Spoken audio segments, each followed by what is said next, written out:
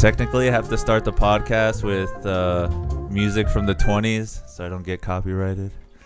Every time I play other music, it's like, hey, you got copyrighted strike. Your channel's not over, but hey. Is it like pre-patent law or something? Well, yeah. So anything, if fucking crazy. If it's 100 years, you can use it. Oh my gosh. It's crazy though. 100 years. 100 years.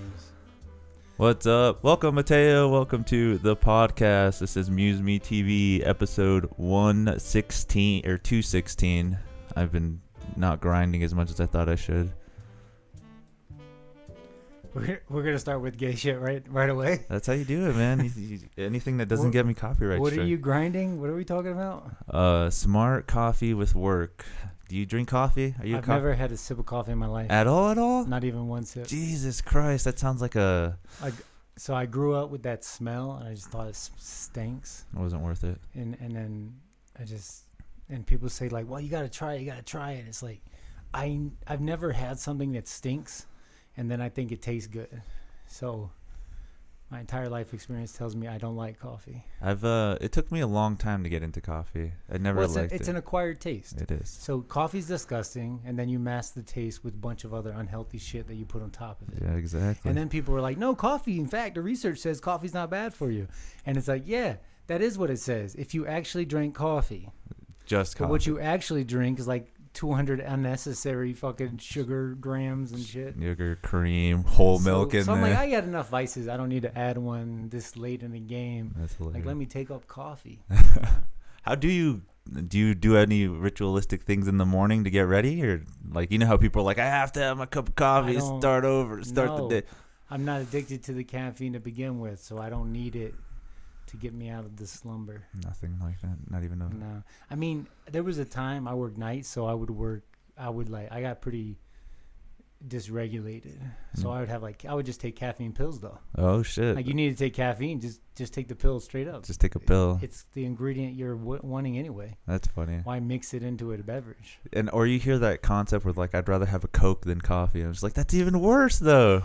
Yeah, I don't know. I didn't mean to start here. We're just talking about coffee. I meant to start off with how I bullied you into having me here. Mateo, everybody. It's Mateo. Yeah. I love how your name is like the same guy as the gay comic, though. So that did happen. I mean, how long have you known about Mateo Lane? It's probably like 2 years. So I started comedy 6 years ago. Yeah. I go by Mateo in life. That is what everyone who knows me calls me. Yeah. It is not my given name.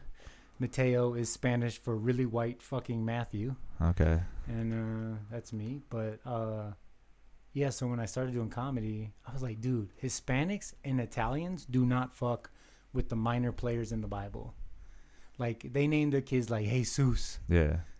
Jeremiah. That's what it's all about. Yeah. Jose, that's Jesus's fucking stepdad. So they don't name him like Mateo. Like, how many Mateos have you ever met? There's not many. That's true. I haven't. So I thought, everywhere I go, there's like 4 Matthews. And it just got confusing. It'd be like, which one? Which Matt? And I was like, just call me Mateo. That's cool. That's what my wife called me. We met each other in Spanish class.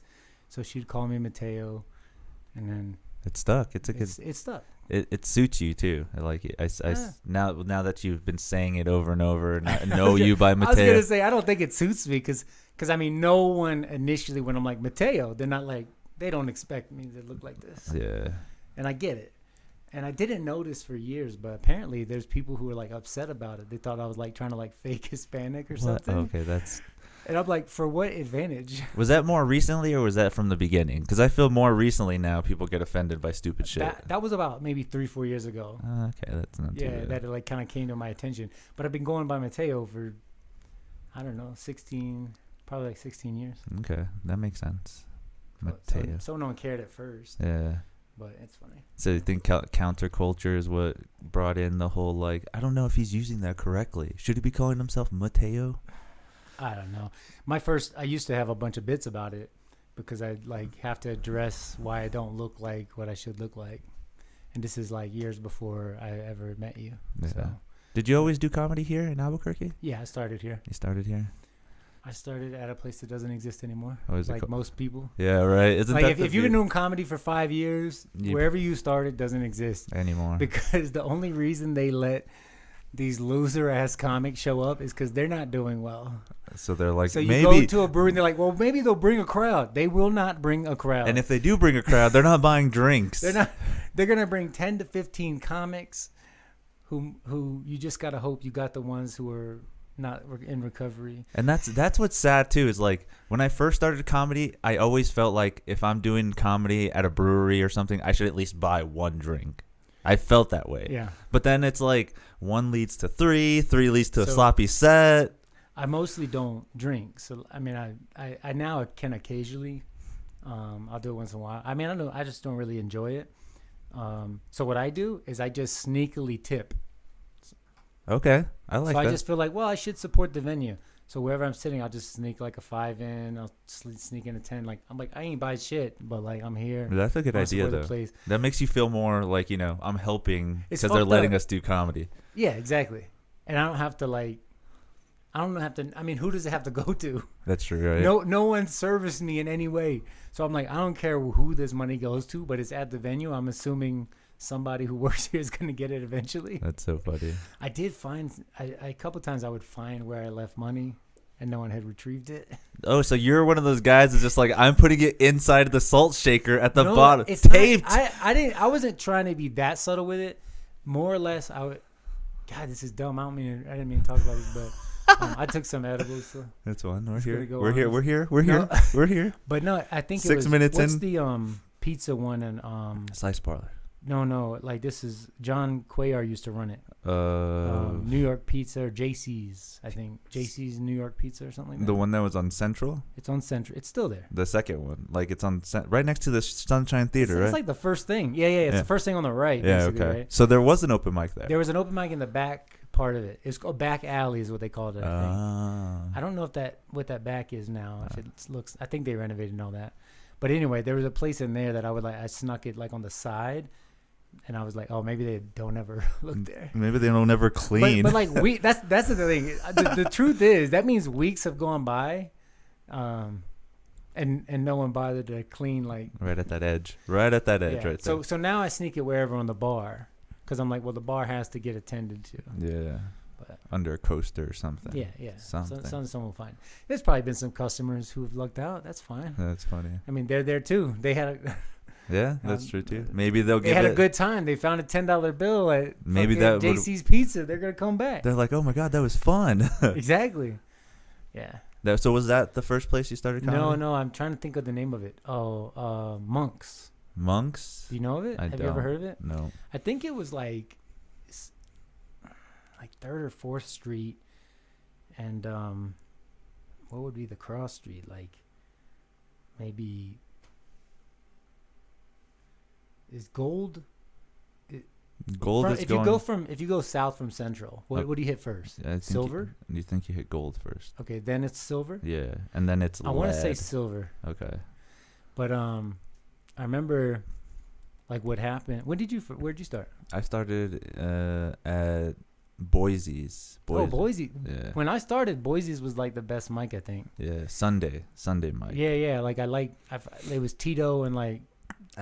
Tito was the one that was running it at that time. Yeah, but he might have had other people. Like, you know how now they're doing the Slice Parlor and it's Tito and Carla. Yeah. Like one of them's gonna fall off, and I don't know who yet. I think it was Tito and maybe someone he was dating at the time.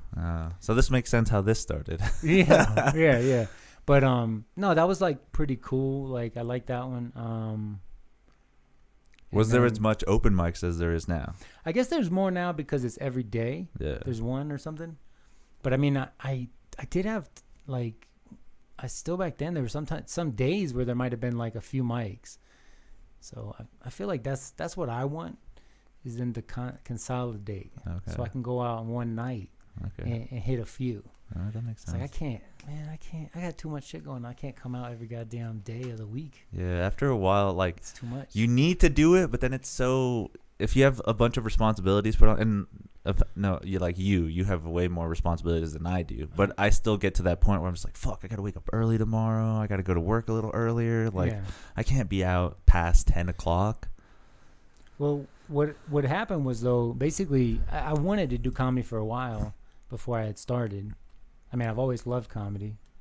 And one of my best friends, he had like a health scare where he basically thought he had MS. Oh shit! And he's got more kids than I got, and I just started fucking with me. And I was like, man, what I'm not gonna do comedy because what? I'm nervous how it might go. If it goes really badly, like a heckler might want to fight me or something. Like what's stopping me? Those were running through your head. That's the stuff that was stopping me for like months. Okay. And then I was like, dude, this is dumb. First of all, I love fighting. Like if there's a justice fight, like there's a fight I can get in where I didn't initiate, I'm just defending or helping. Yeah, I'm in there. I'm in. I will fight for anything for any reason. So I'm like, the worst fear of like a heckler getting aggressive with you. I'm like, that's my dream right there. Please come fight me. I'll fuck you up on stage. I saw. Yeah, that's funny. I've seen some of like pretty crazy open micers. Well, not like in our scene. But I've seen videos of like people in like New York or something where like somebody has to come to the stage and they're like, you either defend yourself or you just take it. And then you're literally like one or the other. And half of the time they fight back, which is, you know, what you should do. But then you never know who you're going to fight. You're a big guy. I mean, well, you can kind of, I feel like you could kind of defend yourself in a lot of different scenarios compared to like me where I'm just like, oh, damn it, this guy weighs 300 pounds. What am I gonna do? Yeah, but you know, I don't know. Like, what if it's like John Jones heckling you? I mean, you are fucked. Yeah, you know. And but then you think he's that dangerous? He's gonna do something like that to ruin his career? He doesn't have to. Yeah. But I did see that video of him heckling though. Did you see that video recently? Yeah. Like at a comedy club? Yeah, he was supposedly drunk and he was heckling like, you're not even funny, blah blah blah. I've been waiting for a joke all night. Like, I'm looking this up for sure. It was a pretty good video. I can't remember when it happened. It happened maybe like a few months ago. Oh, this is the thing.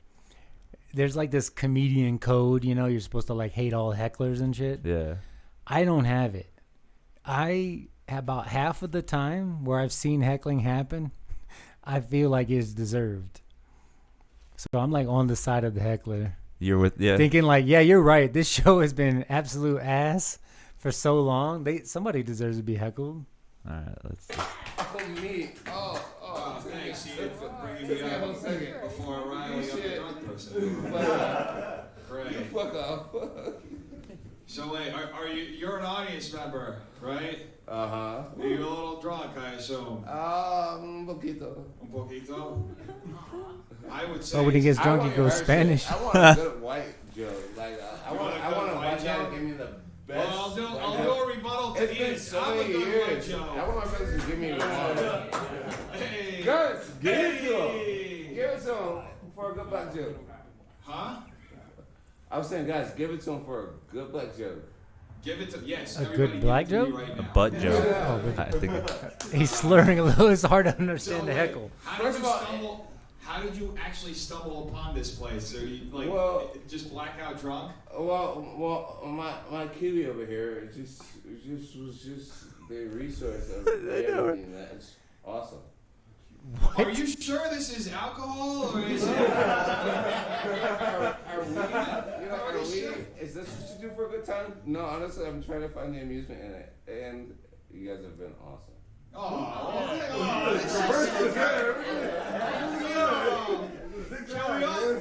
we all hug honestly, none of you guys have been funny so far. Huh? None of you guys have been funny so far. Oh, yeah. You guys have been awesome. None of you have been funny. I appreciate the person who's drunk out of their senses thinking we're all funny. That's great. So wait, how did you, I mean, what has your evening been like? You went to El Compadre or just roaming around town? This is boring. He's not doing well. A lot of hurt, a lot of work. You could do better.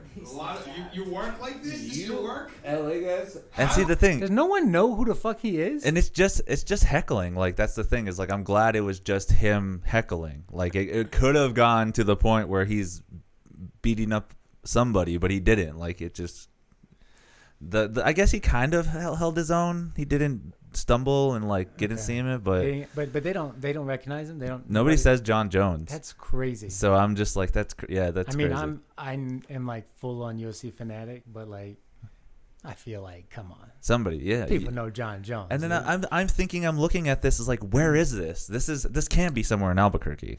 Like, I don't think this is a location in Albuquerque. Oh no, for sure. So I didn't know. Like, I'm obsessed with it because it's amazing. It's been showing me that it's amazing. What, LA? Yeah. It's LA. Are you from LA? I'm a New York guy, but like You're a New York I've been guy. living in Albuquerque this last few years. Where are you from in Last New York? few years. Rochester. I'm a northerner. Oh yeah. That's it. Yeah, I love it. People say, I'm from New York. Where are you from? Long Island. Yeah, that's the state of New York. All jokes aside, you guys have been amazing. So healing. And just Thank you. I can tell this. see, because then he's embarrassed too. He's just like, oh, well, you guys have been okay. It's a good time, I guess. I can promise everybody here will give you a hug on your way. I'm more like the type of put my He drops the guillotine the way he did Machida. Yeah. Give me a hug.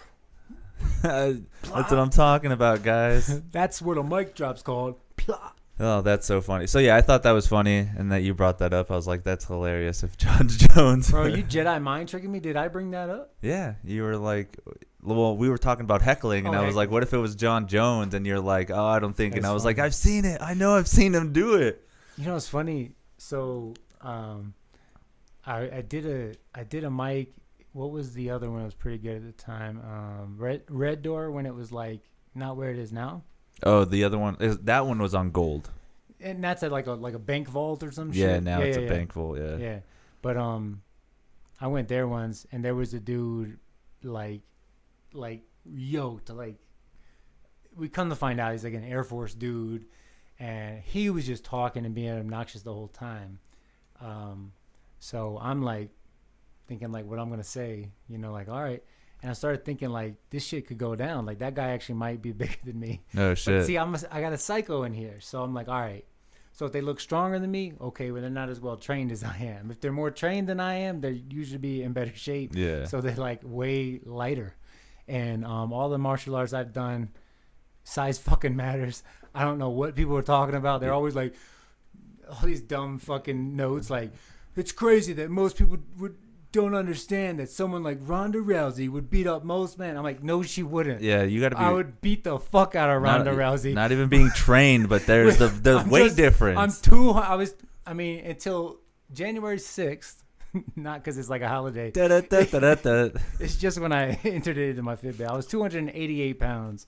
What the fuck is Ronda Rousey going to do to a damn near three? I don't know why we're talking about Ronda Rousey, but Well, she's Point kind of was- she's a WWE fighter I now. don't know. It's all staged at this point. But anyway, I was looking at that dude and I was thinking like, okay, this might be the first person I've seen out who would be a challenge if this went wrong. And anyway, he ended up leaving right before I got up. So you were just like, So I've done this 100 times. I still do it. Like whatever's happening in the room, I start like, oh, I'm going to talk about that. I'm going to talk jotting about that. notes, yeah. And then it's like, hey, Angel, you were saying, oh, Angel left? Oh, my bad. Yeah. I do that. And it was one of those where like I had all these responses to him. And I was going to fuck with him. And then he wasn't there. But he was with a black dude.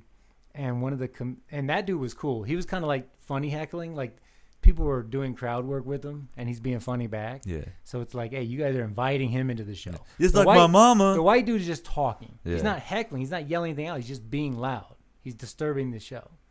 And it's a fucking open mic at a place like he's paying. They're paying drinks, so they're fine, whatever. I mean, comics feel like they should kick him out or something. How do It's like, you dude, feel? They're at a full table for the establishment. They're here. Beers, everything, keep getting rounds. Exactly. So, but anyway, the dude across from him, he's black, and they all leave together. So I had a bit about, basically the punch of it is that it's not.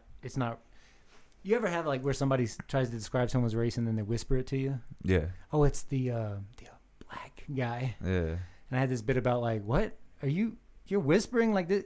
Do you think he doesn't know he's a black guy? Like, why are you whispering? This is not a secret. He's not. I just want you to know it's not racist to call a black guy. it's super racist to whisper it. Yeah, that makes so much sense. So I had that bit existing, and then I go up, and the person who was hosting, like one of the co-hosts, he had said something about he referred to that black guy as the gentleman with the mustache. Oh my God. So I went up to like damn, I'm already fucked up, bro. Damn. Sorry, the gentleman with the mustache, like, and I'm able to, like, there's a whole bar of people over here who's seeing the back of his head. So I'm just like, did any of y'all know he had a mustache? Like, and I got this like big laugh of, you know, from that situation. And then I started into a joke, which the joke was, which I'm not defending this joke because I don't think it's funny. And I don't know why it worked that night because I don't think it's ever going to work again, which is basically being offended when I hear the N-word. Yeah. And I'm like, look, I'm really offended by the N-word. Like, sometimes even among like black people who are talking to each other and they're calling each other the N-word. And it's like really offensive because like my ancestors worked really hard for that word to like hurt, you know, like it's supposed to hurt you. Yeah. And you're just using with your friends. Like you're taking that word from us. So I started to say that joke, but I never actually said it. I just kind of like implied it and it like worked. And it's like, okay, what happened that night? It was like, I talked to this dude, I mean, or whatever. I'm like, kind of like, I'm in the room because I'm making jokes about what just happened in the room. The thing, I think what I said about the black dude, I was like, dude, he's the one black dude in like a 10-mile radius and you're going to call him the gentleman with the mustache? Yeah, like, right. He knows who he is. Let's be serious, guys. And then I said, this bit, that works. And anyway, I did the whole bit I just said about the, it's racist to whisper it. So then I went the next Monday to that pizza mic, Back alley. Yeah. And I opened with the terrible joke I just said. And then just everyone just stared at me. Like I had no response for the rest of my set. And I was like, oh shit, like what happened? That just worked. Okay. And now I tried it here. And like I had not computed the fact that you have to like build some likability with the audience. Yeah. They have to like, so they all notice the same situation. yeah, but it's yeah, and it's like somehow we all notice the same situation. I haven't said anything ridiculous. I'm not being racist. Yeah. I'm not saying anything racist. I'm just making observations. And it's like haha. But then when I just start with something that seems I mean it does sound racist. I mean it's a racist thought. If I actually truly believed black people shouldn't use the word because it's supposed to hurt. Yeah. That's racist. So I just start with that, and I'm thinking like, wait, you don't know I'm joking, right? And I'm like, oh, they don't. Yeah. Like they don't know me. No one knows me. No one. I haven't like earned any trust. That's what's so crazy about the comedy too, is like if you don't have that likability or like the first step of them starting to listen to you, they think everything's real. They think everything you say is being racist, is being misogynistic, whatever the case may be. But like you said, it's analyzing why the joke was funny at that time before you do it again. Exactly. And even like I think that joke wasn't set up well enough to where people would infer the ending, except for how the situation kind of like built to it, to where people knew where it was going. And then when I did the joke and it was bad. I mean, I'm really not defending that joke. That's not a good joke, but I had to learn that lesson a little bit the hard way of the whole likability thing. That's so weird how that works though. Is like, yeah, I mean, but the way I thought of it as when I came out, like when I started, I didn't feel like I could like I didn't want these worlds to interact. So I'm like, my work life and my comedy life, they cannot intersect. Yeah. Because I'm in a place where people are like beyond woke on like HRs. That's inappropriate. Yeah, HR is part of everything. And then I go do bits about like I'm beating my children, you know, and it's like I can't. These can't interact. It's totally different now. Like I'm fine with all of these worlds coming together. And you find the nuance in it to like say stuff like that. Like I work at an old folks home and I'm just like I got to work on being able to make them laugh but still making other people laugh, and if I could tie them together, that's just me being a good comic. Yeah, that's awesome. It's hard though. Do you kill in front of grannies? Sometimes, yeah. And the stupidest things too. Like I could just be like so I work in the activities department. So like, you know, Wednesdays we play bingo and I have to bingo. What's your favorite activity? For the old, it's me playing guitar for the old people. Okay, so you play guitar. I get to play guitar. You lead the bingo. Bingo. Are you doing the roll? You're rolling the wheel. Rolling the wheel, calling numbers, and then in between those numbers, you know, you get like G50. Gee, I wish I was 50 again. Like shit like that. And those get the laughs. And then you get some other things. But going up there and being like, all, hey, I'm into anime and cartoons, but my girlfriend's into men. Like that goes over like, their anime? head. What's anime? You got to think of the ideas of how you're saying it and stuff. Now I rarely use anime unless I know the crowd is a younger crowd. If not, I'll just use cartoons. If I'll just be like, I'm into cartoons and video games, and she's into men. Yeah. But I have to see it because I've done the anime thing so many times where it's just like, bomb, because they don't know what anime is. Yeah. And I'm just like, damn, that's so crazy. I think it's a two for that. Maybe you know one half of it, but you don't know the second half. See, the one half of it, like, I don't get anime, that's not funny. The other half is this fucking loser's in anime. Yeah. I don't think he can be funny. That's true too. Yeah, See, I know what anime is. I'm just judging you. But that makes sense though, because you find like the fork in the road. Like, oh, he's into anime. Who the fuck is funny that listens to anime? And then the other side is like, oh, anime. That's a dumb thing. That's funny. No, that's true. I think I laughed when I first heard that joke anyway. So it was a good joke. It's still a good joke. That's probably one of my staple jokes. Yeah. Staple of my comedy. Do you have you got like favorite bits? Like that's your favorite bit to do? 1, 2, 3. Could you rank them? I would say that's up there, that anime joke, and then it leads into my girlfriend. Like, we had different things in common. Like, she wants to have kids and get married. I want to be happy and follow my dreams. So those two go together, and they work so well that I rank them like first, second, and then whatever third joke that I can think of. Anything with race is always funny too if you can pull it off right. The Mexican joke. Says you. Yeah, that's true though. Cause it's kind of the opposite for me, but okay. Yeah, because some people don't understand some nuance in like the joke. If I say what 3 times in Spanish, people think I'm a racist. KKK. Yeah, see, and that works well. But do you say it? I don't say KKK. I like it. Do you know what that style of joke is called? They have to think about it. Yeah. Do you know what the name of that type of joke is? I don't. What is it called? Teach me something. I thought you were gonna tell me. I don't. I know. No, I think it's sleeper. It's a constructionist. A construction joke. Okay. Because they're constructing the punchline. Okay. And I'll say, I mean, I think it's kind of like in Nerdyville. That's my favorite style of joke because I think it's the hardest to do. I'll put that one in like medium difficulty. There's some constructionist jokes that are like, what the fuck? How did you think of that? Okay. But like, yeah, like I can't even think of many, but they're fun. Like when you don't have to say the punchline. And you have to wait for them to get the punchline. Exactly. Because that was the biggest problem. You got to pause. Yeah. Wait. And that's what's cool is because you're creating what has to happen for like rolling laughter, like the builds of laughter, because people are getting it at different times. Okay, yeah. So like the quick, you know what I'm saying? Like it builds, the laughter builds because people process it at slightly different times. Yeah. And if you do that at like a fucking the hall or something, you have to pause for longer and longer. You know, it takes 20 seconds for people to get the punchlines. I've done that a few times at like brew labs too, and you have to like wait because a lot of those people don't speak Spanish, and then they're thinking of like what how do you say what in Spanish, and then some people will hear other people say it or like the surrounding around it, so that always builds up some kind of tension as well.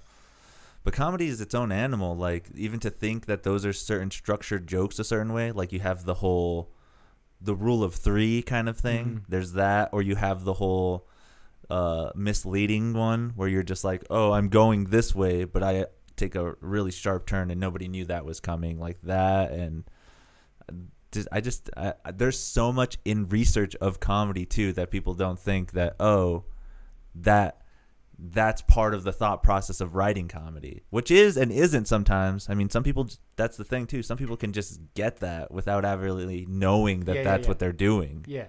That's where like the comedy school people, like teachers and shit, like people give them a lot of shit, like famous comedians will. Yeah. Because it's like, you know, those who can't do teach. And it's like, that's not what he's doing. And it's like, look, he set up a expectation in this way, and then he went that way, and they're like, no, he didn't. He just told a story, and he's just funny naturally. And it's like, yeah, some people are natural, but they are doing that. Yeah, that is what they're doing. You can, I mean, you know, so there's people who are good at things based on intuition, and then there's people who are like more deliberate about it. Yeah. So I'm sure like there's people who pick up a guitar and they just fucking figure some shit out with like nothing. And like, wait, why did you just play that weird arrangement? You know that's a chord, right? And they're like, what's a chord? Yeah, I don't know. It just sounds good. Yeah, exactly. And you're like, what are you talking about? Yeah. You just figured it out?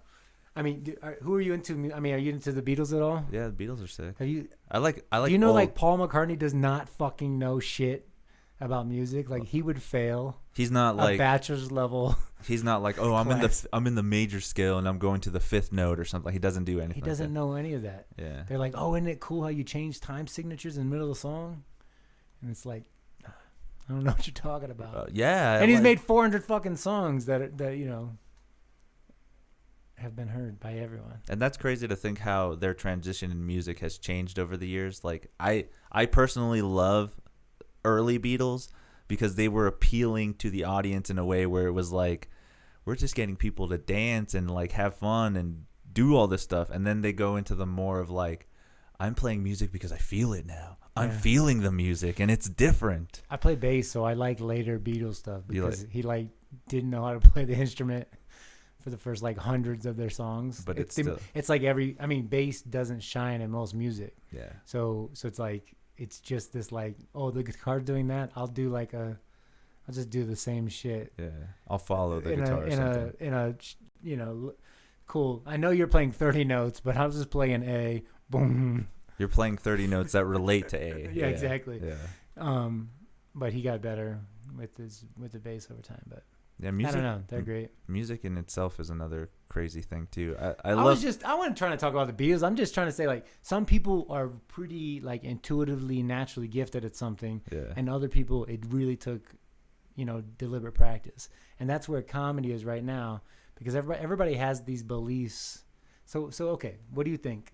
I mean, how important is practice to be a comedian, and how much of it is something in you that you can't ever, you know, I hate put that. Into someone. I hate that. Well, because like I see it as the same way as getting better at an instrument. Like if you're gonna get better, you have to practice more.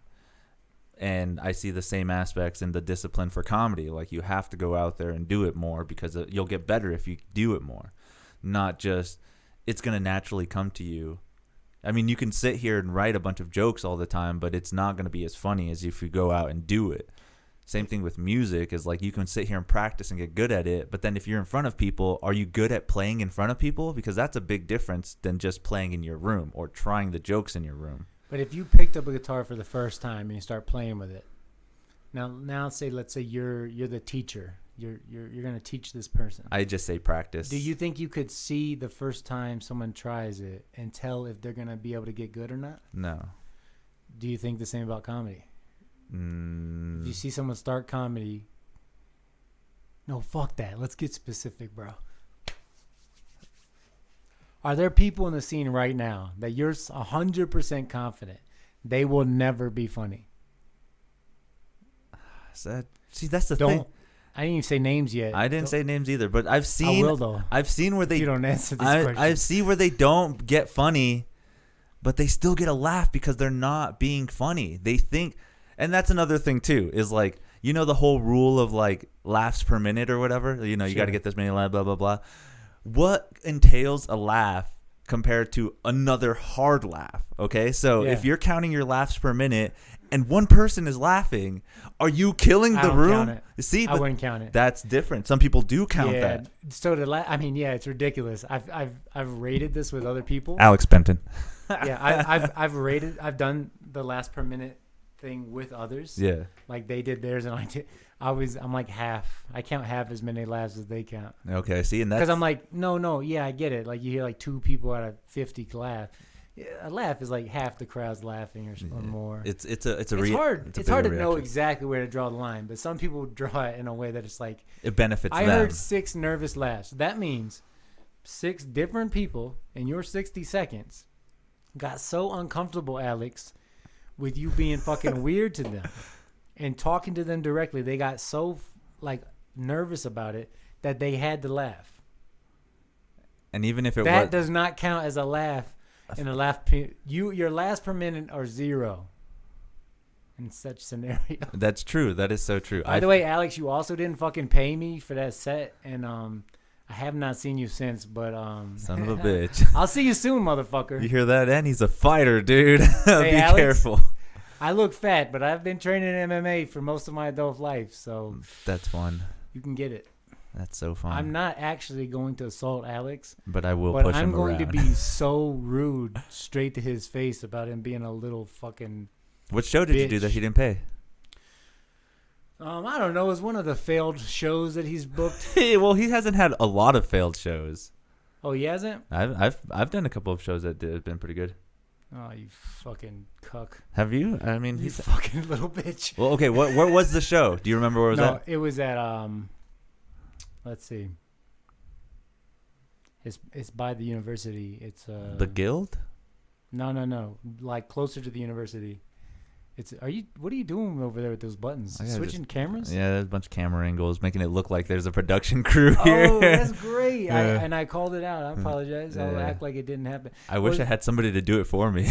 I can't sit here and just... I'll start fucking around with this. I'll just start moving stuff in a second here. Because I like having this camera angle because that's the best high quality camera on the top, and then these other two cameras are good close up cameras, but they're not as good.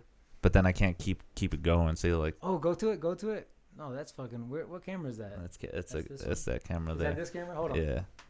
Hold on. Oh shit. This camera? It's got me. Yo, got Alex. Bro. Here's the thing. It ain't about the money, dog. I don't need this money. I got money, bitch. And I know you got money, not because of you, but I know, baby. Pay me that money out of principle, motherfucker. His show was at that was hilarious. No, that was hilarious. I'm stupid. Well, it was like, dude, it's right by like the Chiba Hut or something. But it was right before then. It was like a It wasn't a weed show, was it? No, it was a alcohol-y place. What do you call it? Like they had I don't know. I remember my wife got some prickly pear wine or mixed drink or some shit. That was good. But Harvest Moon or something? I don't know. Nah. But whatever that road that Chiba Hut's on, it's like the second. I don't know. I think they might have closed. It might be something else. It was a brewery though, right? Yeah, some like brewery or distillery or some mixture of that. I don't remember. Like this is the thing when you don't drink, you don't even think about what the fuck the venue is. Yeah. Very much. You're not like, oh, it's a brewery. And they all kind of start to mingle together. I never drank beer. I've never had a beer. I've had one cider in my life, and I was like, nah. Not you. I don't drink beer. More of a hard alcohol I'm sometimes. just give me the straight liquor, and I'll just get there quicker, and there you go. I'm done. That makes sense. I don't even... That's how I used to think, too. I was like, yeah, but then I started drinking beer, and then I'm just like, at least I don't get as wasted as fast. You know, that's funny. Like, I used to just be out of being cheap. I would only drink when I go to...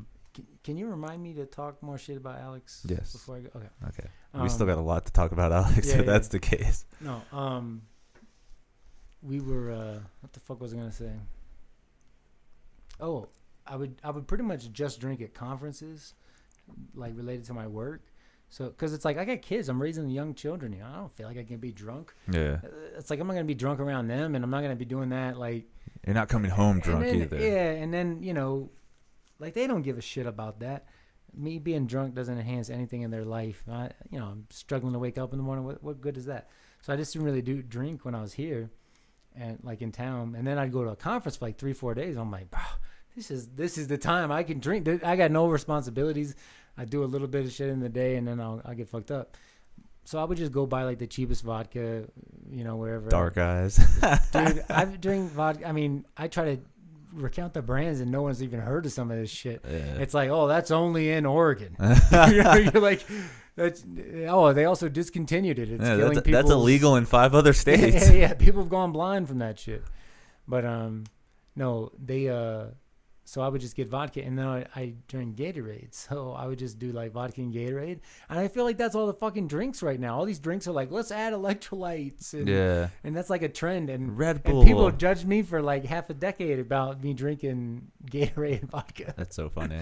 But then I started going to conferences, and people would be like, I'd have like a Gatorade, and then be like, is that? And I was like, damn, y'all, I'm going so hard at these conferences that people think I'm in 8:30 in the morning that I'm drinking vodka and Gatorade. And I'm like, y'all think I have like a problem. And I was like, oh shit, I'm kind of like developing this reputation. And it's like, on the one hand, I don't care. But on the other hand, like, there's people who think I'm just they're like full on we know alcohol problem guy. We know when Mateo gets here, he's gonna start with that vodka and Gatorade. Well, not to mention, I mean, I do alcohol research, and then they think I'm like, problematic alcohol user. Yeah. So it seems like it's a me search thing. Like, okay, and I was like, oh no, I don't. I drink 3-4 times a year tops. I just want to stay hydrated when I drink. That's it. It's just I had the two things. I had a Gatorade. I had a vodka. I just started mixing them. Well, perfect. But yeah. I don't know how I got there. That's the point of this podcast. Dude. We're just having a conversation. So Alex, no, don't give me, dude. I'm gonna do so many bad things if you put that camera on me like that. We're still going with the camera. Yeah, let's keep it this one because you do that camera. I'm gonna start saying some wild like, shit. Son of a bitch. I don't know. I have a bunch of random topics if we want to just kind of go through them. What's your thing, man? Is that what's up here? That was older. I mean, we can go through some of those too, but that's some older shit. Like, why? Do you know why we dream? Just throw that up there because I'm always fascinated about when I dream. Yeah. Like when I dream, like there's this girl at my work that I've been dreaming about, and I'm just like, what the fuck, dude? Am I into her? Like, I don't get what's going on. Like, should I ask her out or something? Like, because it's been really occurring a lot more, and I'm just like, is that my subconscious telling me not to be a pussy, or is that actually something that's happening in the multi-universe, or? Okay, the multi-universe. We're gonna sidebar that one. I get thrown away way too much. I gotta be so stoned to start talking about multiverse. But that's the beautiful thing is like what is it? Like what is it? Do you dream? It's math. I have great dreams. I love my dreams. No. Have you ever had a lucid dream? No, I don't think I have lucid dreams. I don't control the dreams. Do you know? So you know what a lucid dream is? Yeah, where you're like controlling the dream and you know what's going on. You notice it's a dream. Yeah, like that's what defines it. I don't think I've had 6 of them in your whole life. In my whole life. Oh shit. They occur super randomly. I tried to pull apart for like the first few, like the conditions under which I had it, because I'm like, dude, if I can make myself have that, I would do it, whatever it takes. But I don't know. It just happens randomly. Yeah, I don't get it. I've only had one where I didn't pretty much start fucking immediately. Because it's a dream. You're with people in the dream. Da da da da. Oh my God, this is a dream. I just start fucking whoever I'm with right away. No, just like I'm not kidding. I mean, I know it sounds like I'm joking, but it's 100%. And then I wrote it down. I can't remember so well right now, but like my last lucid dream I had. It was also the shortest. Like once I realized it was a dream, I got out of it pretty quick. But I flew. Like Superman flew? Yeah, I just started flying because I was like, I fuck every time. So it's crazy that you're like awake enough in this crazy dream state that you can access a memory. So in the dream, I think, damn it, I always fuck as soon as I get into this dream. Let me do something else. Oh, I'll fly. And I flew for like who knows in dreams like how long anything is, but like my perception of it was I flew for like 6 seconds tops, and then I woke up. Then you woke up. Yeah, that's so sick. Because then you're just like, I don't know if I even landed or nothing. Dude, I just kind of kept going. But I'm like, it gets me. I'm on a high that day. Like I have like adrenaline going. Is that what built from up? A lucid dream? I mean, just when I have no idea. I've never looked into it. I'm just saying. After I had like a lucid dream, like that whole day, I'm like amped up on adrenaline. That's it. But no, I have great dreams, dude. Like, and I oscillate between using and not using a substance that interferes with sleep. Yeah. So it's like I'm constantly week by week kind of withdrawing, and so it sort of depletes your dreams. Or for my case, it makes my dreams so goddamn boring. Like I'll have a dream and it'll fuck with me because it'll go 3-4 days before I realize that didn't actually happen. Because it'll be like, I had a dream. I was talking with Angel at a mic, and I said, hey, man, what the fuck, dude? Have me on your podcast, Why dude. have we done a podcast? Stop talking about this podcast. Just, I'm available, blah. And then you realize. And then like a couple days later, I'll be like, I never went out last night, like this week. I haven't been anywhere. Okay. So that conversation didn't happen. And that's what happens on substance. And then off substance, then I start having like crazy vivid dreams or doing crazy shit. That's crazy. But so you're having this recurring one. Yeah. So I only had like a couple recurring dreams my whole life. One's from childhood. I can't explain it. I just kept falling off of my family's van. Okay. Like for some reason it was so packed I had to ride on the top of it. I'd fall off and I'd have to like catch up to it. You're like on the freeway. Yeah. Makes no sense, but I kept having that same stupid dream.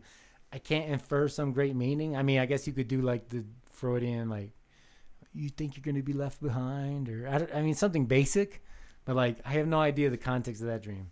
But I used to have a dream where it would be, I'm starting to realize most of my dreams are sexual. The dream would be, this was when I was dating my current wife, that I would have dreams where things start to happen. I start to have sex. And then while I'm having sex, it's not her. Oh, shit. So and then I realized all these dreams, I'm always doing doggy. See, and I was like, people are asking me, what's your favorite sex position? I don't have a favorite. And I'm like, I guess I do. I guess it is. Doggy must be my favorite because every dream, I'm always dreaming about it. Dream, it's there. But so you get little lessons from your dreams. But I mean, that's just like a classic anxiety dream. Essentially, when I thought about it, like I had it for a while, and then I just realized, I'm just anxious that I'm gonna fuck up this relationship. I just think I'm gonna do something stupid. I don't actually think I was gonna cheat. I was never really had a fear like I'm just gonna accidentally start. Oops, I'm fucking someone. What happened? How did I get here? Oh, my dick slipped. Yeah, I wasn't doing an Eminem dick slip into a pussy, but I was just worried I was gonna do something to fuck it up, and then like I just basically I felt like once I felt secure in the relationship, like we're on solid ground and this is gonna last. I mean, I haven't had that dream in whatever. That's crazy. 20 years. That's so crazy. Like, so I just have. It's like those anxiety dreams. It's like you got to think of everything as potentially a metaphor, right? So everything can't be literal. So again, I didn't have a literal fear I'd ever cheat on her. Yeah. I mean, don't you have to take like 50 steps to get there? Like, but you would still think about those dreams, right? Like, why was I dreaming that? Like, yeah, and I think about the emotion that I felt in the dream, because sometimes you forget the details of like, how come for the 50th fucking time, bitch turns around and it's not my wife? How did I get there 50 times? How was it my wife at first, or I thought it was? It's like I never caught their face until I'm already fucking. Already halfway like, through stroking, yeah. Like, so at some point I would have seen the front of her, but how did we get here? But yeah, like I said, it's not really I was gonna cheat on her. It's just I was gonna fuck it up. Yeah. So you're dreaming about someone at work? Yeah. And you don't think you're into them? No, I like them, but we've never even talked or anything, so that's what makes it even weirder. So in the dream, dream's telling you to go talk to this motherfucker, dude. In the dream, what is wrong with you? In the dream, the craziest part is that like we started to talk and we dated, and then I met her whole family that same day. But like, it's not one of those like, oh, this is my dad, this is my mom. It's like an episode of Malcolm in the Middle where it's just like, oh, I'm dating this girl and her whole family lives in this house. We got grandma, uncle, 3 nieces. Oh, so she's Hispanic? I think she's Native American. Oh, same thing. So that's what blew me off, and I was like, that's so crazy. Like, what the fuck?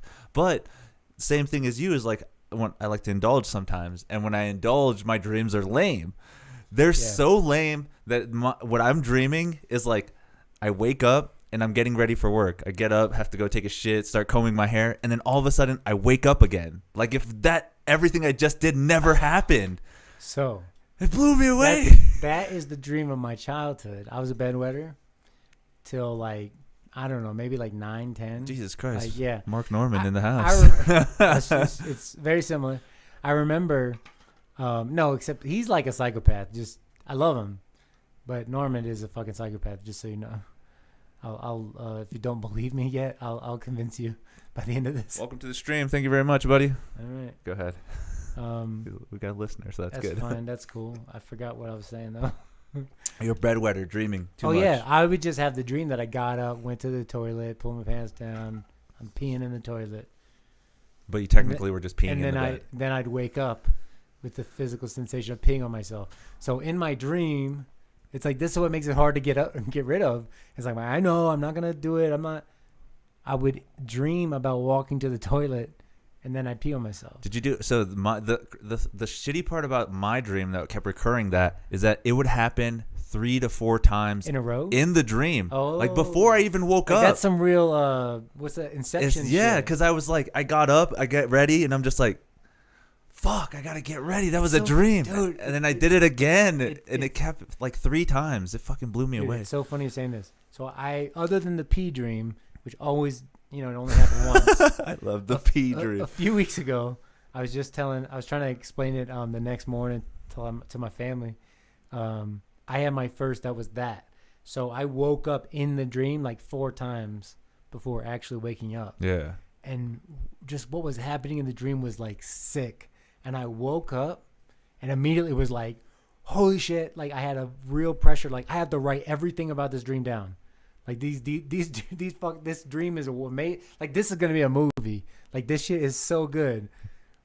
And I dreamed in the dream. About writing down the dream. That I wrote down the dream. Jesus Christ. And when I woke up,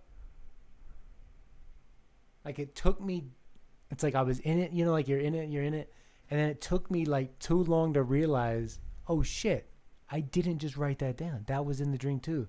So I go get my phone and I'm like,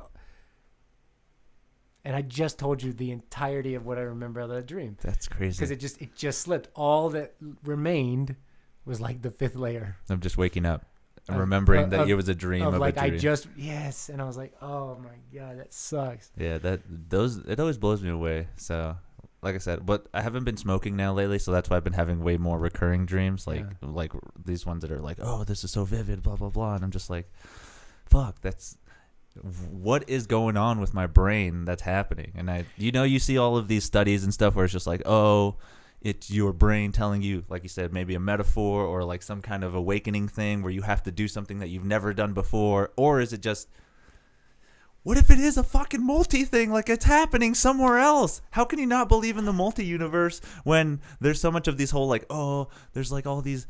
It's like one of the things that blows me away right now is that like right in front of our faces right now are these like multiple particles and like atoms and everything just going on right in front of us. That's its own universe right there. The same thing in our body. Like our body in itself is a whole nother universe. And I'm just like, that's so fucking crazy. Like how am I not in another universe right now where I'm being interviewed by you and this is your podcast? And are these sober thoughts? Yeah, these are all sober thoughts. These are sober thoughts. Yeah. Well, I guess since you brought it up, it's weird. I have a confession. Okay. I am from another universe. You are? Yeah. So like. And in my universe, this is my podcast. Okay. So this is why I have to be here today. Because we have to right this wrong. This is not your podcast. This is my podcast. This is you awakening to like the concept of like I should be doing a podcast. Like everyone else in this fucking world that does a podcast now. How do you feel about the podcast universe? Like it's oversaturated, don't you think? It depends. I mean, like I love to the creator's detriment, not to the consumer's detriment. Okay. I mean, like I say this in my work a lot. It's like I'm actually very often not convinced of less is more. Like most things in life, less is not fucking more. Yeah. Like that's a terrible expression. Yeah. Less is less. Yeah. You don't make things better by getting rid of things. And not doing as much. Like, oh, we have all these ideas. We have free speech. Everyone can say everything. And yeah, like here's some really smart people saying some good shit. And then a bunch of dumbasses who believe a lot of dumb shit. You know what? The world would be better if we just silenced some of that dumb shit. That's never gone well in human history. Yeah. So more is always better. Now if you're in the space, you're creating it, you have a podcast and you want millions of viewers. They have so many options. Yeah. Like it's so hard to get found and da da da da da. Yeah. So who's gonna listen? Why are they listening? But the other thing is there's just so many more like micro cultures because of it. People who are like fitness gurus. I mean, people who find like Mark Norman and Joe List and Sam and they find that. right? So at some point, but that's one niche of comics, right? Here's the thing that are doing all of the same. And now those are pretty blown up. Yeah. But at some point, there was just like a couple thousand people who were just super into them, and they're like, oh, what? Bill Burr has a special? I don't give a fuck about that. I'm listening to Mark Normand. You know, whereas like when there's more and more gatekeepers to things, it creates like this monoculture where everybody's exposed to the same shit. So everybody's like, oh, who are your comedic greats? And you're like, oh yeah, of course, it's George Carlin, and you know, they all say the same four names. It's Richard Pryor, it's Bill Cosby. Yeah. People stop saying Bill Cosby. Yeah, I know. Even though, but let's not act like 20 years people were saying Bill Cosby, Richard Pryor. Yeah, right. Old school people say Lenny Bruce. But yeah, like now it'll be, you know, you talk to people and there'll be tons of people have all different. I switched back to comedy. You started with the podcast, but it's the same thing. It is. It's the same way.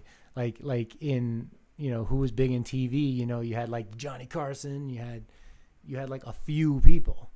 And now there's hundreds in that same, you know, category. Because even before I truly got into comedy, I knew there was like a little bit of comics out there. Like I knew like Paul Rodriguez, and I knew like Tim Allen was a comic and stuff.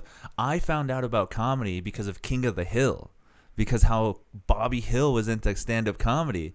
And then the one episode where he has Yakov Smirnoff on there. Oh my gosh. I was like, this is amazing. I can't believe this is a real comic. And I looked him up. I found out about it. And I was like, this is beautiful. So now if I were to put, he would be one of the top comedians because he helped me discover comedy. Dude, so fucking Mike Judge, he did a service to a next generation to discover fucking Yakov Smirnoff. Yakov Smirnoff is amazing, dude. I can't believe that, because I don't know if you've seen, they've done it a couple years now, the whole Night of the Living Comics, where you like pretend. Is that what you do? I did Yakov, dude. I love doing man. Yakov. I put on the beard. I put on the fake Russian hat and everything, dude. And I do all of my jokes like if I could do Russian accents. What percentage of people do you think know him?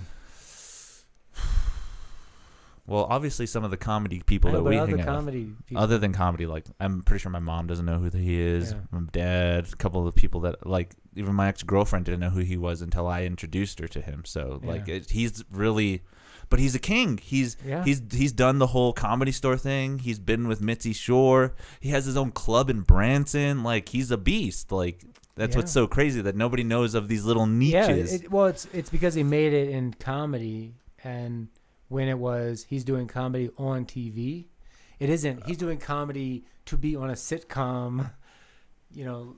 I mean, so it's like the people who like blew up, and like sustained are people who got famous in other ways. Yeah. Like, yes, Jim Carrey was a famous comic, but he's a much more famous actor. Yeah. So it's like, oh, we want to claim him. He's a comic, but you know, his fame has come from that.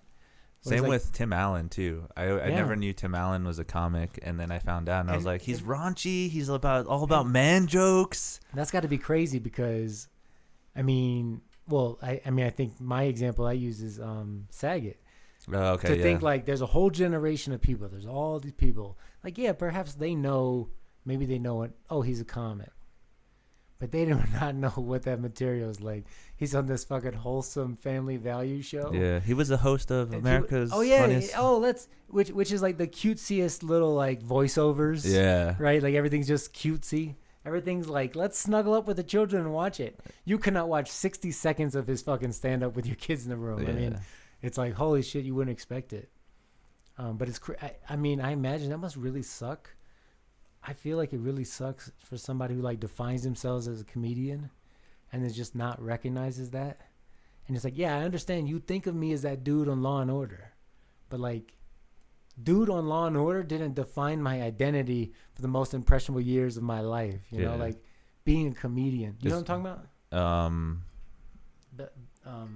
Is it Belser? I think it is. I don't think so. He was on one of those like cop shows for like a bunch. He died. I don't know. I think this year or last year. But anyway, he's known for whatever, Law and Order SVU or some shit like that. Yeah, when it's generally started from. Like he was a comedian. Yeah. So like he landed the gig from being a comedian. So it's like that never leaves you, I don't think. And I think now too, people kind of still have I love how they have a clouded judgment of comedy because they're just like, oh, I just like doing comedy. I do it for the comedy. Bitch, if somebody came up to you and wanted to give you a sitcom, you would ditch comedy quick because you knew that you were going to be more famous because of it. Yeah, I don't know. I might be one of those douchebags you're talking about. I see. Oh, man. I don't know, man. I always tell people, I say, well, I mean, it's a fortune. I'm in a fortunate situation where, like, I legitimately have a good career that I enjoy. So I'm not like, oh man, I gotta get the fuck out of here. I gotta get out of this. Yeah. But that is the goal. The goal is like to get out of it, but to be somewhat famous in what you're doing. It isn't about fame. I mean, I'd be just as content. I mean, it's basically about making a living. Like I'd be just as content to have zero fame, and just doing comedy where I'm making good money. But it doesn't matter. Yeah, obviously being famous is like a piece of that. But you just mentioned somebody. Well, he's doing just fucking fine. No, like Yakov's not a fucking, like you got people who like aren't household names anymore, but they've got like a solid career in comedy. They're still doing and like people in the scene, they know they're fucking hilarious. Yeah. You know, and I think that's the way a lot of people see it is like they care more about how their peers see them anyway. Okay. So it's like you kind of care more about what other comedians would think. I don't know that to be true. I don't give a fuck what any of y'all think. So. No, it makes sense. I don't care. I see it as the same way too, because like I know that people, I've even been told this a lot too. They're just like, hey, you should stop doing comedy and focus more on your music. And I'm just like, but I like doing both. Like, what the fuck's the problem with me doing both? Like, but see, there's another. I never consider what you do to be comedy. I hate you so much. But that's the thing too. Is like people say that I should take my music and put it into comedy. You're like, oh, do the guitar act, and then. I hear somebody like Mark Norman or Joe List where they're like, anybody brings a guitar is a fucking hack. So I'm just like, I cannot fail for them. I don't want to be the hack. Well, okay. So that's the thing. That's the problem with like there's so many perspectives, right? This goes back to like the oversaturation. There's like an oversaturation of opinions about certain things. Okay. So okay. And I mean we subject ourselves to it. I'm based on just what you're talking about, and you know, we're consuming a lot of comedy content. I'm assuming you're consuming a lot of other podcasts with these comedians and all that. So you're getting everybody's perspectives on it, right? And then you have local people that you talk to. Everybody has their perspectives on like rules of comedy and all that shit. Who's influenced you locally? Like who's given you advice that you've taken? So he's not local anymore, but he used to be here for a while. Do you remember Lloyd Lee? He was here for like about 7 months maybe. His wife's family ended up living here, and they came to live here for a while, and he was doing comedy for a while, and that's what I love is like our local scene kind of helps you and like, you know, like, oh yeah, you're good, oh you do, that's one good joke or whatever. But these guys that come from another scene and see your potential, they're like, you're actually pretty funny, just don't listen to what everyone else is telling you. And that made me think more of like, I don't give a fuck what, you know, Josh says or what Zach Beta says, or I don't give a fuck if they tell you need to work on your stuff, or I just need to be more funny in my perspective in trying to do comedy. So he was a big one. So was I really like Buck D's perspective a lot too. Buck D is always just saying like, you just got to just go out there and try it. Like just be funny. Just if you're not funny that night, go again and try to be funny. But I've never found, you know, I like when Chuck Parker's, you know, compliments a joke or whatever, or he's like, hey, that joke would be really good if you didn't read it off your paper or something like that. Those are I get those ideas and stuff, but they're not pushing me to be a better comic compared to other people that I've met that weren't in this scene. Yeah, I think it's like we're all fucking, it's just a narcissistic fucking thing. You know, like everybody's invested in their own success and what that means to them. I like. So it's like I'm not gonna go out of my way to help you. Like we're competing for the same shit. And that's what I like. How it always feels to people locally. Yeah. And then you got to remember, like this ain't it. This isn't the end goal. Yeah. The end goal is out there and it's vast, and there's no reason to try to compete with each other. Yeah, there's a big ship out there. Exactly. I like to see it as like NFL. Like, you know, all of us are technically a different team, but we still want everybody to watch the NFL. Even if you are like, hey, San Francisco, Green Bay, blah, blah, blah, you still got to do good enough to watch the TV. It's like MMA fighters who talk about how much they hate Conor McGregor. Yeah. And they're like, you hate him. In some portion of your brain, sure, okay. Like, you basically think as a person 1-to-1. But there's another part of you like being like, I fucking love this dude. He's making me so much money. He's helping me. Yeah. He has literally, but no other person grew MMA more than Conor McGregor. And he's like mostly not liked. But anyone would agree to fucking fight him. No to watch. Anyone would sign up, It's like you said, like anyone would take a sitcom. Anyone would sign to fight fucking Conor McGregor. They don't give a. At the end of the day, it doesn't matter if they win or lose. They're gonna make more money in that fight than probably their whole career. Okay. So it's like, yeah, you can hate on him for whatever reasons, but at the end of the day, he brought so many more eyeballs onto the sport. Yeah, and now that because that's happening, you're making more money. So it's like, none of y'all have made him more money. He has made y'all more money. And you see that in influences from other guys. Like you see that with Covey. Colby. He does something like that. Ian Gary. He's doing that now too. But then you see the humble dudes. You see like Chito Marlavera, dude. Yeah. He's like you, dude. I have a family and I just want to make money to support my family.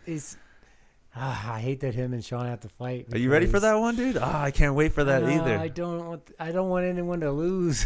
I mean, Sean O'Malley should lose. I don't like the showboater in MMA. I like to watch the showboater, but I don't like the root against him. Yeah. I'm rooting against him. If I'm putting money on that fight. I like to sometimes. When I think about champions, I just want them to have a style I like, because I'm like, yes, I fucking know you're the best in the world, but you're so goddamn boring. Yeah. Like I can't rewrite history, dude. I hated Khabib for so long. Yeah. Like I was like, these Khabib fights are so fucking boring. And then I caught so for years I could not stand the commentary, like, because I just felt like they were saying such bullshit. And then like the judges would go the other way and people were like, oh, it's a robbery. And I'm like, dude, if you just watched it without them biasing you the whole fucking time, okay, that makes sense. You know this guy won. Like this guy fucking won. So I never watched any commentary. So I always watch these fights either. And also like if I watch it in public, like my hearing, I just can't hear shit anyway. Yeah, so. But then I heard that like Khabib was like talking to people while he was like beating them up, like he's beating up Michael Johnson and yelling over to Dana White, like, like he's like beating someone up and saying like, I deserve the next fight. Yeah. And I'm like that confidence was like the first glimpse of like, okay, maybe this guy's not awful. But I didn't hear that like when that fight happened. I found that's out like years later. So in the build up, I guess it was probably pretty close to like a year out before the Conor fight is when I heard some of this stuff and I was like, dude, this guy's on another level. Like he's beating the shit out of someone in the ring in kind of a boring way. But he's still but he's talking shit while he's doing it. Like, side conversation with Dana. Holy shit, like to be that it's just like, did you wrestle? Very little. Okay. I wrestled in 5th and 6th grade. Okay. So it was a very small. Was there anyone who was like way better than you or some? Or everybody was way better than me. I learned fundamentals, and that was what was good about it. Now let's say someone's beating you, and while they're beating you, they're just casually having a conversation with the coach or something. Yeah. He's like, yeah, I'm just gonna and you just feel demoralized because you're like he doesn't even have to have all of his focus on this to be demolishing me.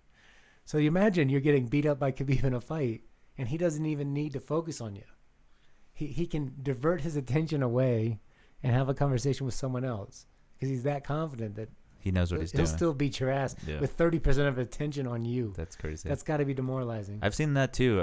They recently were talking about that with some fighters. I think it was Max Holloway and Brian Ortega, where like Max Holloway was such a elite fighter at that time, where he's telling Brian Ortega in the ring like, bro, block your body.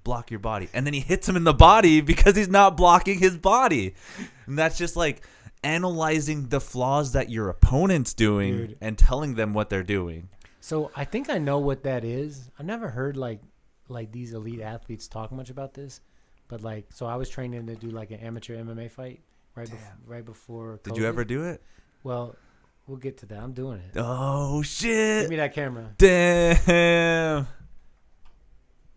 Yo. Alex Fenton. Yo, camera. Motherfucker. This fat motherfucker sitting on this couch. It smells a little like semen. He's gonna fight at 205 in the year 2024. You hear that? Me and you, Alex. No, I'm just kidding. 205, really? That'd be sick. Yeah. I'm down. I'm so down I'm for at that, dude. I'm like 258 right now. Okay. I was 288 January 6th. That's what I was trying to tell you earlier, and I forgot. Okay. Did I never get to the weight thing earlier? I don't think we did. I'll have to watch this and see what the fuck I was talking about. So but that's what I was trying to say is like I had put my weight in January 6th into my Fitbit. 288. And I'm doing the opposite right now. You're gaining. I put my first weight in February 1st. Okay. And it was 134. All right. And now my goal is to reach 165 by the end of this year. This year? Yeah. That's a lot. to be able to fight. Do it healthy, dude. That's gonna be a lot. It is hard. It is hard. The 3,000 calories, making sure micronutrients. Dude, losing 30 versus gaining 30. That's 100 times easier. Don't scare me, man. Jesus Christ. Yeah, you're gonna do it incremental. Why so high? Why 165? I think that's where I should be. I've always felt like I should be at a stronger weight and stuff. I have younger brothers, dude. Younger brothers that are 10 years younger than me, dude. And like way bigger. Way bigger. I am so jealous. I'm like, what the hell? When I was first born, my mom said she stopped doing all the drugs. She's like, I don't smoke. She did all the right shit. And look at me. I look like I'm a crack baby. But my brother is an actual crack baby, and he's amazing. Oh, my God. He's built. Fucking the genetic lottery, dude. It ain't fair. It's so crazy. It's random. So I was just like, I'm working towards that. I have some people helping me. So I work at the old folks home, and they have a therapy department with these guys that are just yoked, dude. You're healing the meal. You're eating like meal replacers from the old man. You're double upping on your insures. I got a double on my insures. Just get yoked from insure. That's so funny. No, but I don't think they use that anymore, do they? Sometimes they do. Or they have like little protein shakes that they take. But the therapy guys are helping me because these guys are yoked. They're built, and they're helping old people kind of like still. What is like PTs? Yeah, PT guys. Yeah. And they're helping me. They're just like, oh, this is what you should be doing. Write down your stuff. You drink all the supplements and shit. Fucking powders and shit. I'm not trying. They said mostly stay as nutrient food as you can, like actual food. And if you need to, throw in like a weight gainer or something. Like, don't go overboard though, and don't be like, get half this weight gainer. Yeah, go with this weight gainer that says that you get 1,600 or you get 16,000 or 1,600 calories in a day, and it's just like, yeah, you have to take like 8 scoops to fucking get it. I'm not trying to do that. So those at some point when eating the food gets so hard to do, makes you think you might be overdoing it. That's my problem though. Like the second scoop, I'm already. Dude, so I like eating, and I eat quite a bit, but now that I've discovered how much I've eaten, dude, I barely get to 2,000 calories, and I'm stuffing myself. I'm like overstuffing myself, and I'm just like, what the fuck's wrong with me? It's just my metabolism or the way that my body's developed over these years that I've never tried to do it like that. But they even say like, don't try to eat all 3,000 calories in one sitting and shit like that too. There's like little steps that I should be taking, like meal prepping and making sure 1,000 in the morning, 500 in mid, 500 here, and then another 1,000 at night. And it's just like, fuck, that's so much work, man. I just remember I would come home from school, my mom would be like, hey, there's a plate of tacos, you should be good. And that was like my whole meal for the whole day. Yeah. So it's a challenge. I mean, if you look at people who tend to be thinner and in shape, I've noticed like a lot of people, whether they do it on purpose or not, they are like, by happenstance or whatever, they are like intermittent fasters. Like if you talk to like thin people who just, I've been thin my whole life, and like, I don't know, I've just never liked breakfast. Yeah, see, like, oh, that makes sense. So you've been skipping the morning meal. Okay, so you basically have been an intermittent faster, and that's the thing that's works the best for me, of shedding weight. But here's the thing. Do you feel depleted? I gave up. Well, I've been vegan for 20 years, and I just gave up on it. You gave up on it? I just gave up on it. So wait, you started regular, like, eating meat and everything, and then you just dropped off and were like, I'm going vegan? When I was like 18. Why? Ethical reasons. Ethical reasons? Yeah. Like religious? No. Or just like you saw them making hamburgers unethical, like you're like, these cows are suffering, I can't. You know what's funny? Yeah, basically that though. Because I see that too, and I'm just like, I can't stop eating meat because of the cows. Okay, this is so weird though. This is so weird if like the actual thing that changed me. So, okay, I was really devoutly religious. Okay. I was praying for over a year every day. What religion, if you don't mind me asking? My denomination, it's Christian, Protestant, but the denomination's Church of Christ. Okay. Which is basically Baptist. Okay. But I consider myself like a New Testament Christian. Okay. Like I live by the Bible. Okay. I'm praying every day to like hear the message to go be a preacher. Like this is your goal. Yeah. This is like end of high school. I think I might go to seminary. Oh shit. Bible school or something, And but I just never got a hallucination. That really pushed you to the next level. I just never had a hallucination. If one time I heard, "Go, my son," or a light figure or something, I'd be a fucking preacher right now. Damn, that's crazy. I never heard it. So I just go to regular college, Virginia Tech's where I went, and I went to every church group activity you could find on that campus for like a couple of months. Yeah, Bible study, rocking with the Christians. Oh hell yeah, dude! Like Campus Crusade for Christ. What's up? What's up, Impact? Yo, what's up, the Baptist Student Union? Yeah. I just did West Side for the Baptist Student Union. They're pretty much the same thing. I'm very East Side, not West. Anyway. Don't certain things you're not allowed to do on camera. Oh, that's the ecological sign for freedom. You did sweet. not know that? Sweet, I didn't know that. I don't know sign language, bro. I don't know. All right.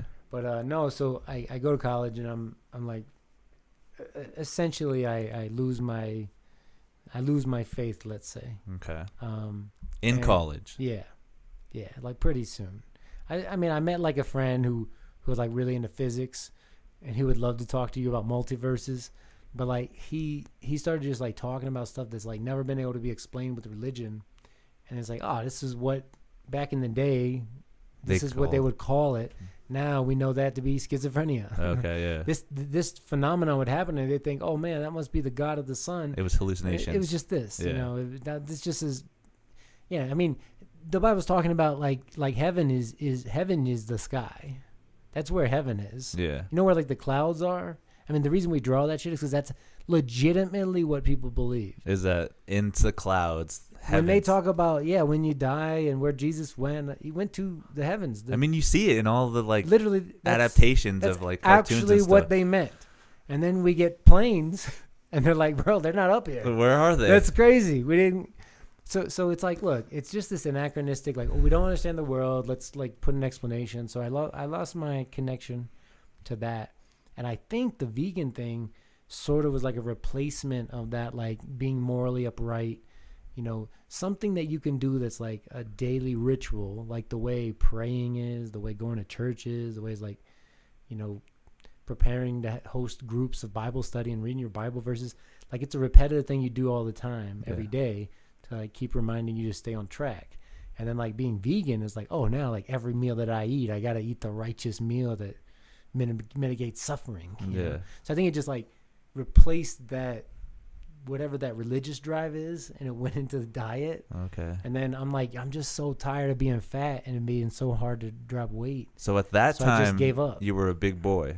Like no. So, well, I was 205, like right before I went vegan. Okay. So, it's like a biggish person, but not like a freak, right? And when I first went vegan, I lost like 30 pounds right off. So I was like 170 or something. And my like lightest. And people were like concerned. They thought I was like so skinny looking and whatever. But I was like, look, I ain't paid attention to what I eat my whole life. And the moment I started actually paying real attention, and at first I was paying real attention. Like I was really doing all the stuff. So I ate good vegan for like 3-4 years. I was in college, at a college that happened to have some of the best like vegetarian options. Like PETA ranked them as like one of the top 5 in the country or something. So I just happened, and I worked at the food hall. So like I just had so much access to good variety of vegan foods that I was like, it was really healthy diet for like a few years. And then as I go on in life, it just got worse and worse and worse. And you have kids and they're not gonna eat that shit, so they want their burger, and I'll just take some fries. So I just started eating real unhealthy shit as my like replacement. Which was still kind of vegan, but not. Yeah, it'd be vegan, but it's just unhealthy. So I'm just eating too much French fries and shit like that. Yeah, seed oils and stuff like that. Yeah, just bad stuff. And fucking waffle fries from Chick-fil-A and shit. But then in like basically for the past 2 months. 2 months ago, I just gave up on it. I've been doing a bit about being a recovering vegan. Like after all these years, I just got tired of being so fucking annoying to everyone. 2 months ago. Yeah. Crazy. Like and I met you before then, and I never even would have thought that you were a vegan. Yeah. I don't think you push it out there, though. That's no, a I good thing don't either. because it's like, ugh, no one gives a fuck. Yeah. You're like, unless you're trying to find somebody like that, who cares? Yeah. No one cares. Well, it is a thing among vegans. They fucking tell you like so quickly.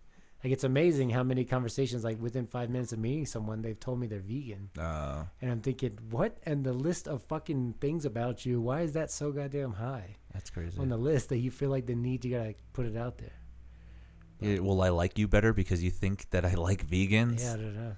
I mean, I shouldn't talk shit because I just talked to this dude last week about this.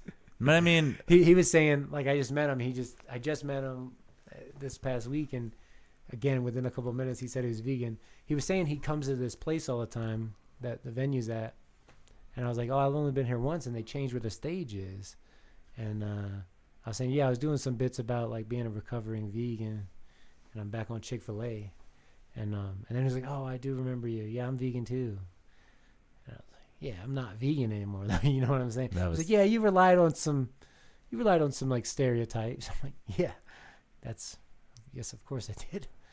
It's actually a lot of comedy relies on stereotypes. Like you have to know the stereotype to get the joke. Yeah. And so if I'm like, vegans, they're always delightful, and then someone chuckles, it's like, all right, so you already think they're not. Yeah. Like, otherwise, you just be agreeing with me. Yeah. You'd be like, yes. That's very true. Vegans are delightful. That has been my experience. Yes. They've never inconvenienced our dinner plans. You're right. That's a good one. We've never had to go to some stupid fucking vegan restaurant for this asshole instead of like eating delicious food that's across the street in every direction that you go. It's like I used to be vegan. Any vegans in the house?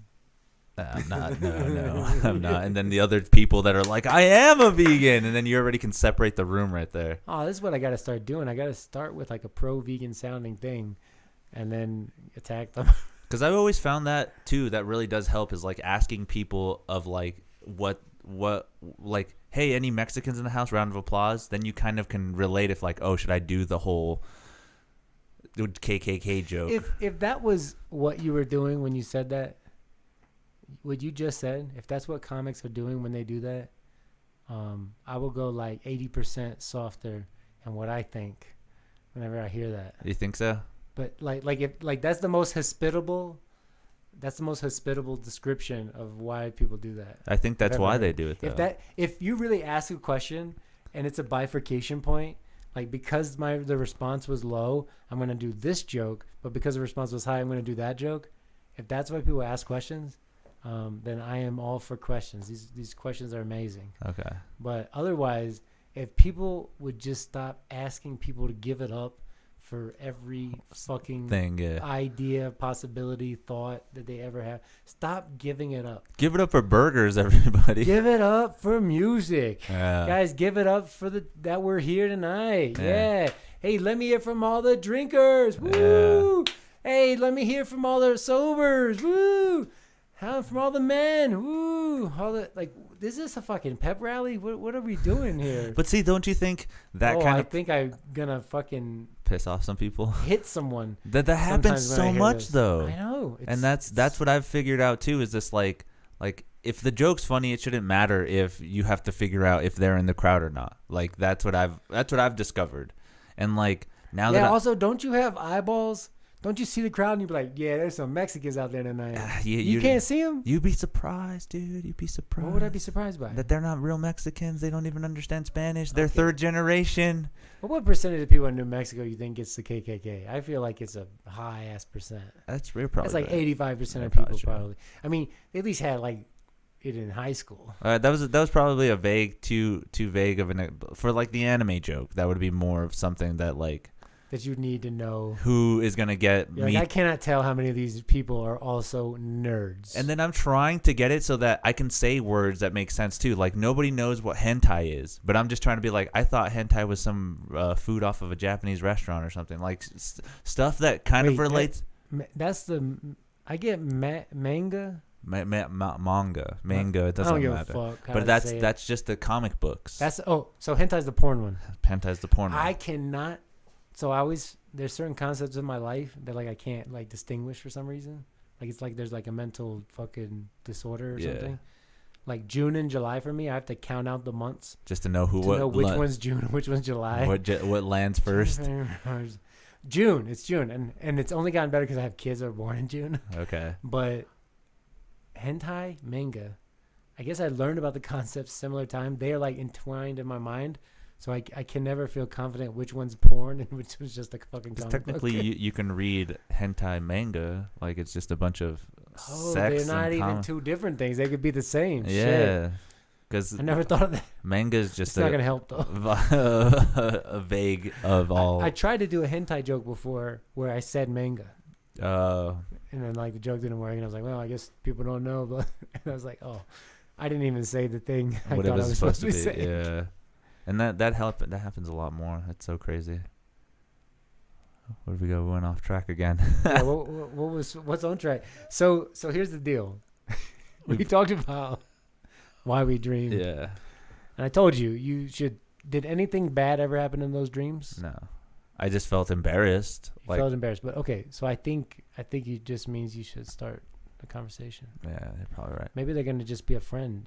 You're not ever nothing's gonna go further than that. You don't have to have an intimate relationship to be valuable on Hell. That's true. That's where I fucked up in my last one, I guess. Dulcie. Why don't you bring out the guitar, bro? Okay. Do you? All right, hold on. Let me get this camera. Dulcie. I'm just kidding. What the fuck? Okay, Carla. Let me. That one was actually more of a fling. It was like more of a. Well, you stop talking about it. You stop. Don't say that. Go to another topic. Sean Strickland. You into Sean Strickland? His fucking. He's also psycho. I mean, he's definitely a psycho. His man's man kind of man. I love how he's like, I don't give a fuck about being famous, but yet he's like commenting and twittering and being like such a fucking woke person. Woke? Well, he's not woke, but he's acting like a woke person. Like he calls out people that he thinks like, oh, you're actually Machine Gun Kelly or Sneeko and all these fucking YouTube stars and shit. But then you should just fucking ignore it. Like leave it all alone. If you're the man you say you are, leave it alone. It's like if I had the opportunity, they're like, hey man, you can get in his inner circle. Just you go befriend him like this. I would like never in my fucking life have any interest in knowing Sean Strickland. But as a fan, I just love the chaos that he creates. Yeah, he's funny. So I like the chaos. You know? Yeah. I don't think we would relate on almost anything. I mean, I'm not a former white supremacist. I know. But here's the thing. Credit to him. You know, he's a former. Yeah, he's not that now, anymore.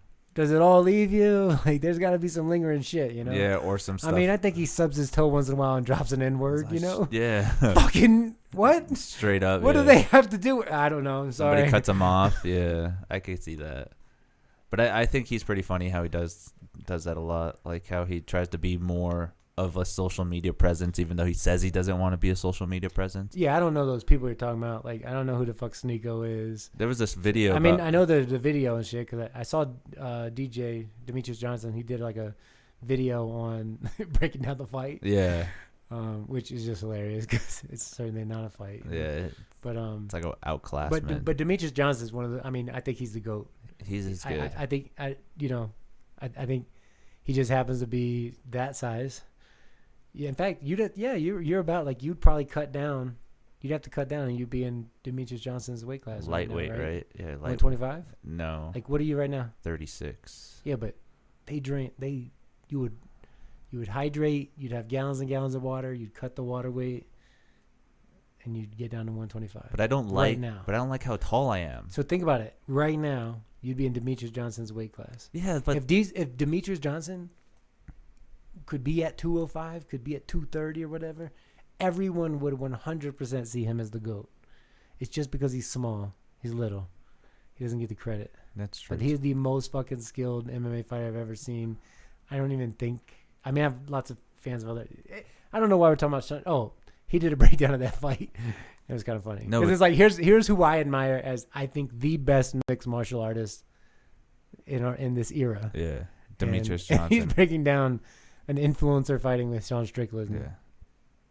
In a whatever. But that's dope too, that we can relate to that. Like, even though the topic of Sean Strickland is up there, that's it. We don't need to keep talking about Sean Strickland because we have Demetrius Johnson that came up in the conversation, and like you said, that guy's amazing.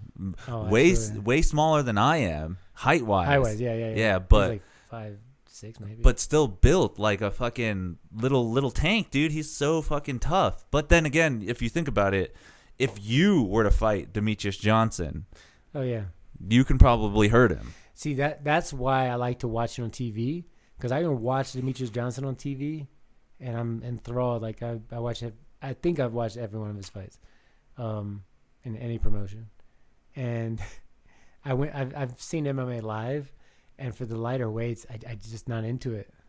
Like it's like what you guys are doing in there doesn't feel threatening to me. When heavyweights are in there, I am engaged. Like, let's fucking go. You're gonna knock someone out. Well, we had someone in our gym who fought at like 145, and he was so good. But I mean, like, the hardest he could hit doesn't hurt. Like, you know. But he was so good at his, like, I think he was like the best fighter in the gym at the time. See, that's crazy. And when I was watching the fight, I was just looking at them like, this is kind of. That's cute. Yeah, exactly. Oh, look at these guys. Yeah. And every time they hit each other. But on TV, everybody fits in that cage. Yeah. It looks great, and I'm invested. And that's why they have the weight classes, right? Yeah, but absolutely. But then that was the beauty of the UFC in the beginning, right? It was, can the biggest guy fight the smallest dude, and can they win? Probably not all the time. So basically, it would have become like probably any of those people with like 3 months of like BJJ training, everything goes different. The sumo fucking wrestler wins. You know, like, all he needs to know is not how to get his arm caught. I mean, it is not like high level shit that he had to be prepared against. Yeah. I mean, he's that big. Because there's been actually probably not the sumo wrestler, but one of the bigger dudes in that tournament. I just rewatched the UFC 1, 2, and 3. Yeah. Like a month or two ago. Then they hold up still, and it makes you think like, hey, there's still some, you know, some badass old school fighters that like started this whole thing. I was like not into it back then. I don't know, like everyone my fucking age and like even like 5 years younger, they act like they were all in the UFC at UFC 1, and they remember getting it on VHS tapes and shit. And I'm like, did you? I'm like, you didn't. There's no fucking way you did. You got into it when everybody else got into it. Shut the fuck up. Yeah, no, I think I got into it when I first heard about George St. Pierre. Then I was like, oh, there's other things from the past. You're like, they're already in the hundreds. Damn. And that's what's crazy too, though. But speaking of the weight thing, like back in my high school, we used to go to my house and like lay a bunch of mats on the floor and just do Brazilian jiu-jitsu. Oh, really? But that was the thing, is like, I was good. And you're 32. Huh? 33. 33 now. Okay. Yeah. But that's the thing, though, is back then I was good. But if the dude outweighed me by 150 pounds, I am not breaking his... If he has his arm like this and I have the whole the perfect stance for the fucking arm bar and everything, I'm not breaking his arm out because he's so much stronger than me. Exactly. That's a great example. Like, what do you call it? Like the whiz bar? Yeah. Where you fucking throw the dude in the air and land it in an arm bar? Yeah. And I'm like, yes, I'm not the strongest person at my weight. But if Demetrius Johnson had my arm here, I have a feeling that this is all that would have happened. That's it, yeah. Like, and yeah, that, of course, that's why they had the weight classes. Once people are trained in, I think once people had even basic training in jiu-jitsu, it sort of nullified the fact that you're going to be beating people 50, 60 pounds heavier. Yeah. I mean, do you keep up with jiu-jitsu at all? No, I haven't done it enough. Like, you know Gordon Ryan? Yeah, I do know Gordon Ryan. I mean, you know, like, people see him as, like, the top guy. And you know, he's like roided out like fucking Diesel right now. And there's that other. And like, there's a fucking reason, because if he didn't do that with all of his technique and skill, those bigger dudes would handle him. Yeah. But he's one of those bigger dudes now, so that's how he's the best. And there's that other dude too he's smaller, dude. Matsumechi? Yeah, he's so sick. He's like so skilled and stuff, but obviously because he's in his weight class. Well, in jiu-jitsu, 100% is flip. I mean, in MMA, like I said, I'll watch. I like everything. But I'm a little more amped for like the higher weight fights. Yeah. In jiu-jitsu is opposite. I want to see like the little dudes going at it because like it's so dynamic. They can. If you watch, people my size doing jiu-jitsu, it's intolerable to watch. You can't fuck. I mean, it's just like, you're gonna try to take me down. Say I I mean, it's just so slow. Of like, I'm just going. Okay, now I'm gonna lean on you so you can't. Yeah. Okay, you're burning it goes that by arm upper weight, out. upper weight. You're burning that arm out. Okay. Oh, now I'm over to your side. All right. I got the headlock. 15 seconds later, okay, now I've moved to the back. 30 seconds later, I'm gonna actually try something. And like those little dudes, they're so dynamic. You're like, oh my god, when are they even gonna be able to clash to where one of them can grab the other? Yeah, it's a bunch of like rabbits just circling each other the whole time. Yes, it's like you gotta watch it in slow motion to see everything that's happening. You're so quick, man. That is like great for my ADHD. It's just like so much stuff is happening. Watching I'm trying to catch it up. That's crazy that you have that, like, you can see the difference, and you're just like the lower weighted fights in jiu-jitsu are way more exciting than the higher level fights with higher weighted. But then in MMA, you really want, the heavyweights, you want the knockouts, the lightweights, the light heavyweights. Those guys are what are really fucking bringing the show, because you see it, like you watch a featherweight and you're like, this guy's never going to knock you. They're never going to knock each other out. No matter how many times they keep hitting each other in the chin, right on the pocket, they're not knocking each other out. People forget even like when Conor came on, right? I mean, that's like 145. I mean, at that time, that wasn't a heavy. I mean, what made Jose Aldo so awesome is like he was like knocking people out. Yeah. He was like kneeing people out. A lot of those fights went the distance at the time. So like Jose Aldo stood out as like, this like knockout artist. And Conor came in, knockout artist. And it's like, yeah, there's not a lot. There's way fewer knockouts down there. I mean, but I don't know. You get these weirdos who just are like crazy powerhouses at that weight. That's fucking like, I don't know how they pack up that much power to legitimately floor people, but there's more and more of them. I think it's a weight thing too. Like, obviously, if you punch somebody that's 125 pounds and you're 125 pounds, you might get lucky. But if you're 125 pounds and get punched by a 200 pounder, you're done. As the weight, I mean, in the heavier weights, there's lots of different ways that you get knocked out. At the lower weights, it's like you just got to get that perfect, like, okay, you twisted the chin. I mean, it's almost like the perfect angle of the knockout. Yeah. Whereas like heavyweights, they can hit you when you're like, what? Yeah. It didn't even look like he hit him. You got hit right here in the forehead. You got dinged here. You got dinged here. It's like almost everywhere that you could get dinged. It's powerful enough that like you see the knockouts and you're like, some of them don't even make sense. Yeah. But that's why I need to get to 205. Like, yeah, I'm a heavyweight right now. There's two. I think. Okay, all right. Let's see. You tell me what I should do. I'm gonna act on your advice. So heavyweights tend to just be fat, lightweight heavyweights. Yeah. Right? They're just like people who don't have the discipline to get down to their natural weight, what they should be. They stay up. So they're kind of fat, less in shape guys. So if I'm gonna do an MMA fight, should I just stay fat, or should I go to fight the kind of fat heavyweights? They're probably like a little bit out of shape.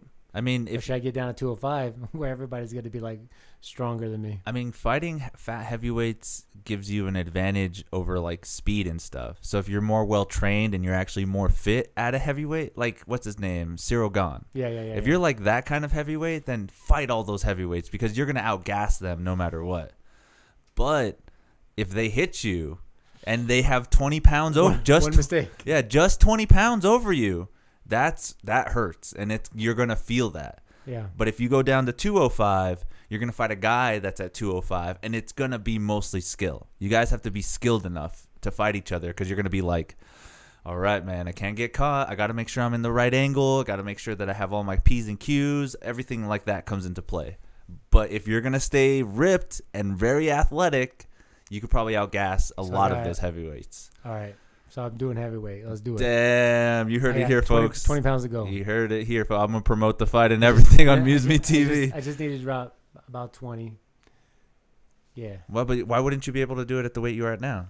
Well, I'm not just at the fitness that I need to be at right now. Oh, okay. Now I just need to like run. I mean, basically just the sprints that you need to do to get that fitness up. I'll drop the next 20. Okay. Like, I mean, you can't sustain that level of output. For that long? For that long, yeah. That makes sense. But I need to get something hooked up and have a date in mind, and then that motivates me. I like that. So, yeah. Kind of put a goal set. So like I was telling you, I was doing it before pandemic, and I was going to go to Virginia to do it because no one supports me doing this, like in the family. No shit. And I was just going to do it in secret. I was like, fuck, I ain't telling nobody. I'm going to Virginia. So I was just going to go to Virginia and do it. Come back with a buttload of money that I won. It's supposed to be April 2020. Yeah, the beginning. Yeah, COVID started in 2020. Yeah, so, COVID-19, but into 20. It was supposed to be like the end of April 2020, and then COVID hit. And like amateur, I mean, UFC kept shit going because they were professional. All the amateur shit just disappeared entirely. Oh, okay. Like nothing kept going during COVID for like a long time. And then I got even fatter in COVID and out of shape and stopped going to the gym. And gym's closed. And then I went to the gym one day.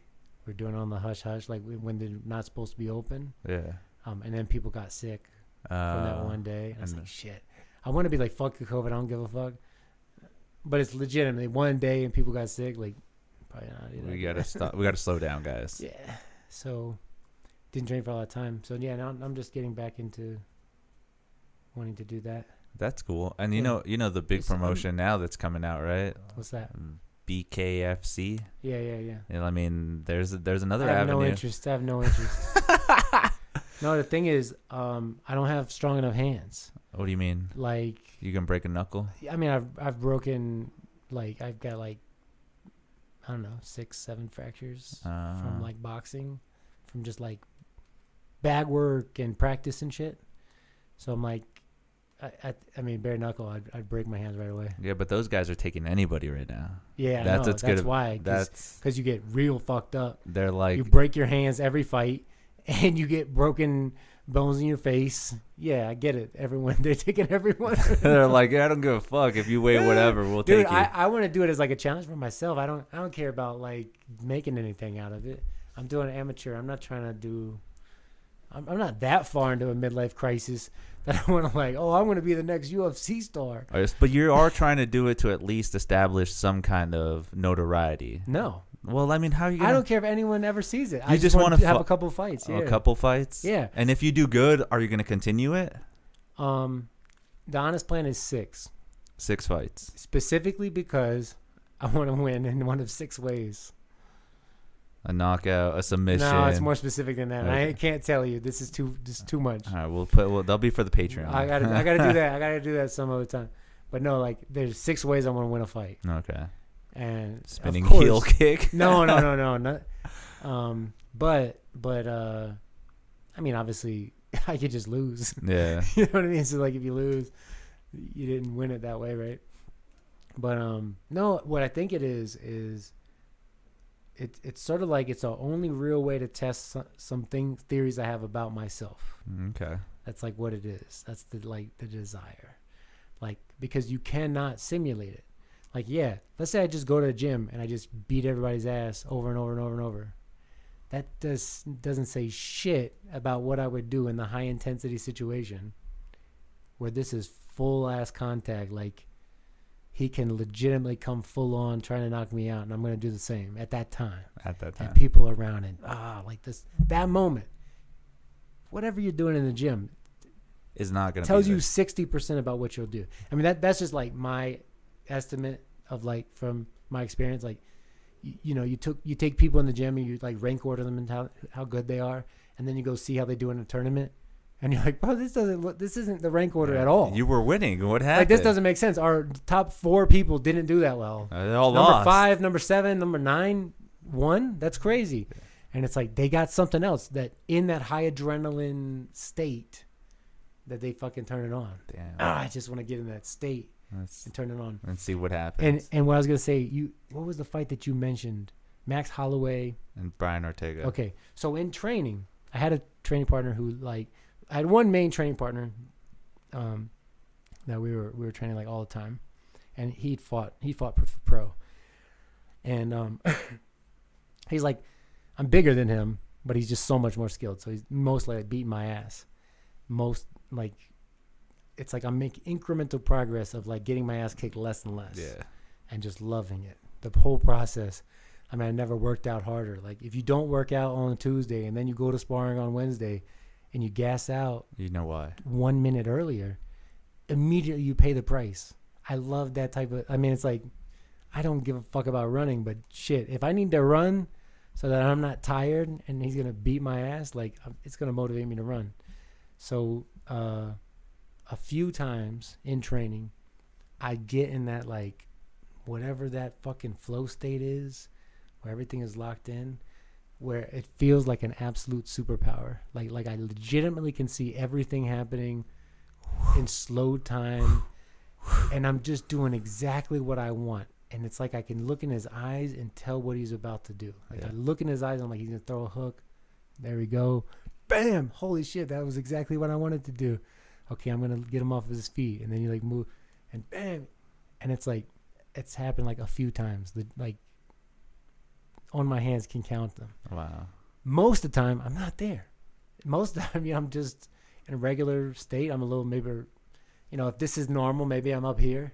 But like when I'm locked in at that most amount, and my theory is that's just like an optimal level of adrenaline that's controlling that response.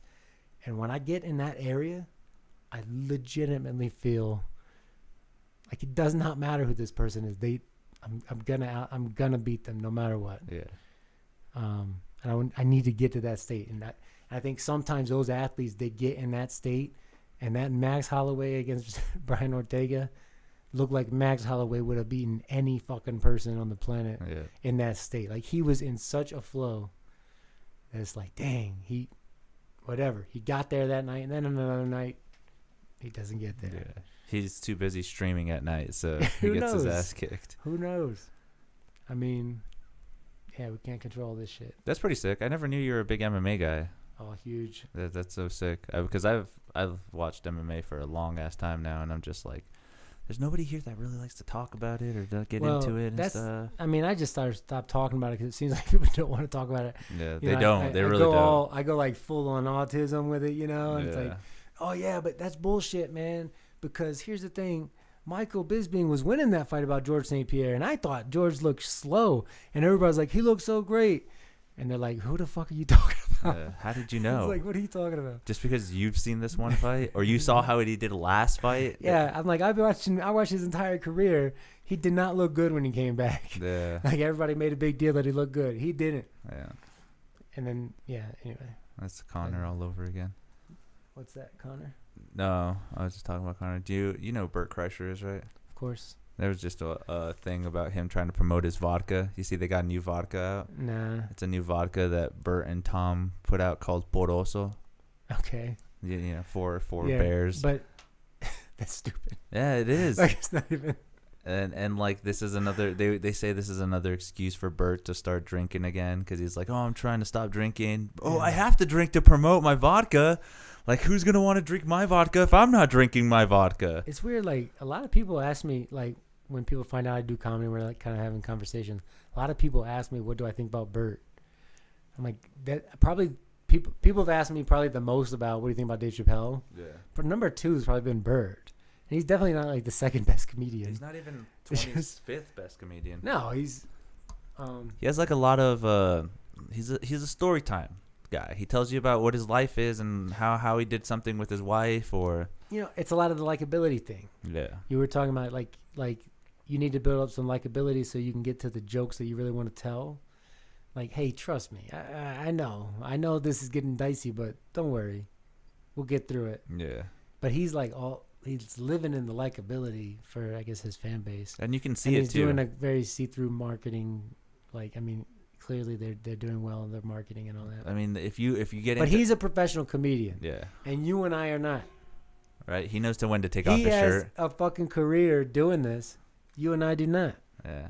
So clearly he must be better than us in some fucking categories. Do you think it's so I won't sit here and shit about him too much. Jesus. Do you think it's because of the thing known as the Rogan effect? You ever heard of the Rogan effect? Well, I think there's probably a lot of people who've gone to Rogan and like ain't shit happened. And they okay, I could see that. I mean, do you think everybody who's ever been on Rogan? They're not all like famous people now.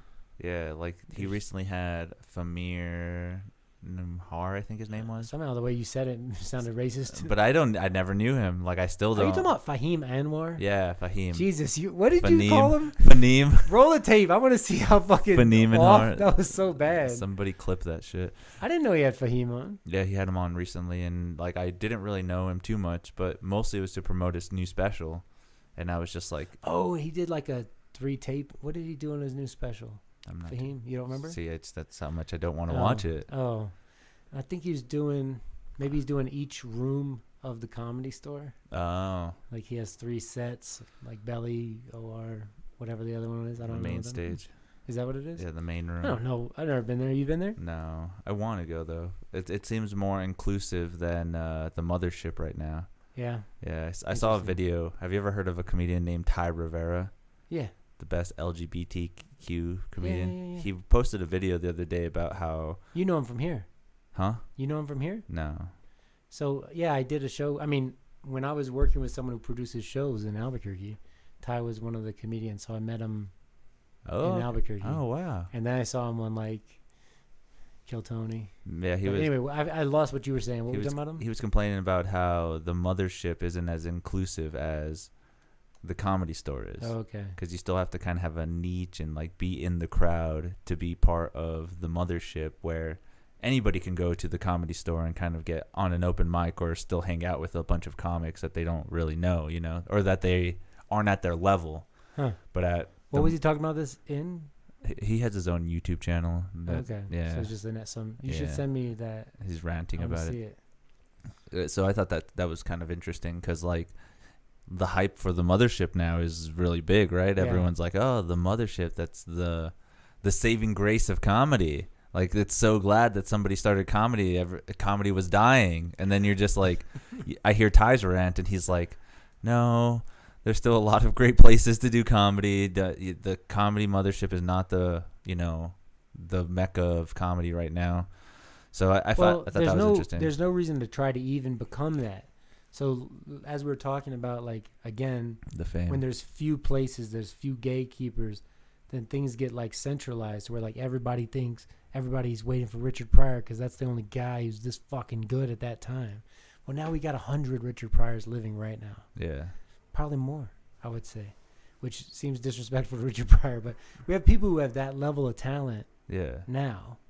And that don't have that notoriety. And one of them's in, kicking out a spot in Oregon, and another one's in Alaska, and another's in, and they're all over the place. So they have, like, more, like, regional fan bases and, like, niche, like, I'm the best LGBTQ comic. I'm the best Native American comic. I'm the best Hispanic. So it's like, like, I might not be famous to all peoples, but there's a circle of people to whom, like, I'm, like, the most famous in this subculture, Okay. So there's, like, more of that. So there's no comedy mecca.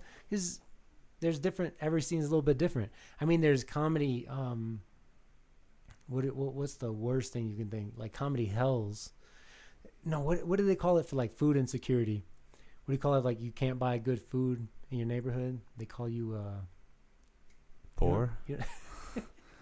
I don't get it. You know what I'm talking about? They call them food deserts. Oh, there are comedy deserts. Okay, I see what you're saying. There are comedy deserts, but there's no, like, oh, that's the best. Yeah. But I mean, and we've gotten lucky because of how much it's grown here, right? Yeah, absolutely. Like, this is cool. I mean, this is, like, my most positive sense about comedy in Albuquerque is just, like, man, the amount of venues and amount of places people do comedy now is, like, it's grown so much since when I started, man. And that's great. I don't think it's coming to, like, a burst. I think it's gonna keep going. Yeah, especially with, like, the more development of, like, movies and stuff happening here. Yeah. What's not to say? One night, you do a brewery and some douchey ass producer's just there drinking a beer, and he's like, "Hey, I really like that take that you had. Hey, buddy, you ever done any sitcoms? You ever done a guest spot, or is that your dream? There, you keep mentioning it. Is that your hope? That would be so cool to be discovered that way. That's your dream. Doing comedy at a shitty mic, and someone important happens to be in the room, and he's they just say, like, you know what? I think you'd be good on my show. Now first, you got some knee pads? You ever toss a salad? I don't know about you, but I'm gonna need to see you on your all fours to see if you're versatile. See that comes up to another comic that's been blowing up in the Cat Williams. Oh yeah, that's fun. So when that came out, it's funny. A person I worked with, who's a big fan of comedy, I was so surprised. She came in and was like, hey, you see all this cat? You see that Cat Williams stuff? The interview, yeah. And I thought of it as, I thought only I knew about this. I thought this was in Black Twitter land. Yeah, I do. Yeah. According to Twitter, I'm a black man. Yeah. That's all that I have. That's everything that You're I on see. Black Twitter. I'm on Black Twitter. I'm on like Black Twitter, Hispanic Hulu. Oh shit. Like I don't know. A racist Netflix. Just comedy Netflix. Yeah. It's just every comedy. It's versatile. Everything.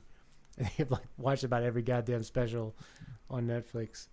But I forgot what I was saying, man. I brought up Cat Williams. Oh, Cat Williams. So yeah, it was kind of funny. Like it was like this. I was like, oh, the world knows about this. I thought this was like an obscure thing because Club Shay Shay, I treat that the same way I treat Joe Rogan. See, I only watch the episodes with comedians. I never knew Club Shay Shay even existed. Oh, until that one. Oh, I'm sure that's true for like the majority. Yeah. But it's been out for quite a while. Quite a while. Yeah, he's pretty big with like the black community. Yeah, a lot of people watch his like if other bros and stuff watch Joe Rogan, but the black nobody people, really listens to this, right? I feel like this. We got one viewer in. Hey, what's up, man? Thanks for listening. You're still on here. Get your Paul 08. I feel like it sounds stupid when I say I'm on Black Twitter, but I don't even know why. That doesn't even exist anymore. I don't even know why the algogorum works. I know it's X, but it's Malcolm X. Bro, that's where you're at. I'm on Malcolm X. That's funny. I was like, damn, I thought it was real weird. But no, how many people on X were talking about Marcus Garvey? Damn, that's a deep cut. So the stuff that he revealed is like, how is that? I never even knew any of that stuff was like, I always thought Cedric the Entertainer was a good entertainer. And then he comes up and be like, Cedric the Entertainer was supposed to be the entertainer because he could dance, sing, and do comedy. Turns out he can't do any of those. And I'm just like, oh my God, have I been blinded my whole life? I talked to a couple of people about this, so I might be wrong. Because they act like I was an idiot. Because you're on Malcolm X. No, but I was saying like, okay, the stuff with Steve Harvey, that is like long standing. I've heard it feels like I can't remember a time not knowing people coming after Steve Harvey saying like he steals shit. Or the whole how he hated on Bernie Mac. I never knew that either. Yeah, I didn't know that. I didn't know that either. Let me say I knew that before that podcast. But not that long ago. Okay. I heard it's somewhere like that they didn't get along or something because my wife's big into Bernie Mac's show. Like so our family has watched that Reruns. show like 6 times. Okay. So she just likes him, and they were talking about how he ended up like closing because like nobody could fucking follow him. Yeah. And I remember there being like a little bit of a rift about that. Yeah, I certainly. Cat threw out way more details than I had known, but yeah, no, I obviously like I guess the point I was trying to get at the Steve Harvey shit was all like old shit. The Cedric Cat Williams joke, I also heard about that. I saw that in one of those like videos back when about like look comparison of these two jokes. Oh, because I used to watch like every one of those like this person's a joke thief. Yeah, and I would like watch them to like see it. Okay, what do I really think? So I watched like the Mencia one, and you're like, yes, 100%. Then you watch like Amy Schumer, and you're like, I mean, that wasn't that creative of a premise to begin with. Yeah. Anybody. Oh, you're gonna do weird names for sex positions? I don't think you had to steal that idea. I feel like I wrote a bit once about a made up sex position name before I heard Amy Schumer or Patrice do any of that. So that was like one of the main ones that they were going after Amy Schumer. Other Amy Schumer ones are about like her show. They're like sketches and shit. Yeah. And bro, if y'all want to start going after sketches that are too similar, I bet you could pull 5 examples that are close to every SNL sketch that they do. You could go find 5 sketches that are like pretty similar premise. They're running out of ideas. But I'd never really thought the cat joke and the Cedric joke was that close. Yeah. And I'm wearing the shirt of the person who like was the most paranoid in terms of people stealing jokes I've ever met. Yeah. And I've heard him be like, look at this joke. Look at this joke. And I'm like, those are 2 different jokes. Yeah. I don't even know what you're talking about. What do you mean? He's like, I said masturbation and so did he. And I'm like, yeah, but the angle was different. The setup was different. The punchlines had opposite meanings. Like, I don't know what you're talking about. It's not the same joke. Oh, wow. But yeah, have you gotten into this? Are you concerned about joke stealing? No, not to a certain point. Like I think joke stealing is like if it's blatant and you can tell, then there's a problem. But half of the time, everyone else has a premise too. Like Steph Darnell has. Oh my God, that motherfucker has burned more of my jokes than anybody. But tell your story first. He has a joke. He has a joke about Give me the camera. Give me the camera. Give me the camera. Hey, Steph. You're an inspiration, Steph. I appreciate you. We got he has a video game joke. Because he even talks about his Konami code on his arm and stuff, and that's pretty vague. Like I've thought of it so many times. Being a nerd and always playing video games and stuff, I'm pretty sure I thought of something like that when I was 15. Like it's an idea that comes up. So when I try to think of a joke that isn't like that, then I can't be like, oh well, it's Steph's joke. Like I can't steal Steph's joke. No, it's a fucking basic idea. Like it's out there. I had a bit that involved like white privilege shoes, and he has a white privilege shoes joke, and I was like, this is my bit for this amount of laughter, and then this is his bit for that same amount of laughter, and I'm like, well, the jokes are similar. No one copied each other, but he has a better joke on the exact same thing using a peculiar phrase.